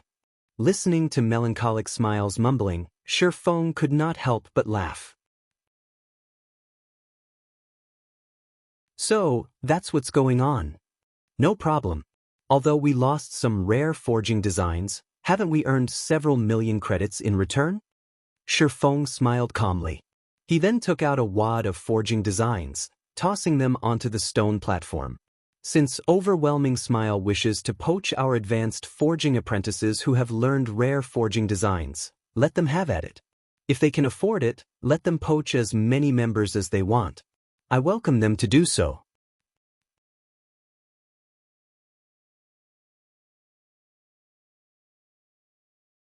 Chapter 513, Mysterious Crystal Ball. Melancholic Smile had never before seen any of the numerous forging designs scattered across the stone platform. This, Melancholic Smile was stupefied. No words could describe her shock. Guild leader, I'm not dreaming, right? She was a forger in her own right, so she knew how valuable these forging designs were. While the forging designs that could be purchased from the Forging Association were not particularly valuable, forging designs obtained elsewhere were. This was due to the design's low drop rates. However, ordinary forging designs were not enough to nurture a forger, hence the forging designs were so expensive. It was especially true for the forging designs that had very low drop rates and were meant for producing highly useful items. The prices of such forging designs were astronomical. Aside from that, there was one more type of forging design that was even more valuable, such as the basic strengthened armor kit forging design. Currently, aside from the Horizon Alliance's 3 copies, no one had them. Moreover, nobody knew where to obtain these forging designs. As a result, they were even more valuable than epic equipment. Regarding the currently available forging designs, Melancholic Smile had practically learned all of the designs that were available. Even if she hadn't, she at least knew about them. However, she had neither seen or heard of any of the forging designs that Shi Feng had scattered all over the table before. Taking a casual glance at the forging designs, Melancholic Smile's eyes shone brilliantly. Every item these designs produced was an item that players needed desperately at this stage of the game. A majority of these forging designs detain instructions for the light stone. There are also some meant for level 25 to level 30 mysterious iron and secret silver equipment. You can let any advanced forging apprentice learn the light stone forging designs. Shi Feng chuckled. Slowly he said, however, only the 3 of you can learn these equipment forging designs. You can also leave some to serve as a reward for the members who become basic forgers, but all those who wish to learn them must renew their contracts. If they want to leave the Horizon Alliance, fine. But they must first compensate the guild 20 times the value of the forging designs. If Overwhelming Smile wants to poach our members, let them have at it. Shi Feng had long since guessed that Overwhelming Smile would try to poach their lifestyle players. These forging apprentices had initially joined with the intent of making a living for themselves. Since Overwhelming Smile was willing to offer an absurd salary in addition to shouldering the compensation, many would naturally be tempted. Before this, Shi Feng had repeatedly told Melancholic Smile to be careful when recruiting members precisely because he wished to avoid this situation. He had also done so with the intention of informing Melancholic Smile of the severity of the matter. Not even the gods could see through the human heart, let alone mankind. Only through experiencing hardships could one grow. There were many things that one could not learn from the experience of others. Only through experience could wisdom be earned. Now that Melancholic Smile had personally experienced such a situation, in the future, she would definitely be more thorough when selecting talented players. Currently, he had a large number of light stone forging designs on hand. If Overwhelming Smile would willingly pay the price to poach the Alliance's members, Shi Feng welcomed them to do so. The light stone forging designs were very common. In the past, each forging design only sold for several gold. Moreover, that was when most players had reached level 45. These forging designs were not particularly valuable. Only, current players' levels were not high enough yet to obtain them, resulting in their value increasing significantly. Based on Shi Feng's initial estimates, each light stone forging design should be worth around several dozen gold. If he wished to acquire more light stone forging designs, he could obtain a ton of them anytime he wanted. This way, he would not have to wait for the profits of the light stones to slowly roll in. Just the 20 times compensation Overwhelming Smile had to pay for poaching each member could make a ridiculous amount of credits. He could make a fortune just by selling advanced forging apprentices. Guild leader, I will definitely be more careful when selecting who I allow to learn these forging designs. Melancholic Smile was immensely excited when she looked at the light stone forging designs scattered across the stone platform. However, her greatest joy was due to Shifeng's forgiveness and encouragement. It's fine, just pick them at random. Even better, choose those who already have the heart to defect to Overwhelming Smile. Let Overwhelming Smile poach as many as they can. Otherwise, how will I make money? Shifeng laughed. But, for a moment, Melancholic Smile wanted to dissuade Shifeng. However, when she looked at the forging designs on the table, she suddenly came to a realization. I'll carry out your orders, then, guild leader. To others, the light stone forging design might be a treasure. However, judging from Shifeng's behavior, it seemed that they were not valuable in the slightest. Only, others did not know this yet. They would be senseless fools if they did not profit off of Overwhelming Smile's greed while they had the chance. A moment later, Melancholic Smile had picked out 3 advanced forging apprentices. Of them, 2 seriously considered defecting to Overwhelming Smile. They only held out for the right price. Hence, Melancholic Smile decided to give them this opportunity. In reality, there were many others with the same intentions within the Horizon Alliance. However, to convince others of the light stone forging design's rarity, she could not allow too many people to learn it at once. An item was as valuable as it was rare. If she did so, the light stone forging designs would lose their value. As long as these 2 advanced forging apprentices learned how to produce the light stones, their personal value would immediately skyrocket. In addition to the 2's willingness to defect, Overwhelming Smile would try to poach them at all costs. After all, not only would they deal the Candlelight trading firm a blow, they could also steal 2 of the trading firm's highly valued talents. As Melancholic Smile took care of the light stone forging design situation, Shifeng had arrived at his own exclusive forging room. He had set up a private forging room for himself in every Candlelight trading firm. Other than himself, no one was allowed into these rooms. He wanted to ensure that he would have access to a forging room at all times. Inside the quiet forging room, Shifeng carefully retrieved the god crystal from his bag.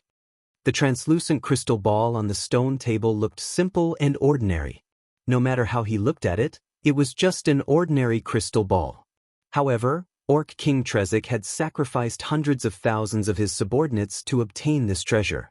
Moreover, this treasure had even managed to kill a Tier 4 Sky Knight, who had learned a forbidden move instantly. The crystal ball's worth was clear. Just what is this thing used for? Shifeng could not see anything special about the orb despite observing it carefully for a long time. Moreover, the god crystal's information stated that it was only a common item. Aside from that, no other information was displayed. It was also not in an unknown or unappraised state.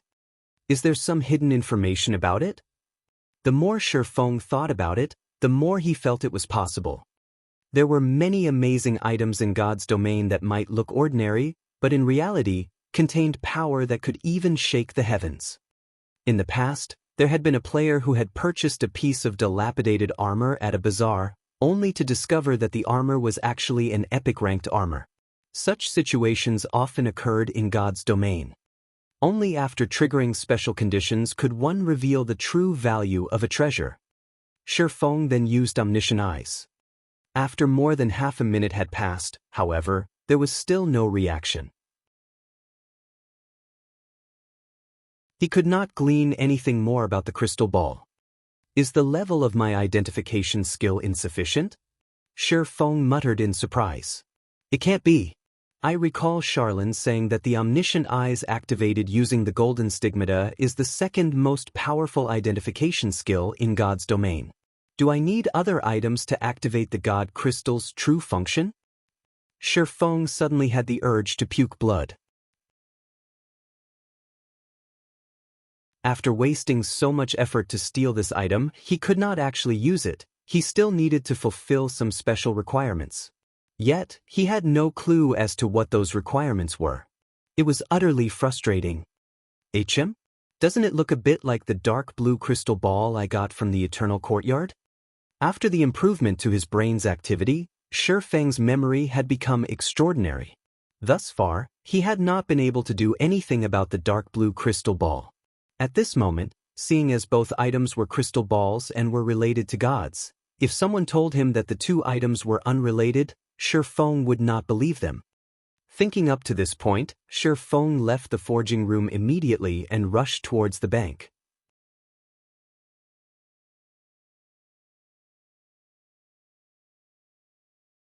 Chapter 514, Divine Might. Inside Overwhelming Smiles Guild residence in White River City. What did you say? Feng Xianxia abruptly slammed his fist down on the table. Furious, he said, "Those bastards suddenly raised their price? Do they take us for fools?" "Young master, please calm down," the slightly chubby, middle-aged man advised. "They have not raised their prices without reason, but because they have the capital to do so." Capital? Advanced forging apprentices like them?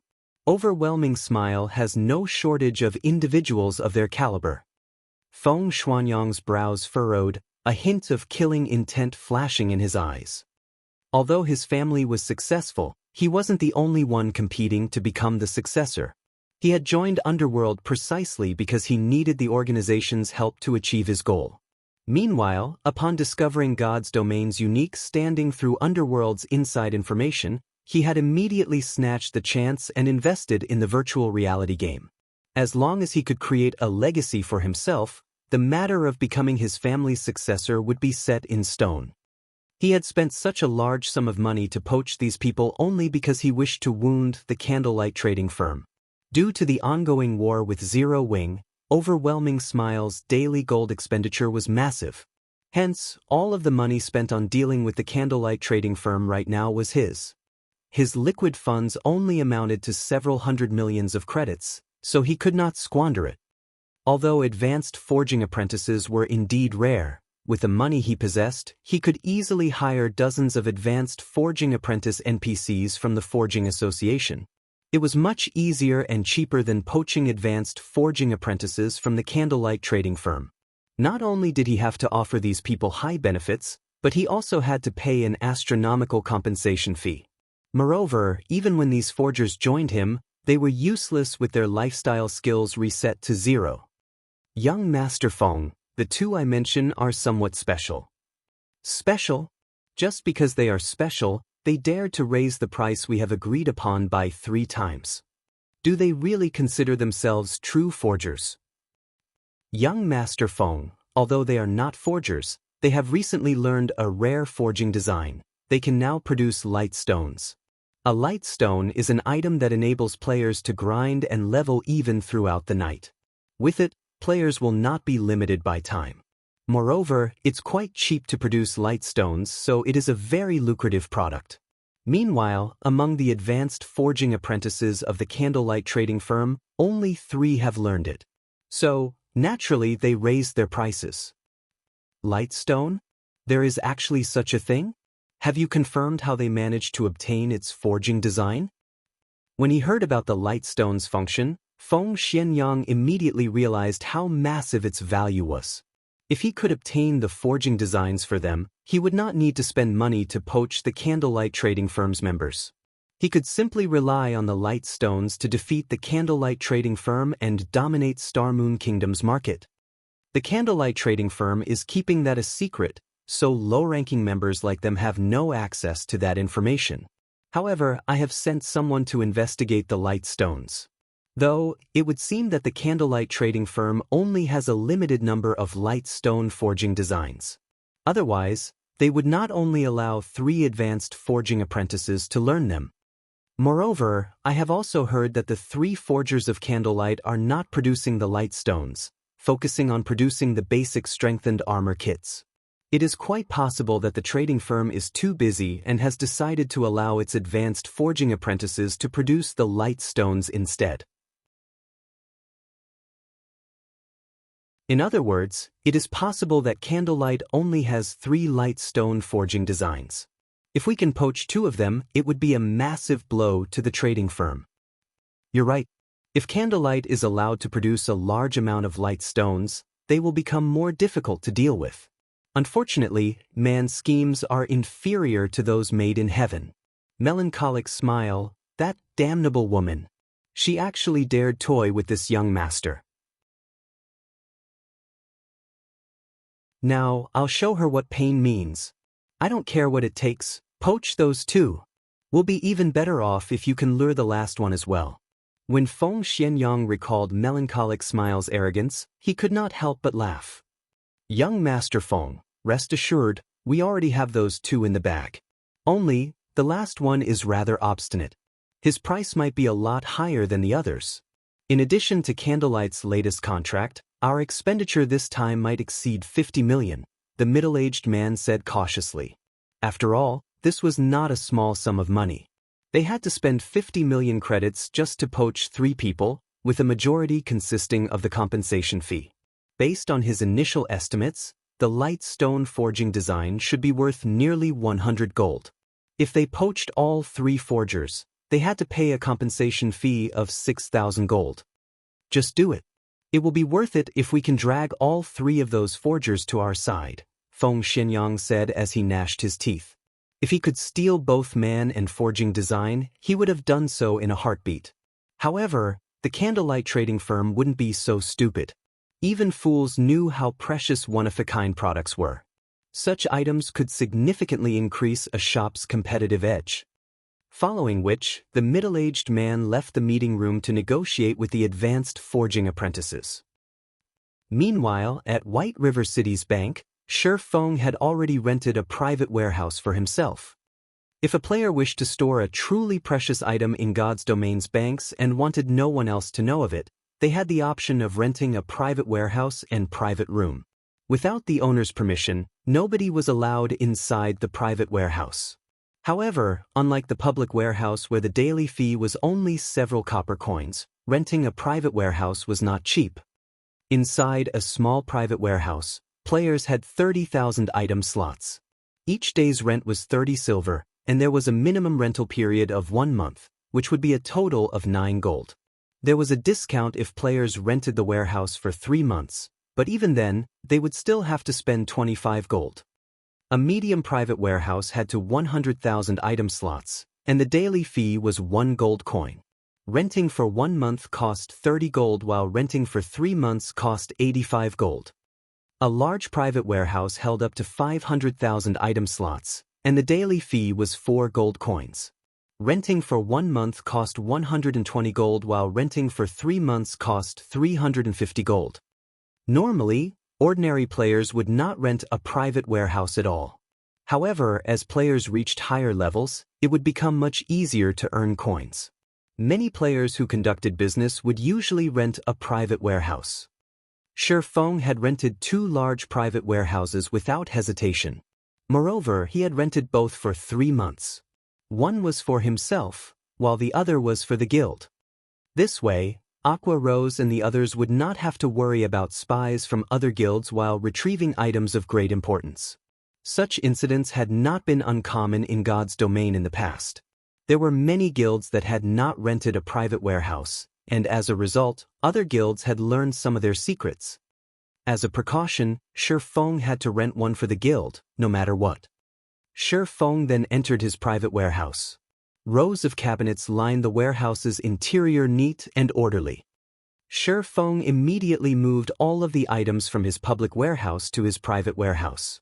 The private warehouse was very human-like, and immediately, it intelligently categorized all of the items, saving Shi Feng the trouble of arranging them himself. Shi Feng then opened a cabinet. Inside the cabinet, there was a single dark blue crystal ball.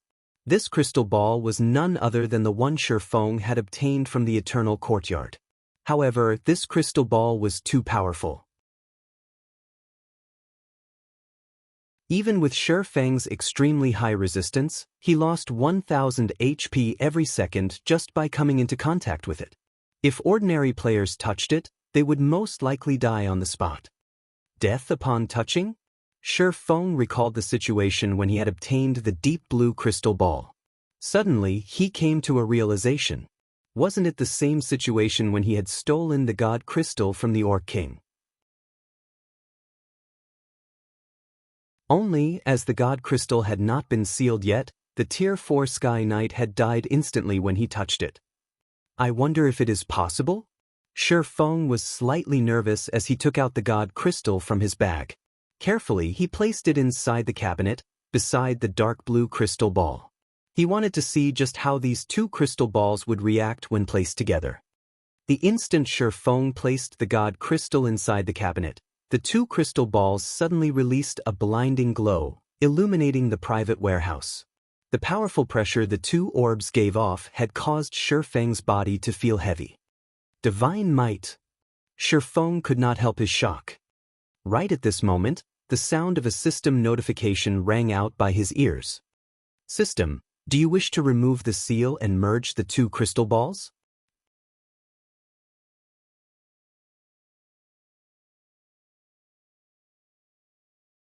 Chapter 515, Legendary Item.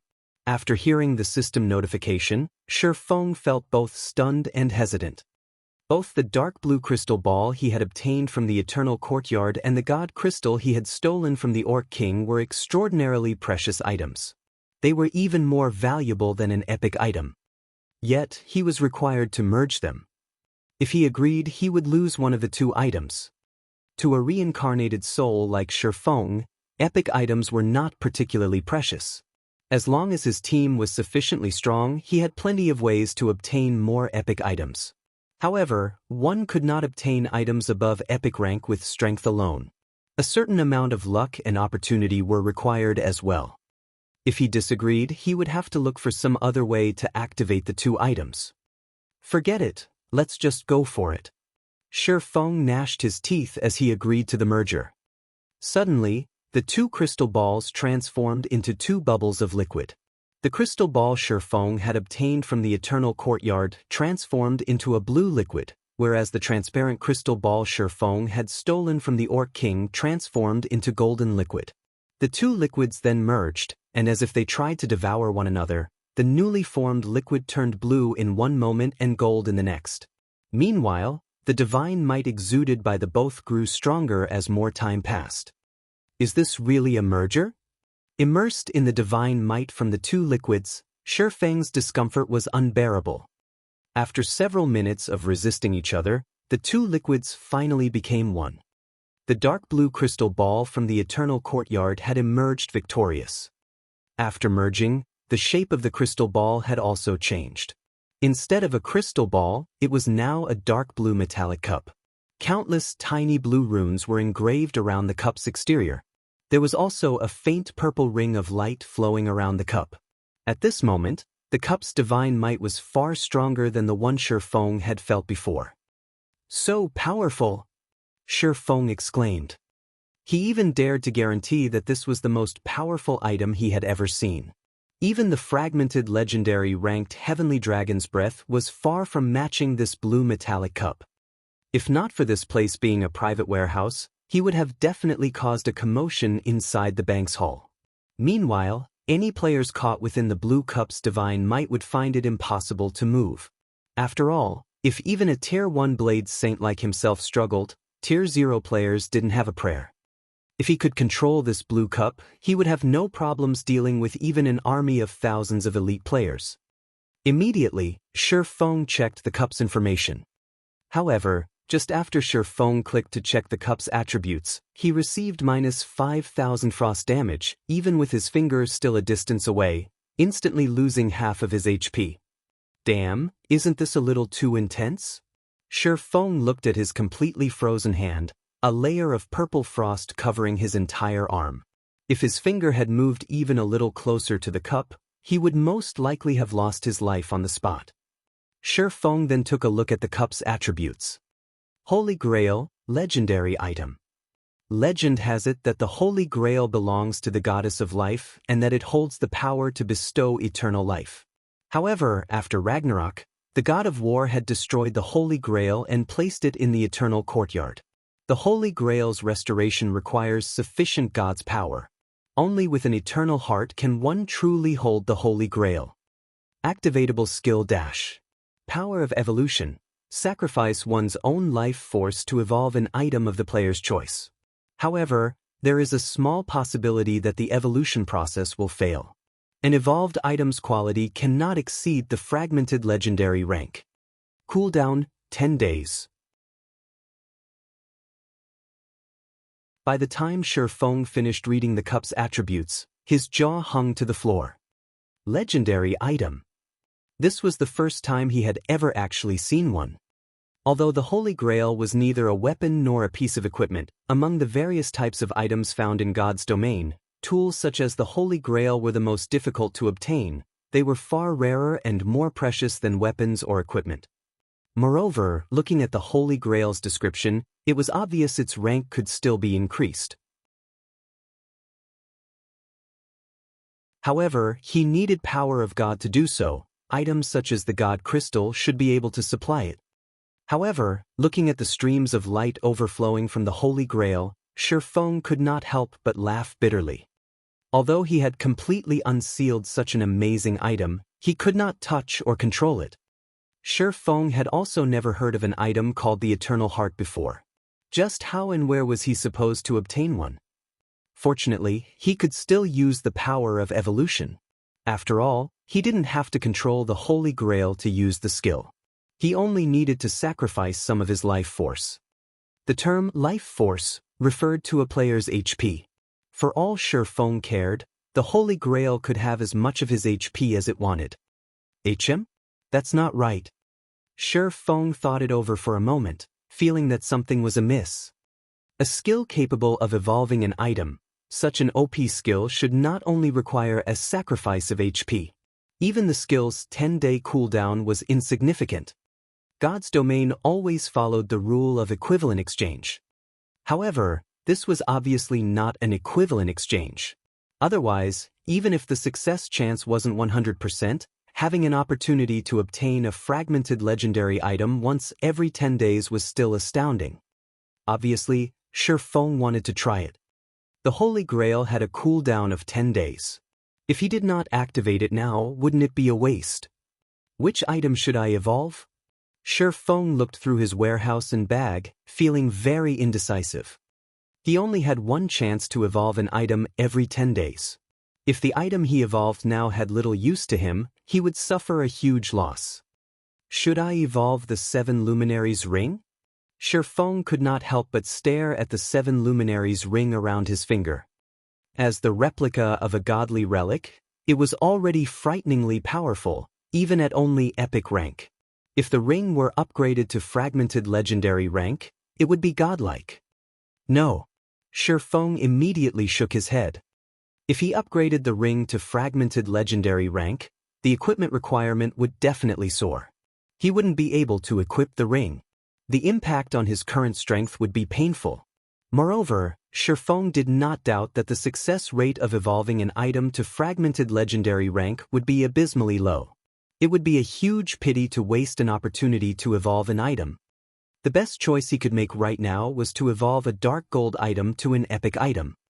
With this idea, Shi Feng shifted his gaze to the Purgatory's shadow. As a dark gold weapon, if he could promote it to an epic weapon, then it would increase his overall combat power significantly. At that time, even Summer Sunshine would easily suffer defeat at his hands. As the leader of a guild, however, his first and foremost priority was to increase his guild's strength. Currently, his personal strength was sufficient. Even if he became slightly stronger, it would not impact the guild. Suddenly, a streak of light flashed past Shi Feng's eyes. That's right. How could I forget? There's still the Icarus's heart. Shi Feng laughed. If he evolved Icarus's heart, it would help the guild tremendously. Just the meager 5 points of luck it provided had allowed him to obtain so many Tier 1 set equipment. If he could evolve Icarus's heart further, raising the luck it provided even a little, couldn't he obtain even better items? Although Icarus's heart was already capable of evolving, he needed the souls of Lord-ranked monsters to do so. Even so, based on Shi Feng's estimates, he should only be able to evolve Icarus's heart to dark gold rank at maximum. After all, it was an item he got from a dark gold treasure chest. It was utterly impossible for him to obtain an epic ranked necklace. I'll choose you. Shi Feng smiled as he removed Icarus's heart from his neck. He then adjusted the 7 Luminaries ring to the aura of water and activated Life Bloom, healing himself. Previously, he had received a significant amount of damage just by approaching the Holy Grail. He would have to touch it again, so he had to heal himself back to full HP. He could not afford to miss any. In a moment, Shifeng's 10,000 plus HP recovered to full. Shifeng then tapped on the touchscreen that was very close to the Holy Grail, choosing to use Power of Evolution. The instant his finger collided with the touchscreen, Shifeng lost 7,000 HP. However, Life Bloom quickly regenerated a significant amount of the missing HP. Only when he recovered to full HP did Shifeng proceed to select Icarus's heart as the target of evolution. System, are you willing to permanently lose 400 HP to evolve the Icarus's heart? Crap, that's the requirement? Shifeng could not help but curse. It was actually a permanent loss. No wonder it could allow an item evolve to a maximum of fragmented legendary rank.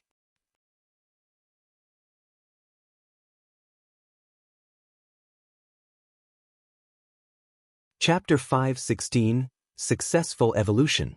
In God's domain, aside from leveling up, it was extremely difficult for players to obtain permanent attributes. Losing 400 HP, or the equivalent of 20 endurance points, would significantly weaken a player. Even Shifeng would mourn the attribute loss, let alone other players.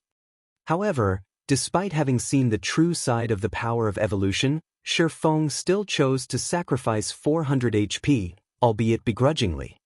Although 400 HP was precious, it could not beat being able to upgrade the Icarus's heart to epic rank. Moreover, Shifeng knew of several methods to increase his endurance permanently. He could easily make up for the loss he suffered now. Shifeng then clicked Agree, and suddenly, the strength of the Holy Grail's divine might soared. In the next moment, strands of green light flowed from Shifeng's body and into the Holy Grail. After the Holy Grail absorbed 400 HP from Shifeng, it fired a purple ray at the Icarus's heart. Immediately, the Icarus's heart released a brilliant golden glow, forcing Shifeng to shut his eyes. After the golden radiance faded, Shifeng opened his eyes and looked at the Icarus's heart, discovering that the necklace now emitted a faint purple glow. Was it a success? Shifeng was somewhat nervous as he examined the necklace's attributes. If it had failed, then he had permanently lost 400 HP for nothing. Moreover, he would also have to wait for 10 days before the next sacrifice. However, after investigating the Icarus's heart's attributes, Shifeng's tightened fists relaxed as excitement quickly overtook him. That's right, it was a success. Icarus's heart, necklace, mysterious iron rank can be evolved. Equipment requirement, all attributes 120. Level 20, level 80, currently level 30. All attributes plus 18. Luck plus 7. Additional skill. Divine Providence, temporarily increases players' luck by 25 points for 30 seconds. Cooldown, 45 minutes. Evolution condition, absorb the life force of 300 players to evolve to Secret Silver rank. 0/300. After evolving, Icarus's heart's rank had upgraded from bronze to mysterious iron. The luck it provided had increased from 5 points to 7 points. Aside from that, Divine Providence's cooldown had decreased from 1 hour to 45 minutes. This would save Shifeng a lot of time. However, the best improvement by far was the change to the evolution conditions. Originally, the Icarus's heart required Shifeng to kill Lord-ranked monsters. Moreover, it required 100 kills. Lords were extremely rare, and Shifeng would have to waste a lot of time to kill 100. Now that the conditions had been adjusted, Shifeng only needed to kill 300 players and absorb their life force instead. A lord was very difficult to find, but players crowded the streets. As long as Shifeng worked hard, he could upgrade Icarus's heart to epic rank very quickly. At that time, he would gain massive profits from opening the Twilight treasure chests. At the thought, Shifeng could not help but grow restless. If not for the ongoing war with Overwhelming Smile, he would have struggled to find opponents. Now, however, his target was clear. He would use Overwhelming Smile's players as sacrifices for the Icarus's heart. Now that Overwhelming Smile's White River City branch has been defeated, it won't be easy to find large groups of players. I might as well make a trip to Maple City and have a look at the situation there. After some consideration, Shi Feng felt that Maple City was the best location to take action. Overwhelming Smile had already become Maple City's overlord. The Overwhelming Smile members there had nothing to fear within the region of Maple City. It would be far easier for Shi Feng to find targets there than in White River City. Shi Feng then slipped the Icarus's heart over his head and headed for White River City's teleportation hall. Shi Feng very much looked forward to upgrading the Icarus's heart to epic rank. Not even the Night in God's domain could hinder Shi Feng's yearning. The sooner he upgraded the necklace to epic rank, the sooner he could obtain better items from the Twilight treasure chests. One could obtain even epic items from the Twilight treasure chests. If he could get his hands on several epic items, he could help the guild tremendously. Naturally, he would upgrade it sooner rather than later. As for the matter regarding the light stones, he fully trusted Melancholic Smile's capabilities. Shi Feng believed that it wouldn't be long before the light stones raked in a massive income. Just as Shi Feng arrived before the teleportation hall, the sound of his communicator rang near his ears. The caller this time was none other than Gentle Snow, who had been busy consolidating her power as the new guild leader of Ouroboros. Although Gentle Snow had chased away her biggest competitor, Xianxia, the resulting internal struggles within Ouroboros had resulted in the first-rate guild falling apart. If Gentle Snow wished to consolidate her power, she would need to spend a lot of time and effort to do so. In addition, a more powerful opponent, the first-rate Guild Star Alliance, lurked, waiting to strike. Shi Feng had never thought that Gentle Snow would have the spare time to contact him with the burdens she currently shouldered. Guild Leader Black Flame, may I ask if you have the time to speak right now? In the video call, Gentle Snow still wore the calm and elegant smile she usually displayed. She looked like a goddess that was high above mortals. It felt as if she were in control of everything. However, though she appeared completely fine on the surface, her act did not deceive Shi Feng. He could feel that Gentle Snow had grown frilier than before. Seeing a superwoman like Gentle Snow so exhausted, one could just imagine how terrible Ouroboros' current situation was. However, giving the situation some thought, Shi Feng felt that such an outcome was expected. Gentle Snow had just taken control of Ouroboros. The number of people she could trust was limited. Meanwhile, after ruling Ouroboros for so many years, Xianxia would not give up so easily after being kicked out of his position.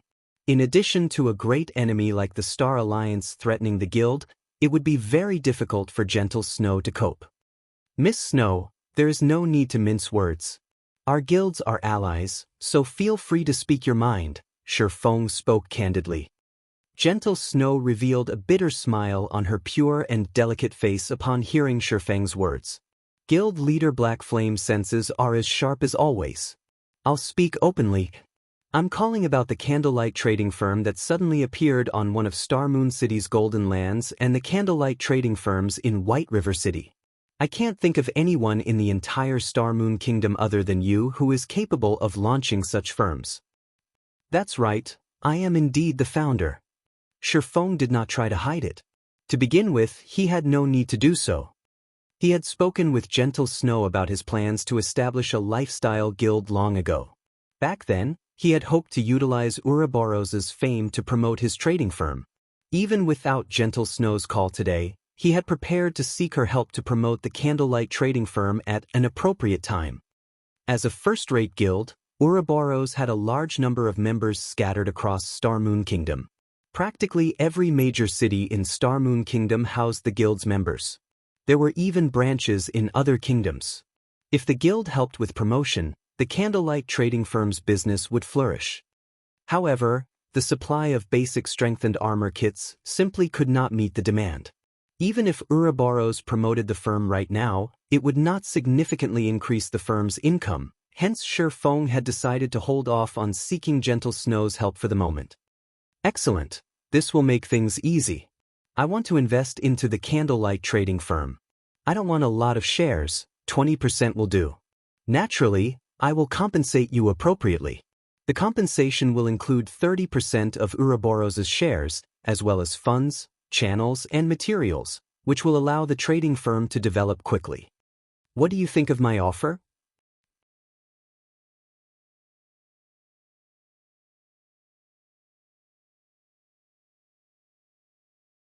Chapter 517, Fate Makes Fools of the People. One had to admit that Gentle Snow's proposal was tempting. Even Zhao Yueru and the elders of Ouroboros standing beside Gentle Snow were shocked by her offer.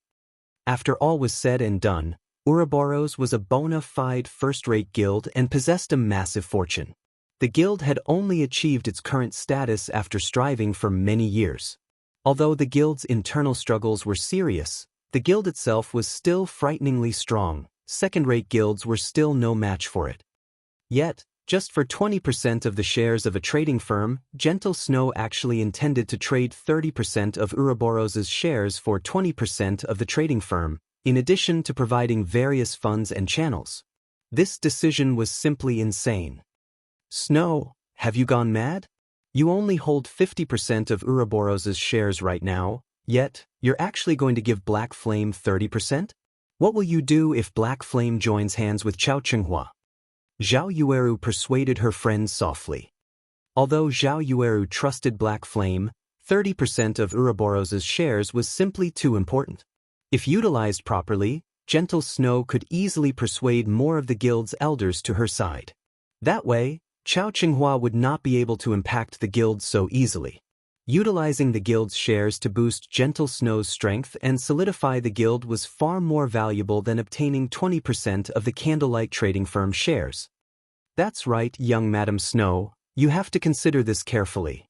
Those shares are the last resort left by young master for you to keep Chao Chenghua in check. Although Chao Chenghua can no longer play God's domain, in the real world, his authority in the company has not been affected in the slightest. If you give those shares to someone else and lose this protective talisman, he can easily join hands with the other shareholders of the company to oppose you. A man nearing his 50s in butler clothing similarly attempted to persuade Gentle Snow. You don't have to say any more. I know what I am doing. Gentle Snow shook her head, waiting for Shifeng's reply. She was no fool. She knew this was not a worthwhile transaction. Even so, she insisted on conducting such a trade to deepen the relationship between their two guilds.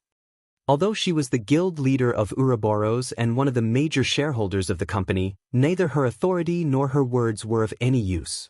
Unfortunately, although she had tried to nurture plenty of people herself, there were too few capable personnel under her command. It was especially true for experts in God's domain. Chao Chenghua had managed Ouroboros for many years now, so he had previously had the time and resources to nurture plenty of experts. Due to her premature victory over Chao Chenghua in God's domain, he had decisively ordered all of the experts under him to abandon the guild. In addition, Chao Chenghua had also roped in many of the guild's elders and had secretly been transferring personnel out of the guild, gradually splitting Ouroboros in half. If Ouroboros split in half, then the shares she had on hand would be meaningless. Hence, she might as well use it to pull Zero Wing to her side. Although Zero Wing seemed only to occupy a single city right now and looked to be inferior to many second-rate guilds, Zero Wing City had the second highest population in Star Moon Kingdom. That was far better than occupying 3 to 5 minor cities with a population of only several 100,000 players. In particular, after seeing Yi Feng's and Violet Cloud's performance. Although Zero Wing was still a fledgling guild right now, Gentle Snow had seen Zero Wing's small, but sharp, fangs. When the time was right, Zero Wing would rip apart all enemies in its way and become Star Moon Kingdom's overlord. At this moment, just the fact that Black Flame had managed to establish a Candlelight trading firm on one of Star Moon City's golden lands displayed the man's capabilities and power. Meanwhile, Shifeng was similarly stunned by Gentle Snow's proposal. He had never expected Gentle Snow to make such a tempting offer. However, Shifeng still shook his head and said, "Miss Snow, your offer is indeed very tempting. However, please allow me to refuse." Refuse? But Gentle Snow asked in disbelief, her beautiful eyes widening with shock. Her proposal was no different than shoving money at Shifeng's face. If Zero Wing and Ouroboros joined forces, not only could they make up for each other's deficiencies, but it would also become more convenient for their two guilds on their paths to becoming the overlords of Star Moon Kingdom. She could not fathom why Shifeng would reject such a proposal. As I understand it, I know that you hope to deal with Ouroboros' internal problems quickly, but I do not want Zero Wing to get mixed up in the internal struggles of other guilds, Shifeng explained. However, I have another proposal that Miss Snow might be interested in. Another proposal? Gentle Snow could not help but ask curiously. It's very simple. Miss Snow simply needs to bring Ouroboros' members into Zero Wing. I can give Miss Snow 15% of Zero Wing's shares. Although Shifeng's voice was utterly calm, his words were astoundingly shocking. Are you trying to annex Ouroboros? Gentle Snow said, slightly indignant. Ouroboros did not belong to her entirely. Originally, it should have been her brother's. Only, due to her brother having an accident, Chao Qinghua had taken the opportunity to weasel his way to the top. And all this time, she had been thinking of a way to help Ouroboros recover its past glory, so how could she possibly agree to merge Ouroboros and Zero Wing right now? Is there a difference? Shifeng countered. Ouroboros exists only in name now. Although you have acquired the position of Ouroboros' guild leader, you do not possess the corresponding authority. Sooner or later, Ouroboros will split in half, so why not join Zero Wing instead? Shifeng had his own considerations regarding Ouroboros. In reality, Ouroboros was not all that important to him. The only reason he had decided to offer 15% of Zero Wing's shares was solely due to the war goddess herself, Gentle Snow. Everything else meant little to him. In the past, Chao Qinghua had defeated Gentle Snow. With the entire guild pitted against her, it was only natural that she had lost. Aside from Gentle Snow's most trusted followers, not a single person had stood with Gentle Snow. How could she have won? Even if her own abilities were amazing and her strength famed throughout God's domain, the people's aspirations could not be easily swayed just by strength alone. Although Shifeng had helped Gentle Snow win the competition this time, her fate had not changed much. In this life, she was simply the one standing on the righteousness rather than Chao Qinghua. Even so, the majority of Ouroboros' members were still Chao Qinghua's subordinates. He could just withdraw his men and form his own guild. Only, the price he would have to pay would not be small. However, Chao Qinghua had no other choice. In the end, Ouroboros would disband. What point was there for Gentle Snow to strive so hard? It would be much better for her to take the opportunity, while a small portion of the guild still supported her, to join Zero Wing. Time crawled by. Both sides silently looked at each other. At this moment, complex emotions filled Gentle Snow's heart. She had won the competition, but lost the guild. This sentence fit her situation perfectly. Despite her desperate efforts to preserve the guild, at the end of the day, she could not escape her fate. Fate makes fools of the people. Gentle Snow quietly exclaimed. She then looked at Zhao Yueru and the several guild elders beside her. They were all people whom she trusted the most. By the time Chao Qinghua extracted all of his underlings from Ouroboros, the guild would only exist in name. At that time, it would be very difficult for the guild to continue in Star Moon Kingdom. After all, Ouroboros and the Star Alliance were sworn enemies. Even if Ouroboros only existed in name, the Star Alliance would not let it off the hook. Only when the guild had thoroughly erased Ouroboros from God's domain would it rest.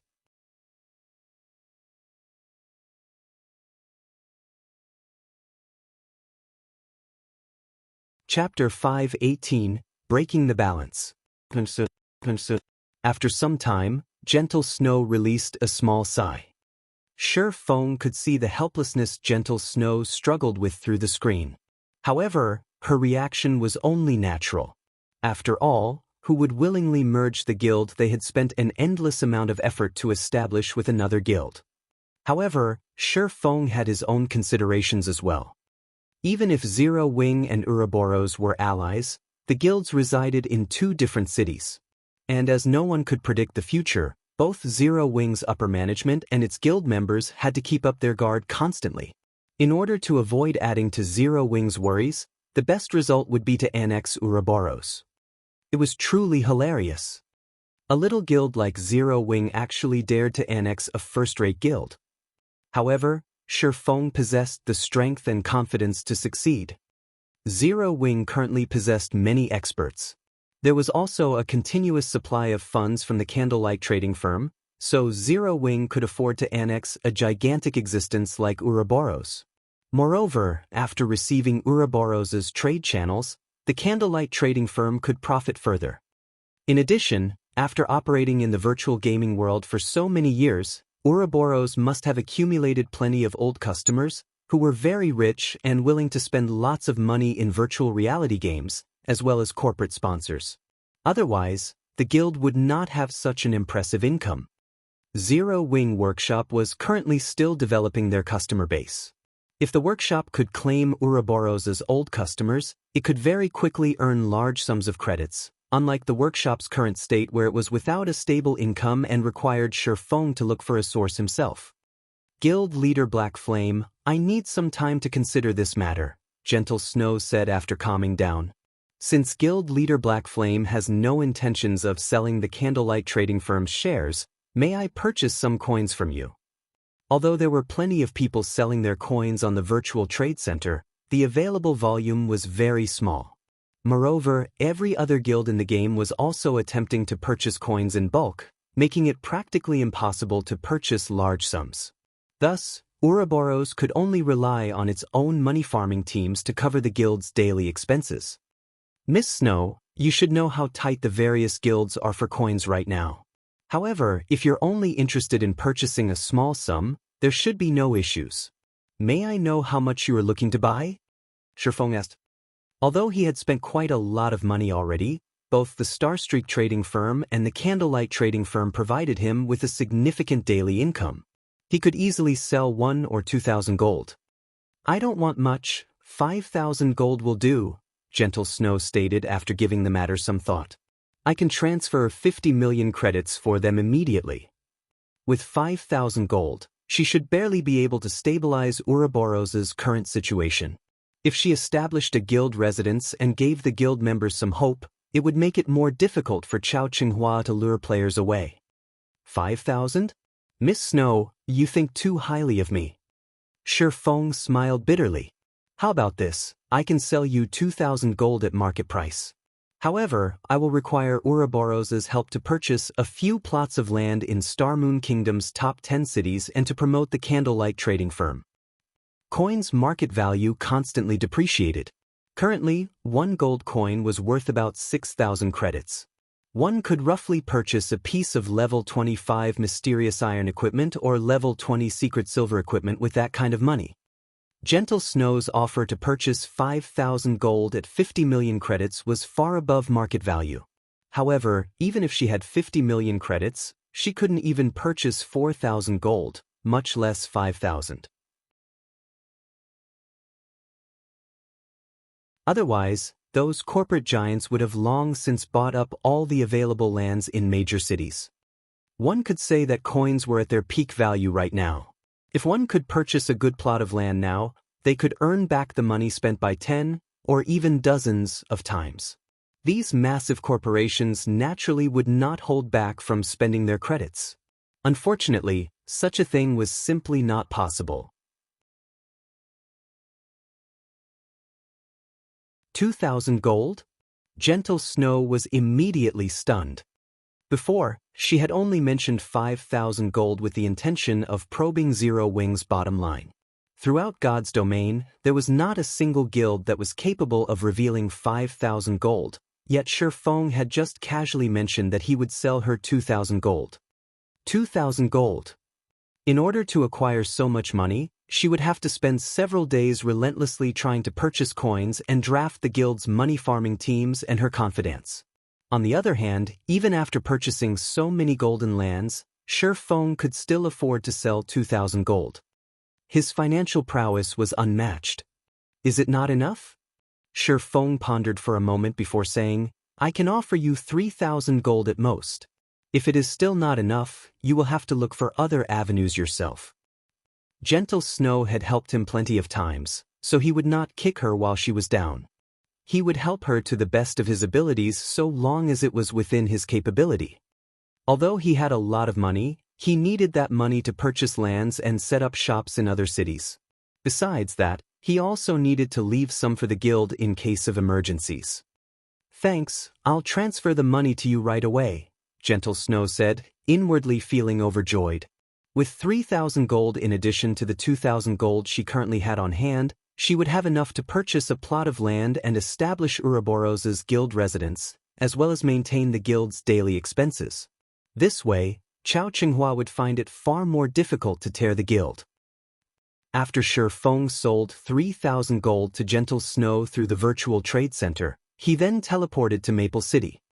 Maple City was also considered a major city in Star Moon Kingdom's eastern region. The city had nearly 1 million players. This was also one of the reasons that many people had an optimistic opinion of Overwhelming Smile. Aside from a few small guilds, Overwhelming Smile was the only large guild residing in the city. It had already chased any major competition out of Maple City. One could say that Overwhelming Smile had fortified itself in Maple City. It would be very difficult for other guilds to cause even the slightest bit of trouble here. At this moment, as Shi Feng wandered through Maple City's streets, the majority of the players he saw on his walk consisted of Overwhelming Smile's members. Every one of these Overwhelming Smile members flaunted their arrogance, and players of other guilds could only do their best to avoid standing in the way. Overwhelming Smile has set up a trading firm in Maple City. The shop's name is Overwhelming Trading Firm, and it's in the Central District. The items there are much cheaper than the ones in NPC shops. They also offer plenty of items that are not available in NPC shops. If everyone is interested, please go take a look. Many Overwhelming Smile members loudly promoted the Overwhelming Trading Firm, attracting many players' attention. After all, player-owned shops were far better than NPCs. In particular, none of the NPCs' shops sold whetstones. Normally, they could only purchase such items from forging apprentices. Unlike White River City, Maple City did not possess a Starstreak trading firm that allowed players to purchase many items not normally found in NPC shops. Overwhelming really is the dominant force here. Unfortunately, that will only hold true for now. Shi Feng currently sat under a small outdoor pavilion, sipping wine as he observed the lively streets of Maple City. In a moment, a middle-aged man close to his 40s arrived before Shi Feng. Respectfully, he said, "Hello, Guild Leader Black Flame. My name is Liang Qin. Guild Leader Snow has sent me to you. Here is the agreement stating that I will purchase land on your behalf. Please look through it." "Thank you for your efforts." Shi Feng received the agreement and gave it a quick glance. After making sure that everything was in order, he signed his name and said, "Let's head to the city hall and proceed, then."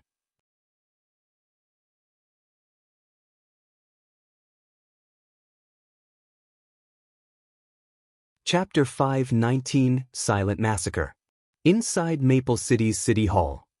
At this moment, Liang Qin, the person whom Gentle Snow had delegated to assist Shi Feng in purchasing land, was utterly stupefied.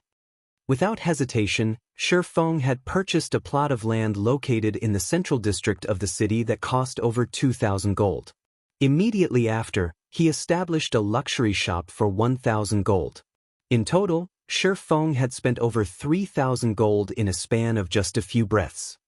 Liang Chen was someone whom Gentle Snow trusted absolutely, so she had already shared her knowledge regarding Shi Feng. Hence, Liang Chen knew that Shi Feng had sold Gentle Snow 3,000 gold not long ago. Otherwise, he would not have exposed the fact that he already had enough reputation in Maple City to become a baron. Although Maple City was not as good as White River City, the number of players who had reached the reputation of a baron was still extremely low. There should only be 2 or 3 such players throughout Maple City right now. Previously, Shi Feng had spent 3,000 gold. Now, he had spent over 3,000 gold once again. This level of wealth far surpassed Ouroboros. With such financial prowess, who could possibly challenge Zero Wing in a war of attrition. Only now did Liang Chen finally realize why Overwhelming Smile, a guild that had managed to dominate Maple City, had failed to defeat Zero Wing, and why Zero Wing was publicly acknowledged as White River City's #1 guild.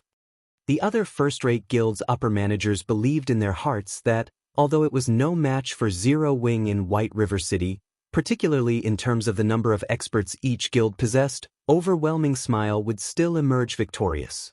After all, Overwhelming Smile possessed ample funds, whereas Zero Wing was a guild with no background or capital at all. At most, Zero Wing could only hold out for a bit longer. However, now that Liang Chen re-examined the situation, even 3 Overwhelming Smiles would not be enough to defeat Zero Wing. It seems the sky in Maple City will change soon, Liang Chen inwardly sighed. After learning more about God's domain, the various guilds had obtained a general understanding of its rules. If a guild wanted to become an overlord in the game, they required 3 things: experts, financial prowess consisting mainly of coins, and member count.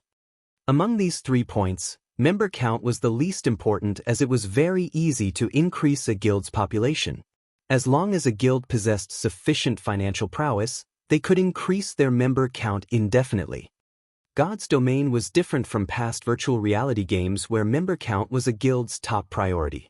In past virtual reality games, the differences between each individual player were simply too small. In these games, numbers equaled power. If one person was not enough, then they could just send a group. If a group was not enough, then they could send 100 players. Sooner or later, they were bound to exhaust their enemies to death. Unfortunately, God's domain was different. A single top-tier expert could single-handedly dominate an entire region. Moreover, unlike in past virtual reality games, the top-tier experts of God's domain were not easily produced. In the past, one could easily become a top-tier expert if they had sufficiently powerful equipment. Now, however, players needed sufficiently powerful combat techniques to qualify as a top-tier expert. Meanwhile, Overwhelming Smile was far behind Zero Wing regarding both experts and financial prowess. The result of the confrontation between the 2 guilds was already self-evident. In reality, so long as Overwhelming Smile hurriedly established their trade and earned large sums of money through it, they would have a fighting chance. Only, now that Shifeng had arrived, how could Overwhelming Smile contend with Starmoon Kingdom's chief forger with its few lifestyle players? Moreover, the Candlelight trading firm possessed 3 bona fide forgers. They were several times more powerful than advanced forging apprentices. The Candlelight trading firm also possessed the tactical weapon known as the basic strengthened armor kits. Simply put, Overwhelming Smile stood no chance of victory whatsoever. After Shifeng obtained some information regarding Maple City from Liang Chen, he hurried towards the city's teleportation hall.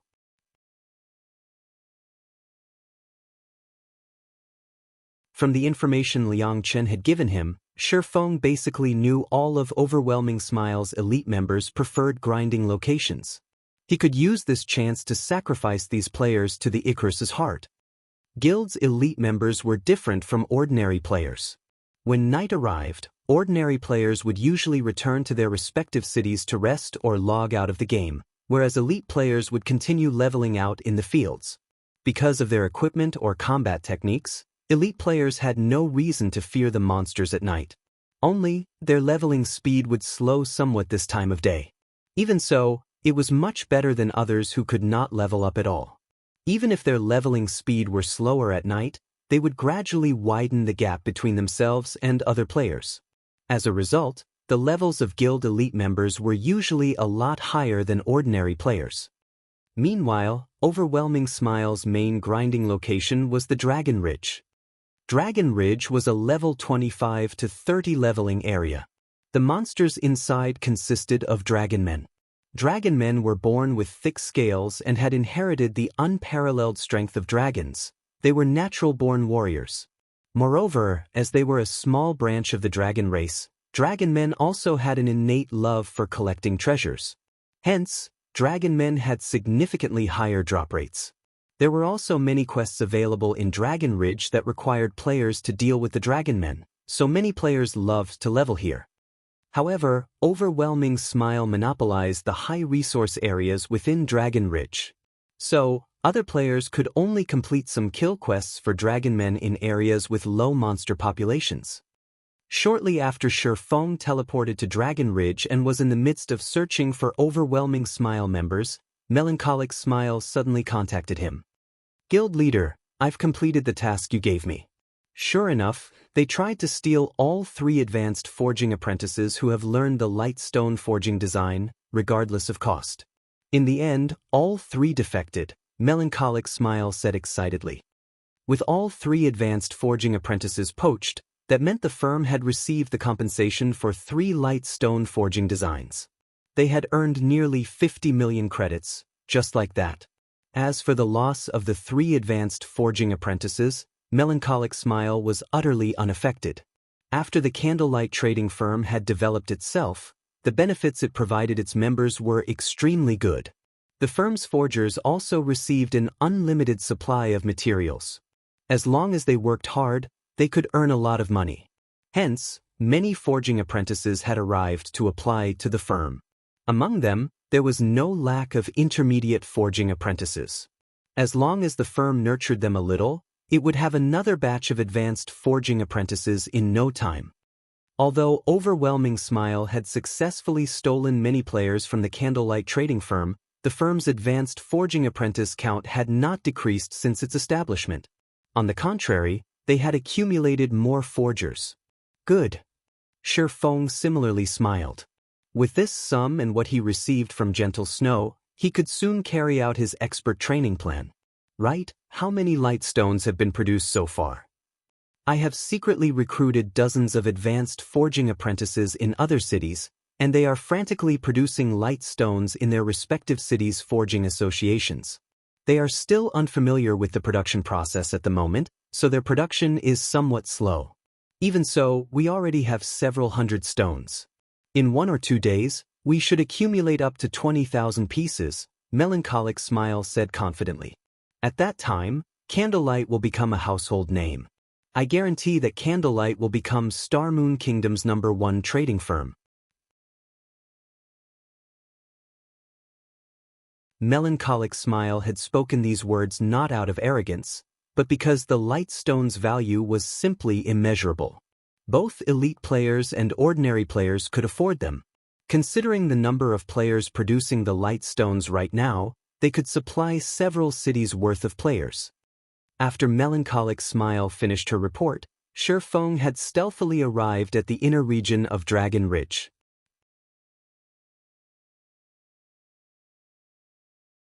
At this moment, one could see lights flickering occasionally through the dark and quiet forest, coupled with the sounds of explosions. The cause of these phenomena was none other than Overwhelming Smile's elite players grinding dragonmen. These Overwhelming Smile elites were very organized. Forming groups of 20, the team of 100 took turns battling the Dragonmen army. They fought with great efficiency. While one group fought, the others would rest and remain vigilant of their surroundings, preventing other monsters from ambushing them. You guys will be it. Feng smiled.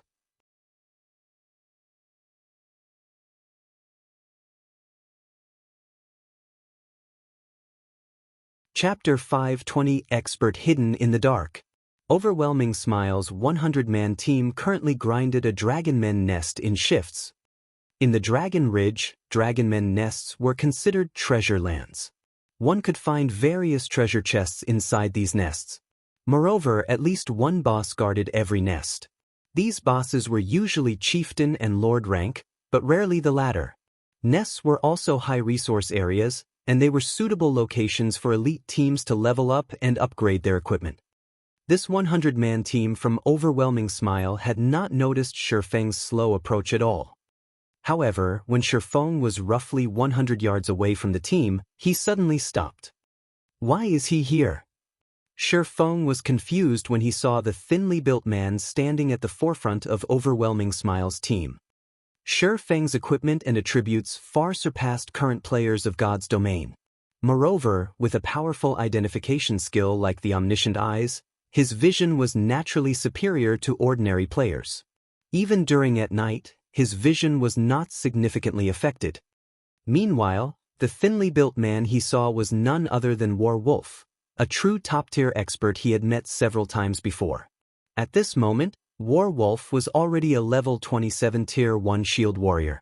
His equipment had also undergone major changes. Currently, he wore nothing but level 25 dark gold ranked items, and his HP was close to 7,000. Compared to Zero Wing's Chief MT, Cola, Wolf was only slightly inferior. However, the most significant change about the man would have to be the guild emblem on his chest. Feng had once attempted to recruit Wolf to Zero Wing. However, the latter had expressed his dislike of being bound by a guild, so Feng had given up. Yet now, not only had Wolf joined a guild, but the guild he had joined was also Overwhelming Smile. How could this not shock Feng?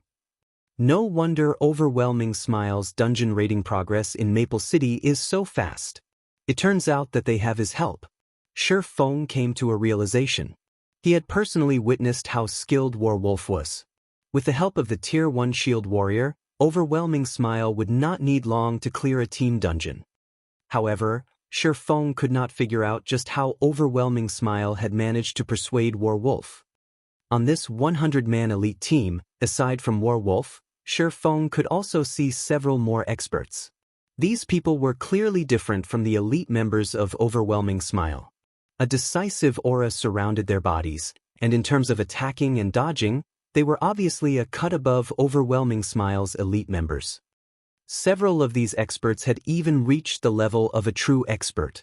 No matter which guild they joined, they would be their guild's top combatants. Regarding combat techniques and experience, none of these people were less than Ouroboros's soaring snake. Overwhelming Smile really knows how to hide its secrets. Fortunately, I discovered this ahead of time. If these people gradually accumulate their power in the dark, they will become a vicious threat to Zero Wing in the future. After watching for some time, Feng discovered that there were 7 true experts in this 100-man team, including Wolf. There were 8. Not even Zero Wing possessed so many true experts. Although the 7 others were inferior to Wolf, they were most likely stronger than Cola and the 5 demon generals. Only Flying Shadow of the 5 demon generals was close to being a match for these 7 experts. If it really came down to a battle, if Flying Shadow did not possess the advantage in attributes, he would not last against any of these experts. The only ones who could contend with these 7 people were Fire Dance, Aqua Rose, and Violet Cloud. Of course, regarding growth potential, Cola alone was already far above these 7 people, not to mention Aqua Rose and Violet Cloud, who had the potential to reach God tier.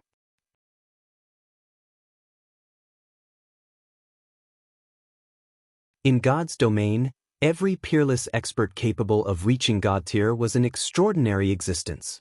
Experts who had only touched on the refinement realm stood no chance against them. Furthermore, these experts' combat techniques resembled Wolf's. It was clear that they had only achieved the skill they had today after training with Wolf for many years. Meanwhile, Cola, Fire Dance, Flying Shadow, and the others were only ordinary people.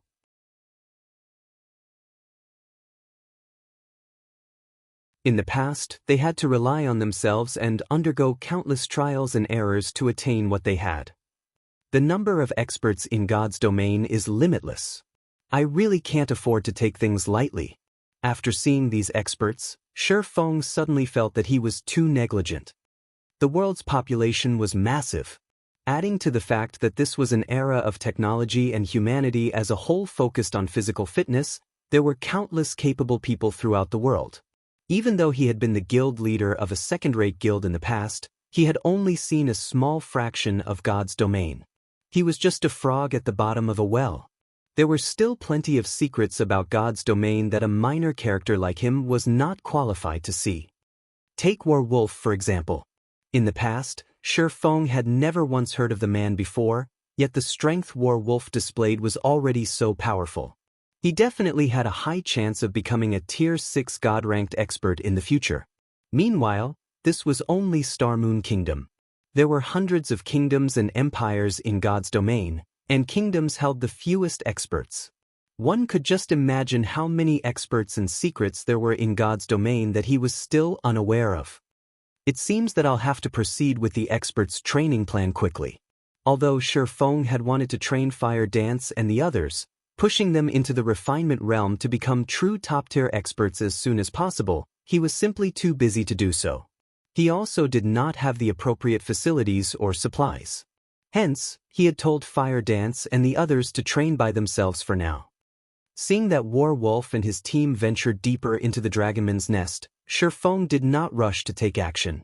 Instead, he followed after the team secretly, waiting for the opportune moment to strike. It was not because Shi Feng was incapable of killing these players. Rather, he hoped to take care of these experts in one go. It was especially true for Warwolf. Before, although Warwolf was not his friend, they had not been enemies either. Now that Warwolf had joined Overwhelming Smile, however, that meant that Warwolf stood against Zero Wing. Naturally, Shi Feng could not let him go. However, Shi Feng was only one man. Facing a team of 100 players, if these elites focused on escaping with their lives, how could Shi Feng possibly kill every one of them? Not to mention, there were 8 top-tier experts in their midst. Among them, there was also a thorny existence like War Wolf. If War Wolf and the 7 other experts cooperated to deal with him, even Shi Feng would face the threat of death. Hence, Shi Feng was not in a hurry to attack. First and foremost, a good hunter required patience. A hunter also needed to have a firm grasp of timing. The first ambush was particularly important. Shi Feng had long since become familiar with ambushing his enemies. Unfortunately, the terrain was simply too spacious. Forests also covered the surrounding environment, making it easy for players to escape and hide their trails. Naturally, Shi Feng could not act rashly and prematurely expose himself. Moreover, time was on his side at the moment. It was already nighttime in God's domain, and players' vision significantly weakened during this time of day. If Shi Feng hid under the cover of darkness, it would be even more difficult to discover him. In addition, Shi Feng was currently level 30. He was much higher leveled than the monsters inside the Dragonman's nest, so it would not be easy for monsters to detect him. Time passed slowly, and Shi Feng followed Warwolf's team as they pushed deeper into the nest. With nothing better to do, Shi Feng opened Twilight treasure chests whenever Divine Providence was ready. After the Icarus's heart had evolved, the luck attribute it provided had significantly increased. Upon activating Divine Providence, Shi Feng's luck could reach a maximum of 32 points. That was 7 points higher than before. With each use of Divine Providence, Shi Feng could open up to 9 treasure chests, and among these 9 treasure chests, there was a very high probability of Shi Feng obtaining 1 or 2 pieces of Tier 1 set equipment. After Shi Feng had tailed Warwolf's team for close to 4 hours, he had completed the Hurricane set equipment, the Tier 1 set equipment for swordsmen. As expected of a godly tool.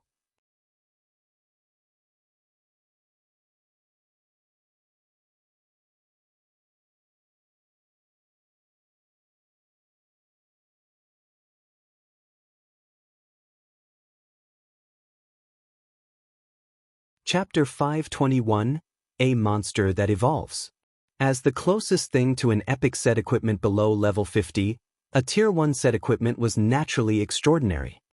Initially, Shi Feng had not been very confident of wiping out Warwolf and the others. However, now that he had completed the Tier 1 set equipment for swordsmen, his combat power would soar once he equipped it. His chances of defeating Warwolf's group of 8 top-tier experts would also significantly increase. Shi Feng then replaced the Dragonclaw set equipment with the Hurricane set equipment.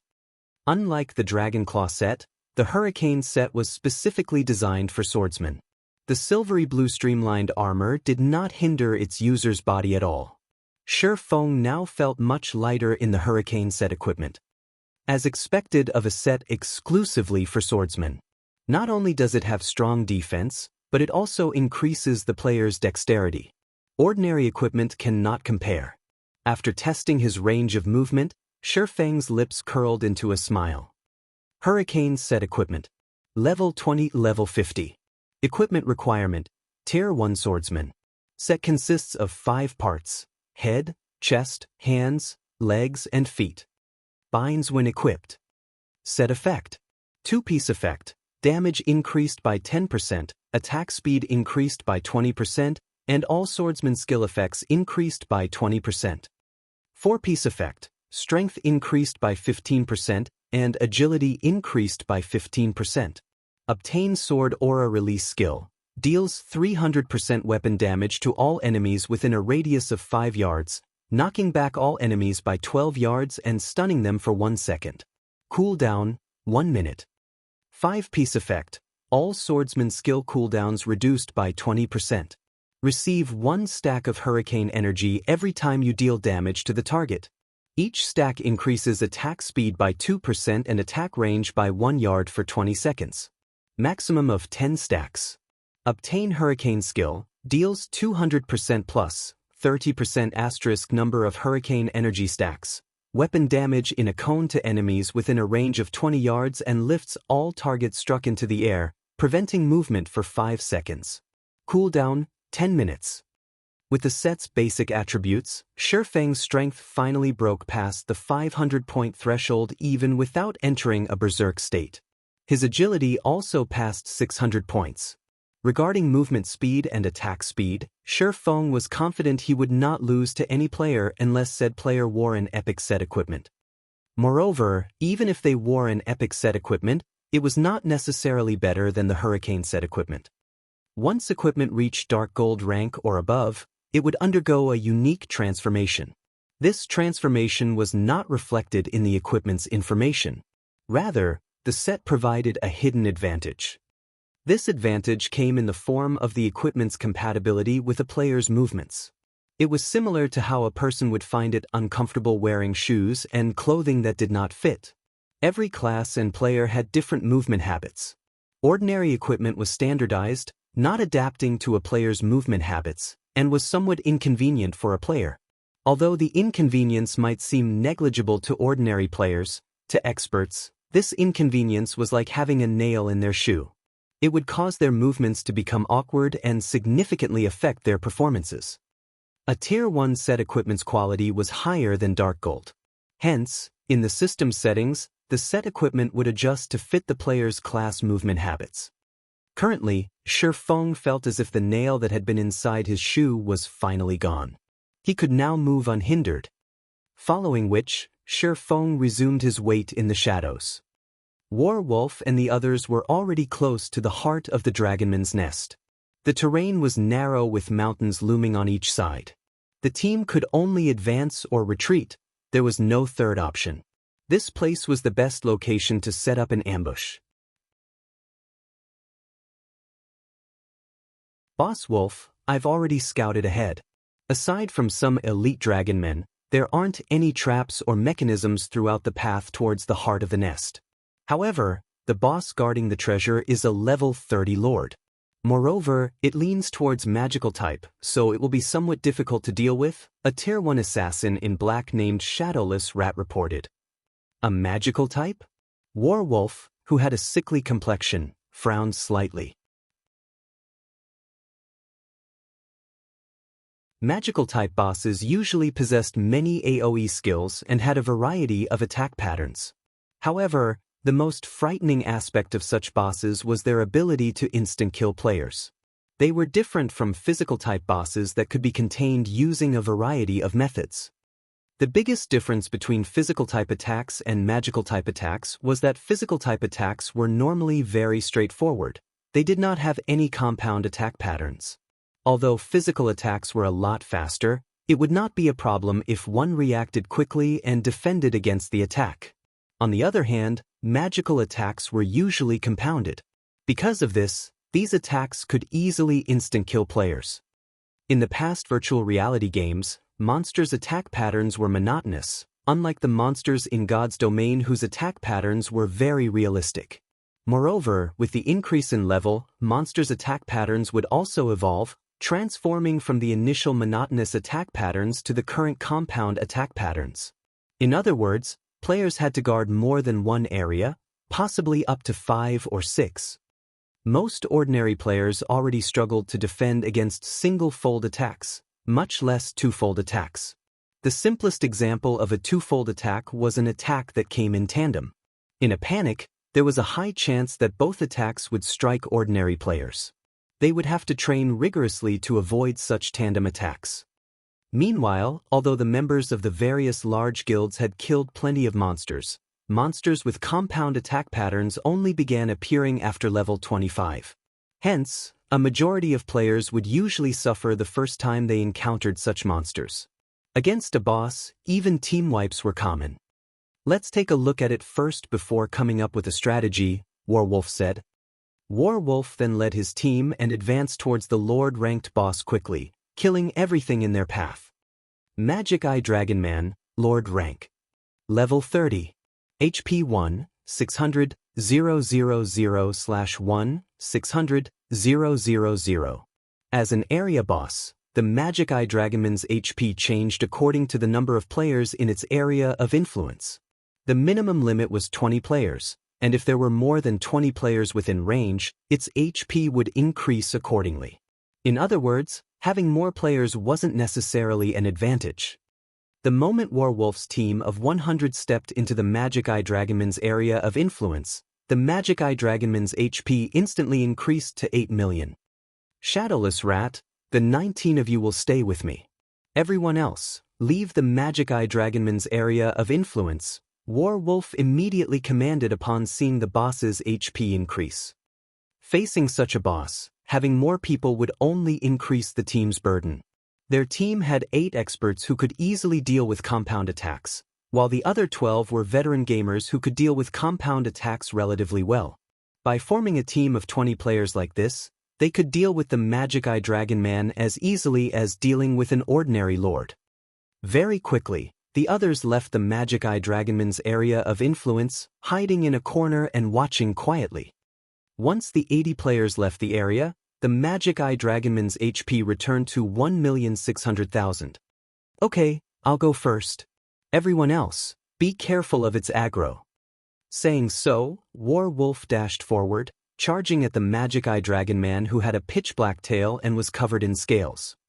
When the Magic Eye Dragon Man caught sight of the shield warrior charging at it, it activated Rapid Charge and arrived before Warwolf, swinging its hammer fiercely down on the intruder. As it swung down its war hammer, a massive black eyeball appeared above the Magic Eye Dragonman's head, silently firing multiple black rays at Warwolf. Boom!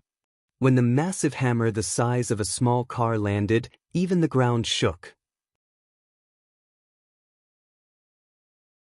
However, after the dust settled, it appeared that the war hammer had not actually struck Warwolf.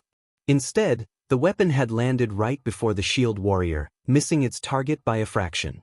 As for the black rays, they had also failed to damage Warwolf as they only brushed past his body. Immediately after, Warwolf swung his sword. Second acceleration. Although Warwolf's sword seemed slow, while the weapon was in mid-swing, it suddenly vanished. Unknown as to when it happened, Warwolf's sword had struck the Magic Eye Dragon Man, causing over -400 damage to the Lord. Following which, Warwolf and the others began to bombard the Lord with attacks. For a time, attacks flew back and forth, the extraordinarily intense battle shocking the overwhelming Smile members who watched from a distance. If they recorded this battle, they could enjoy it like watching a sci-fi movie.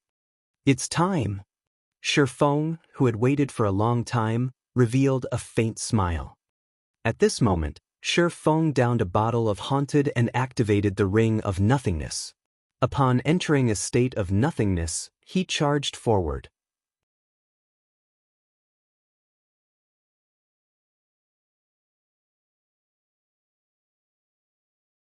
Chapter 522, One Hit. While Warwolf's team of 20 cautiously faced off against the Magic Eye Dragon Man, the other overwhelming Smile members watched excitedly, hoping to learn Warwolf and his team's techniques. They yearned to become one of those 20 players on the team and were enchanted by the battle. They paid no attention whatsoever to their surroundings. It was not because they were foolish, but because Overwhelming Smile's prestige in Maple City made them untouchable. No one would dare to provoke them. Furthermore, it was currently nighttime, and there were fewer players out in the field grinding and leveling up. Even if someone were plotting against them, they had so many players on their team. There were even top-tier experts in their midst. They had no reason to fear anyone. Boss Wolf is really amazing. Despite facing so many magical attacks, he has not once received any magical damage from the boss. I know, right? If I had just half of Boss Wolf's abilities, I could easily become the chief MT of other first-rate guilds. In my opinion, 1/3 would be enough to become the chief MT of Star Moon Kingdom. Didn't you see how Boss Warwolf tanked the final boss of a 20-man Hell Mode team dungeon all by himself? Even when the previous 2 MTs had all of the healers on them, the final boss still took them out easily. Meanwhile, after Boss Warwolf arrived, he tanked the boss all by himself and only required 1 healer to keep him alive. My jaw nearly hit the ground. When the spectating crowd spoke about Warwolf, admiration for the Shield Warrior filled their hearts. Due to Warwolf's appearance, the 20-man Hell Mode team dungeons that had previously given Overwhelming Smile a headache had become very easy to raid. If not for the 50-man large-scale team dungeons having too high of a requirement, Overwhelming Smile would have long since obtained the first clear. Why does it suddenly feel hot? Hot? Now that you mention it, you're right. Isn't it nighttime right now? Several players began to glance around, searching for the source of the sudden heat. However, they had not noticed anything in particular. Wait, above us, a vigilant assassin shouted as he pointed towards the sky. Immediately, everyone shifted their gazes upward, only to find an endless stream of fire-type mana gathering above their heads, condensing into a fire that rained down on them. Meanwhile, a spinning wall of flames had appeared around them. The ground beneath their feet also began to boil. This phenomenon was none other than Shifeng's firestorm. After Shifeng had upgraded the 7 Luminaries ring, the level 7 firestorm now had an effective radius of 30 yards, and the skill shrouded all 80 spectating players. Before Overwhelming Smile's elites could react, a damage of over -10,000 points appeared above each of their heads. Warwolf had the highest HP in Overwhelming Smile, yet even he only had close to 7,000 HP. After a storm of flames swept through the crowd, silence permeated the area. All 80 members of Overwhelming Smile had been reduced to ash. Due to Haunted's effect, the drop rate of all of the players Shifeng had killed had multiplied. Moreover, due to Shifeng absorbing their immortal souls. Not only had these players lost their levels and equipment, but they were also barred from logging into God's domain for a long period. Good. Only you guys are left. Hiding a short distance away, Shifeng revealed a satisfied smile. This was the fearsome aspect of large-scale destruction spells.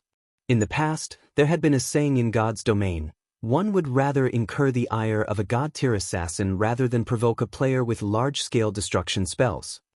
God-tier assassins were only powerful against individual players. However, a player who knew large-scale destruction spells could annihilate an entire army by themselves. If a god-tier assassin was likened to a sniper rifle, then a player with large-scale destruction spells was like a strategic missile. They were a guild's worst nightmare. In the past, the Midnight Tea Party had stood on equal footing with super guilds because they had a mage god and curse god on their team. These 2 players had possessed an arsenal of large-scale destruction spells. To them, an army of thousands was no different than floating clouds.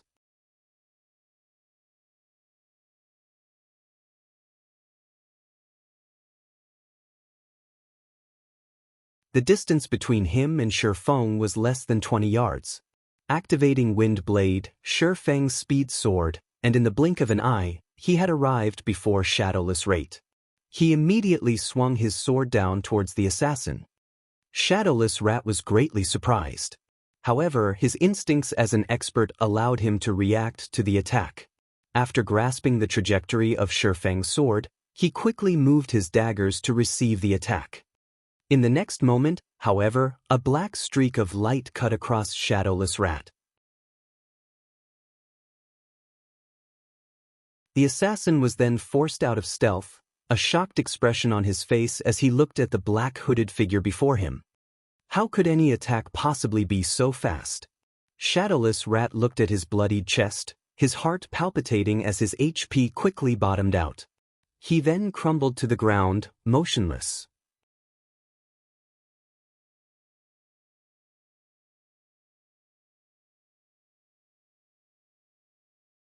Chapter 523, Cooperation.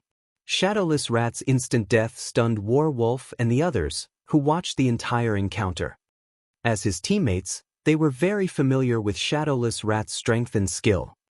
Moreover, Shadowless Rat was a Tier 1 assassin who had grasped Omnivision. He could easily perceive his enemy's attack trajectory and respond appropriately. In addition, the majority of his equipment consisted of level 25 fine gold equipment, his total HP being over 4,400. Even Warwolf would have to expend a significant amount of effort to defeat Shadowless Rat. If the assassin focused on escaping, Warwolf would be helpless against him. Yet now, he had actually been killed with a single hit. Meanwhile, they didn't even know what had happened exactly. They only saw the pitch-black sword in the enemy swordsman's hand transform into a streak of light, and in the next moment, Shadowless Rat was dead. How could they not be shocked? After killing Shadowless Rat, Shifeng did not stop. Turning, he dashed for Warwolf and the others.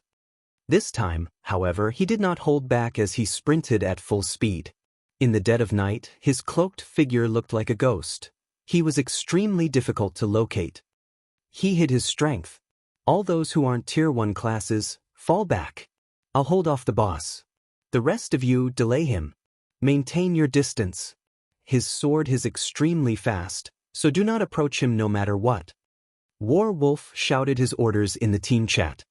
Although Warwolf's instructions had been appropriate, he still felt as if something were off about this situation. Why had such an expert ambushed them? Moreover, based on the enemy's behavior, it was clear that he had aimed for them from the very beginning. This situation greatly confused Warwolf. Among the various teams in Overwhelming Smile, their team had always strived to maintain a low profile. They have never provoked anybody. They were an elite team that Overwhelming Smile had formed in secrecy to serve as the guild's trump card, and even the normal members of the guild did not know they existed. However, the enemy had clearly chosen the best possible moment to launch his attack. The ambusher's strength was the most usual aspect. He was definitely one of the rarely seen top-tier experts. Although the enemy had only attacked once, Warwolf could tell how powerful he was. Comparing basic attributes alone, this enemy was far superior to Shadowless Rat.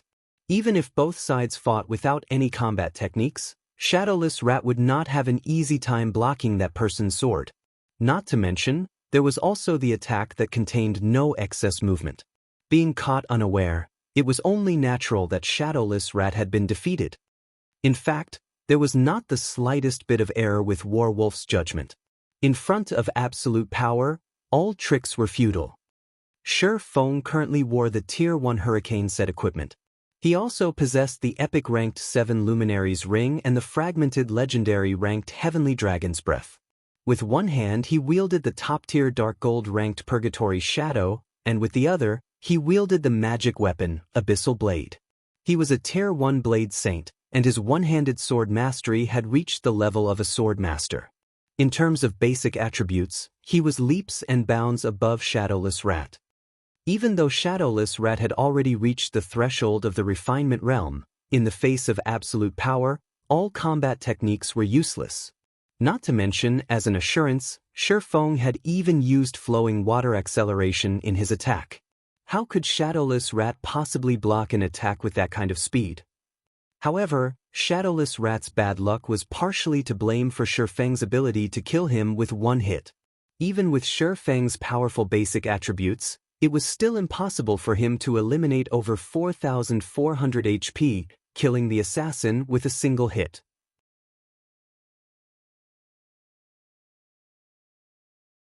At the very least, he needed 2 hits to finish off the assassin. However, the attack that struck Shadowless Rat had triggered a triple critical hit.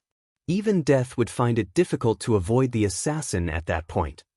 In the span of a few breaths, the remaining 6 experts in Warwolf's team had already managed to block Shifeng's advance. Among these 6 players, 3 were melee classes, with 1 being a swordsman and 2 being berserkers.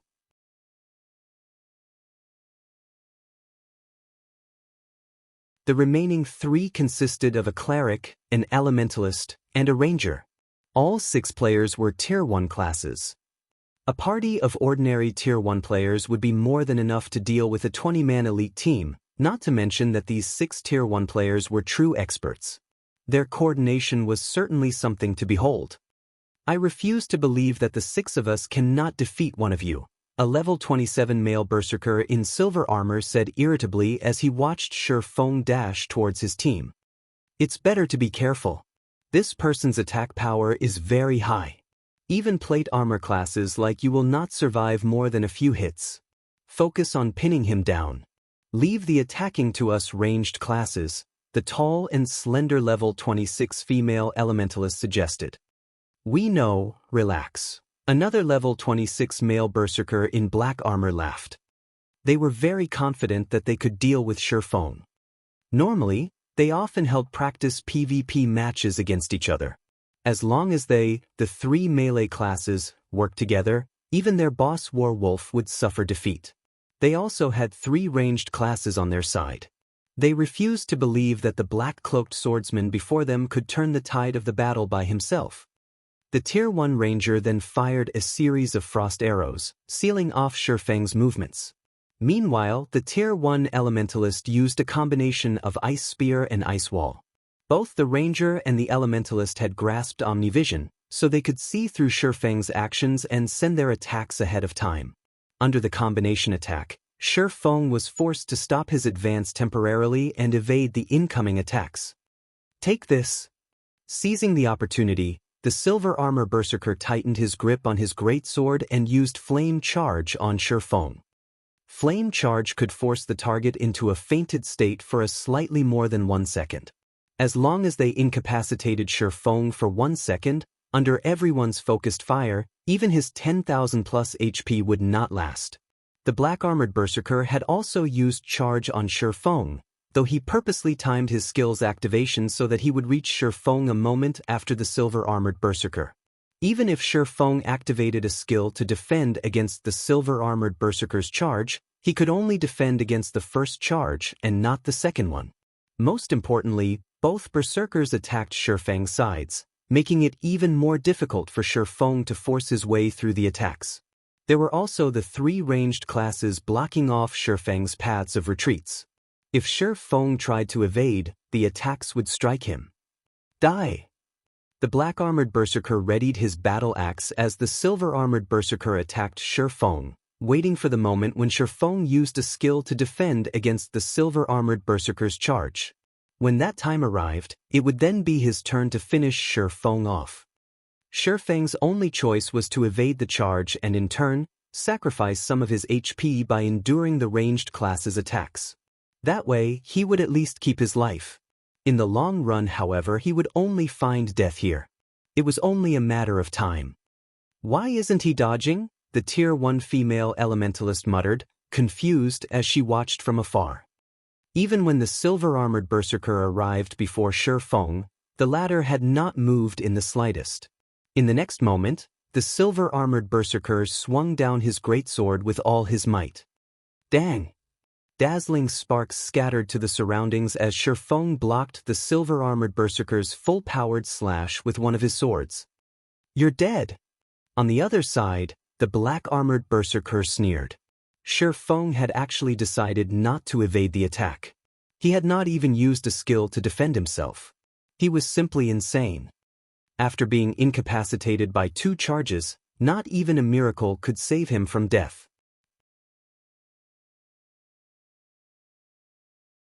When the black-armored berserker arrived before Shifeng and swung his axe, everyone heard the sound of clashing metal once again. The black-armored berserker was shocked as he stared at Shifeng blocking his axe with the Purgatory Shadow. Does he possess a skill that makes him immune to control effects for a short time? The two robust berserkers standing beside Shi Feng had failed to inflict any damage. Even an immunity skill won't save you.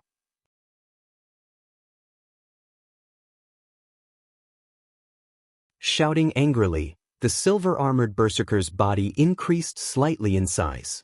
It was obvious that he had used a berserk skill, allowing his strength to grow. He then used cross-slash. The other black-armored berserker used whirlwind slash. "It should be my turn now, right?" Shi Feng asked softly.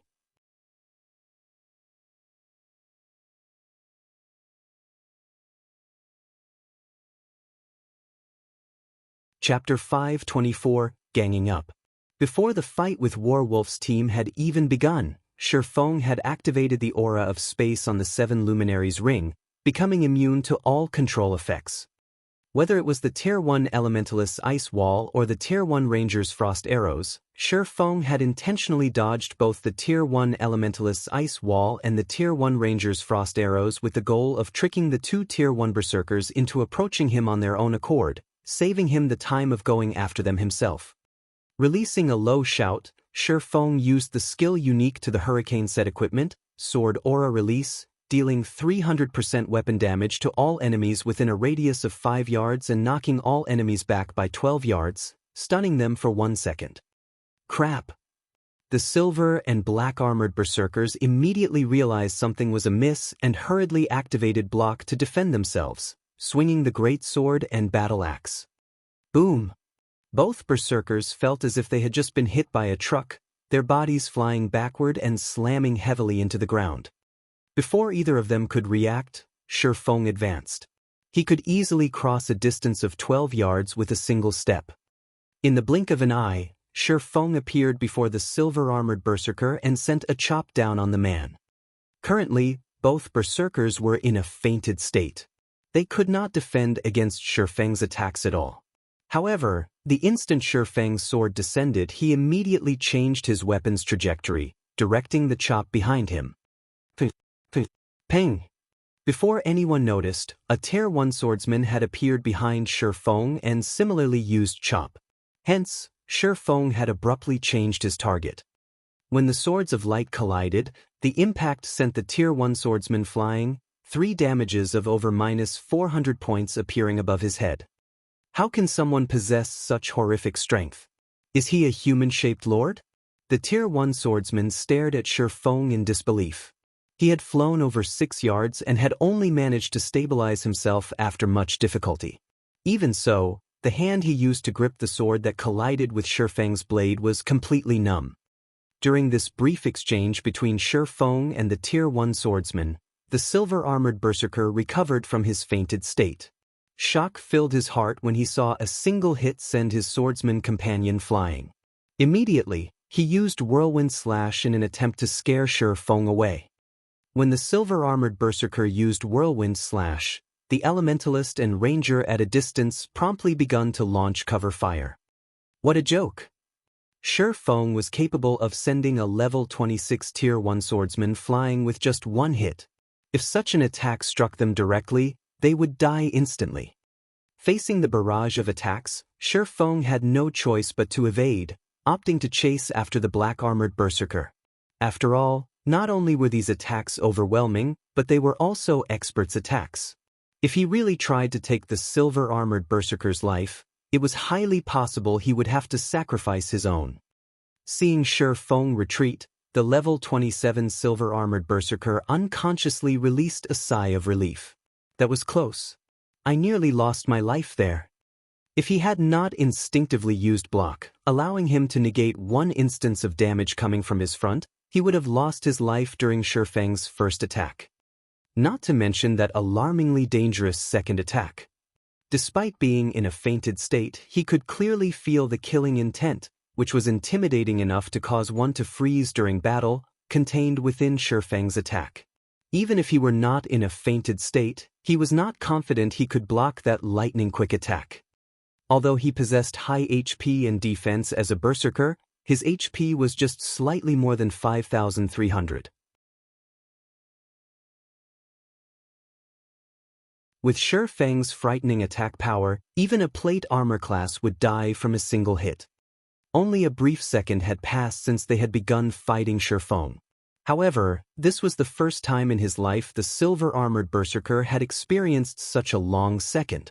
His life very nearly flashed before his eyes. When the black-armored berserker saw Shi Feng come for him, without hesitation he turned and fled. He had also experienced Shi Feng's power.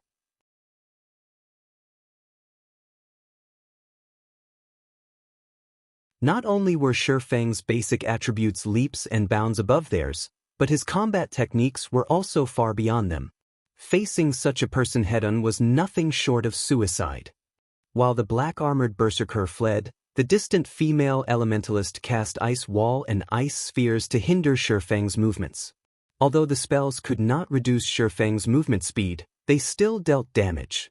Hence, Shi Feng had no choice but to dodge the attacks. Besides that, the ranger consistently fired accurate attacks at Shi Feng's movement trajectory, hindering the Blade Saint's chase of the black-armored berserker. The Tier 1 swordsman also trailed behind him, waiting for an opportune moment to strike. This is really annoying. Although Shi Feng had expected such a situation, he could not help his slight irritation. Top-tier experts were top-tier experts for a reason. They were not as easy to deal with as other players. Although he was very fast, he was not fast enough that his enemies could not react.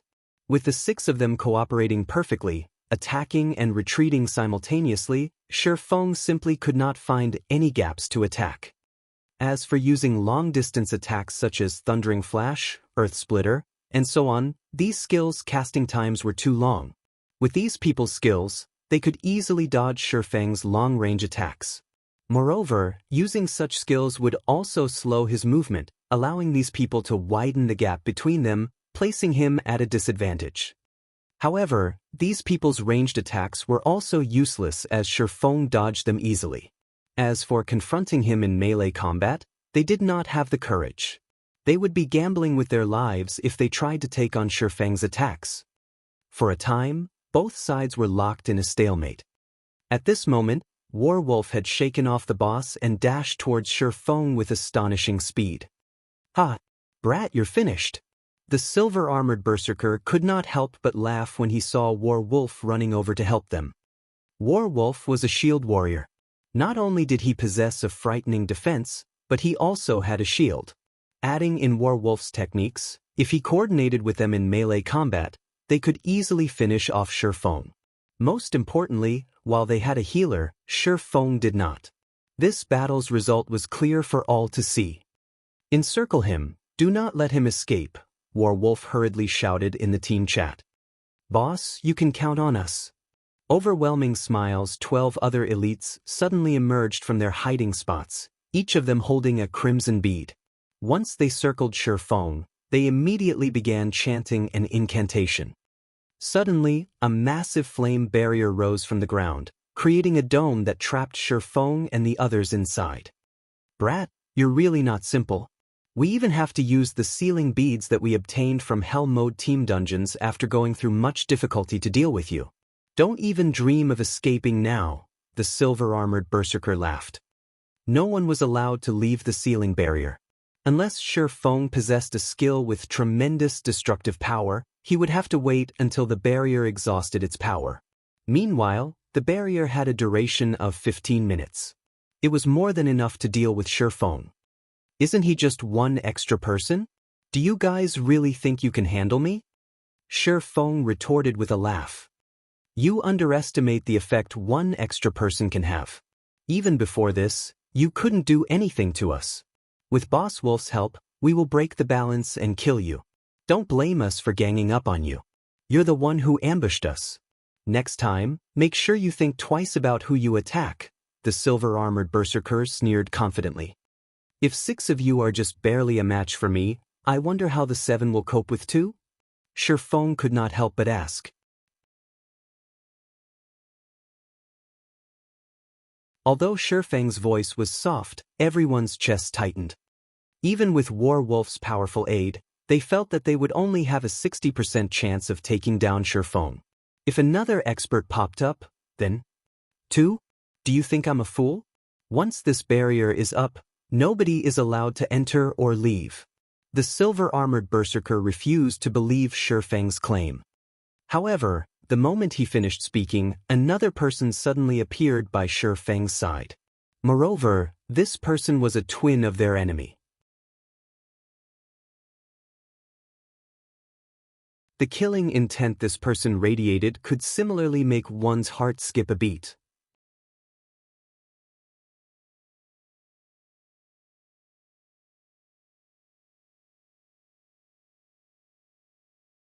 Chapter 525, Instant Kill.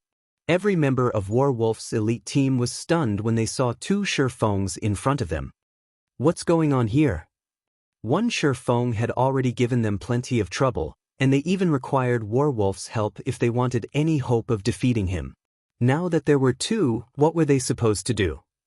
A doppelganger, huh? Werewolf remained calm despite the sudden appearance of another Shifeng, and he immediately thought of a possibility.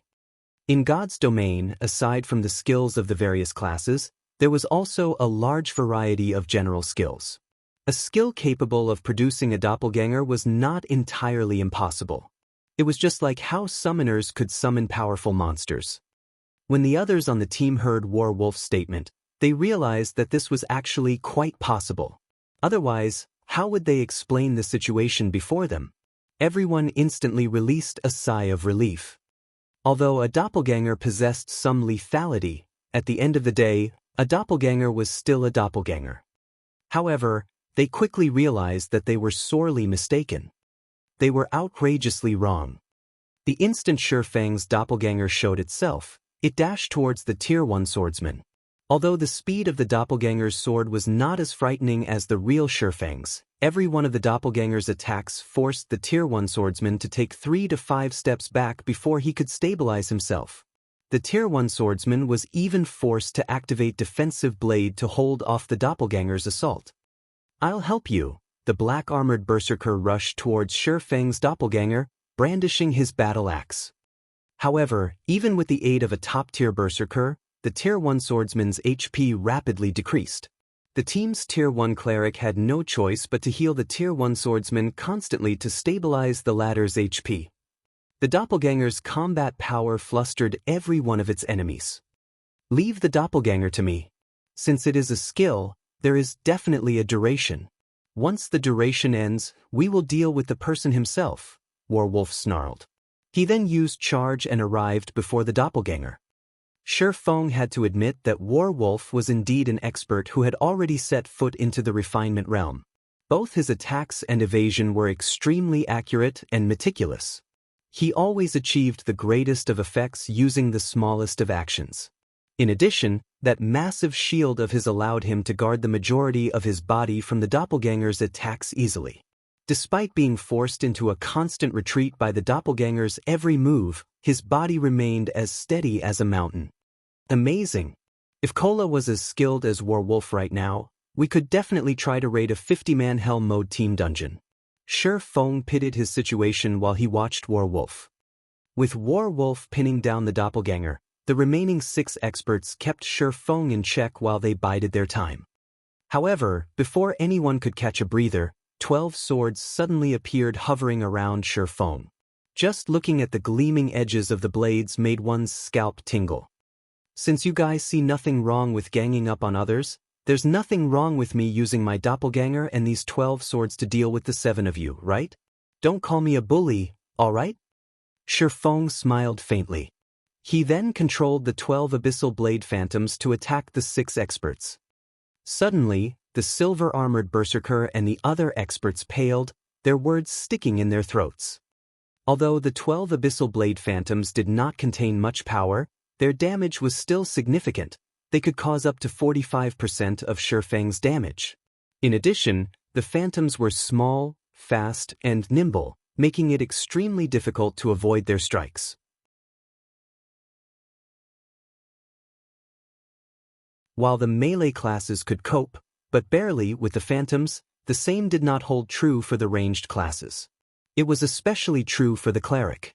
Preserving his own life had become an arduous task, much less doing so and healing his team.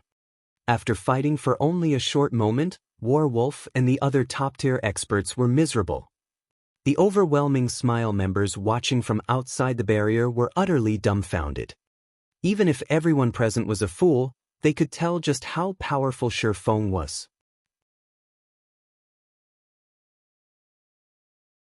By now, it was obvious that Shi Feng had merely been toying with the 6 experts during their previous exchange.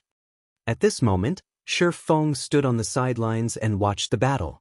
By relying on the doppelganger and 12 swords, he had already beaten overwhelming Smile's prided peak combat force into submission. If he joined the battle, couldn't he wipe them out anytime he wanted? "Just who are you?" Warwolf demanded, his confusion evident on his face. Such a powerful expert would not just coincidentally ambush them. He must have a purpose for doing so. However, instead of replying to Warwolf's question, Shi Feng silently pointed the abyssal blade towards the sky. Suddenly, countless swords of light appeared above the silver-armored berserker and the others, completely enveloping the 7 people. Then, like raindrops, the swords of light descended. This skill was none other than the Tier 1 skill Shi Feng had learned when he became a Blade Saint, Skywheel Sword. Skywheel Sword inflicts 1000 base damage plus 200% weapon damage to all enemies within a radius of 20 yards. Also seals all enemies within range, preventing them from leaving the area for 4 seconds. Previously, 9 Dragon Slash had forced everyone to use up almost all of their life-saving skills. Among the experts, the Elementalist and Cleric had both exhausted theirs. Faced with the rain of swords, the 2 ranged players could only quietly go to their deaths. Meanwhile, the remaining 2 Tier 1 Berserkers, the Tier 1 Swordsman, and the Tier 1 Ranger had less than a third of their HPs remaining after the Skywheel Sword's descent. They were also trapped in a 20-yard radius area. Using silent steps, Shi Feng appeared behind the Tier 1 Ranger. Although Rangers possessed melee combat capabilities, Shi Feng had caught him completely off guard. A sword of light flashed across the Ranger's body, and without offering the slightest resistance, the Ranger, too, fell lifelessly to the ground, his equipment scattering around his body. Damn it! Warwolf's eyes turned bloodshot with rage. Although he wanted to save his companions, he already had his hands full dealing with the doppelganger before him. At this moment, he was overwhelmed with regret. Just why had he used a barrier to trap his own men with this kind of monster? Moreover, the barrier lasted 15 long minutes. Everyone outside, hurry up and escape. Warwolf was helpless as he shouted this command. Boss Wolf. The overwhelming Smile team members outside the barrier nodded and scattered. As they ran, they began to contact the other members of Overwhelming Smile, asking for reinforcements. However, they knew that no one could save Warwolf and the others. There was not enough time. Inside the barrier, though the silver-armored berserker and the other 2 experts tried to attack Shi Feng as a group, the gap between their strength and speed and their enemies was simply too massive. Without needing any skills, Shi Feng easily finished off the 3 of players after brandishing his swords a dozen times or so. As for Warwolf, Shi Feng was done playing around. He immediately instructed his doppelganger to activate Blade Liberation. Blade Liberation was a skill that he had learned himself, not a skill that he acquired with his equipment. Since the doppelganger could utilize all of the skills he had learned, it was naturally capable of using the Tier 1 Berserker skill, Blade Liberation, as well. Instantly, both the doppelganger's strength and agility increased by 80%. At this moment, the doppelganger's strength and agility had even surpassed Shi Feng himself. In the next moment, countless swords of light clashed with Warwolf's massive red shield, producing a continuous stream of rings. The barrage of powerful attacks sent Warwolf flying. As he tried to stabilize his body in midair, he suddenly discovered Shi Feng's doppelganger before him.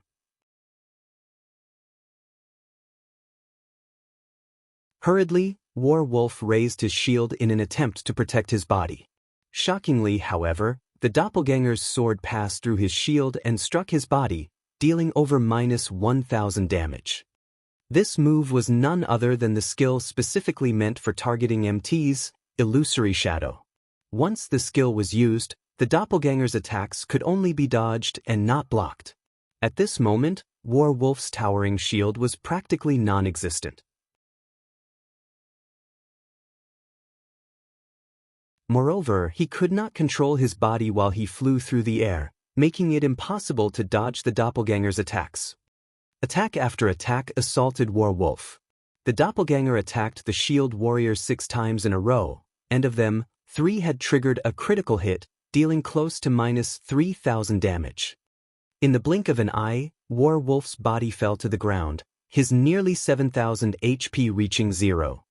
Meanwhile, Shifeng had activated space movement and instantly appeared before the 12 escaping Overwhelming Smile members.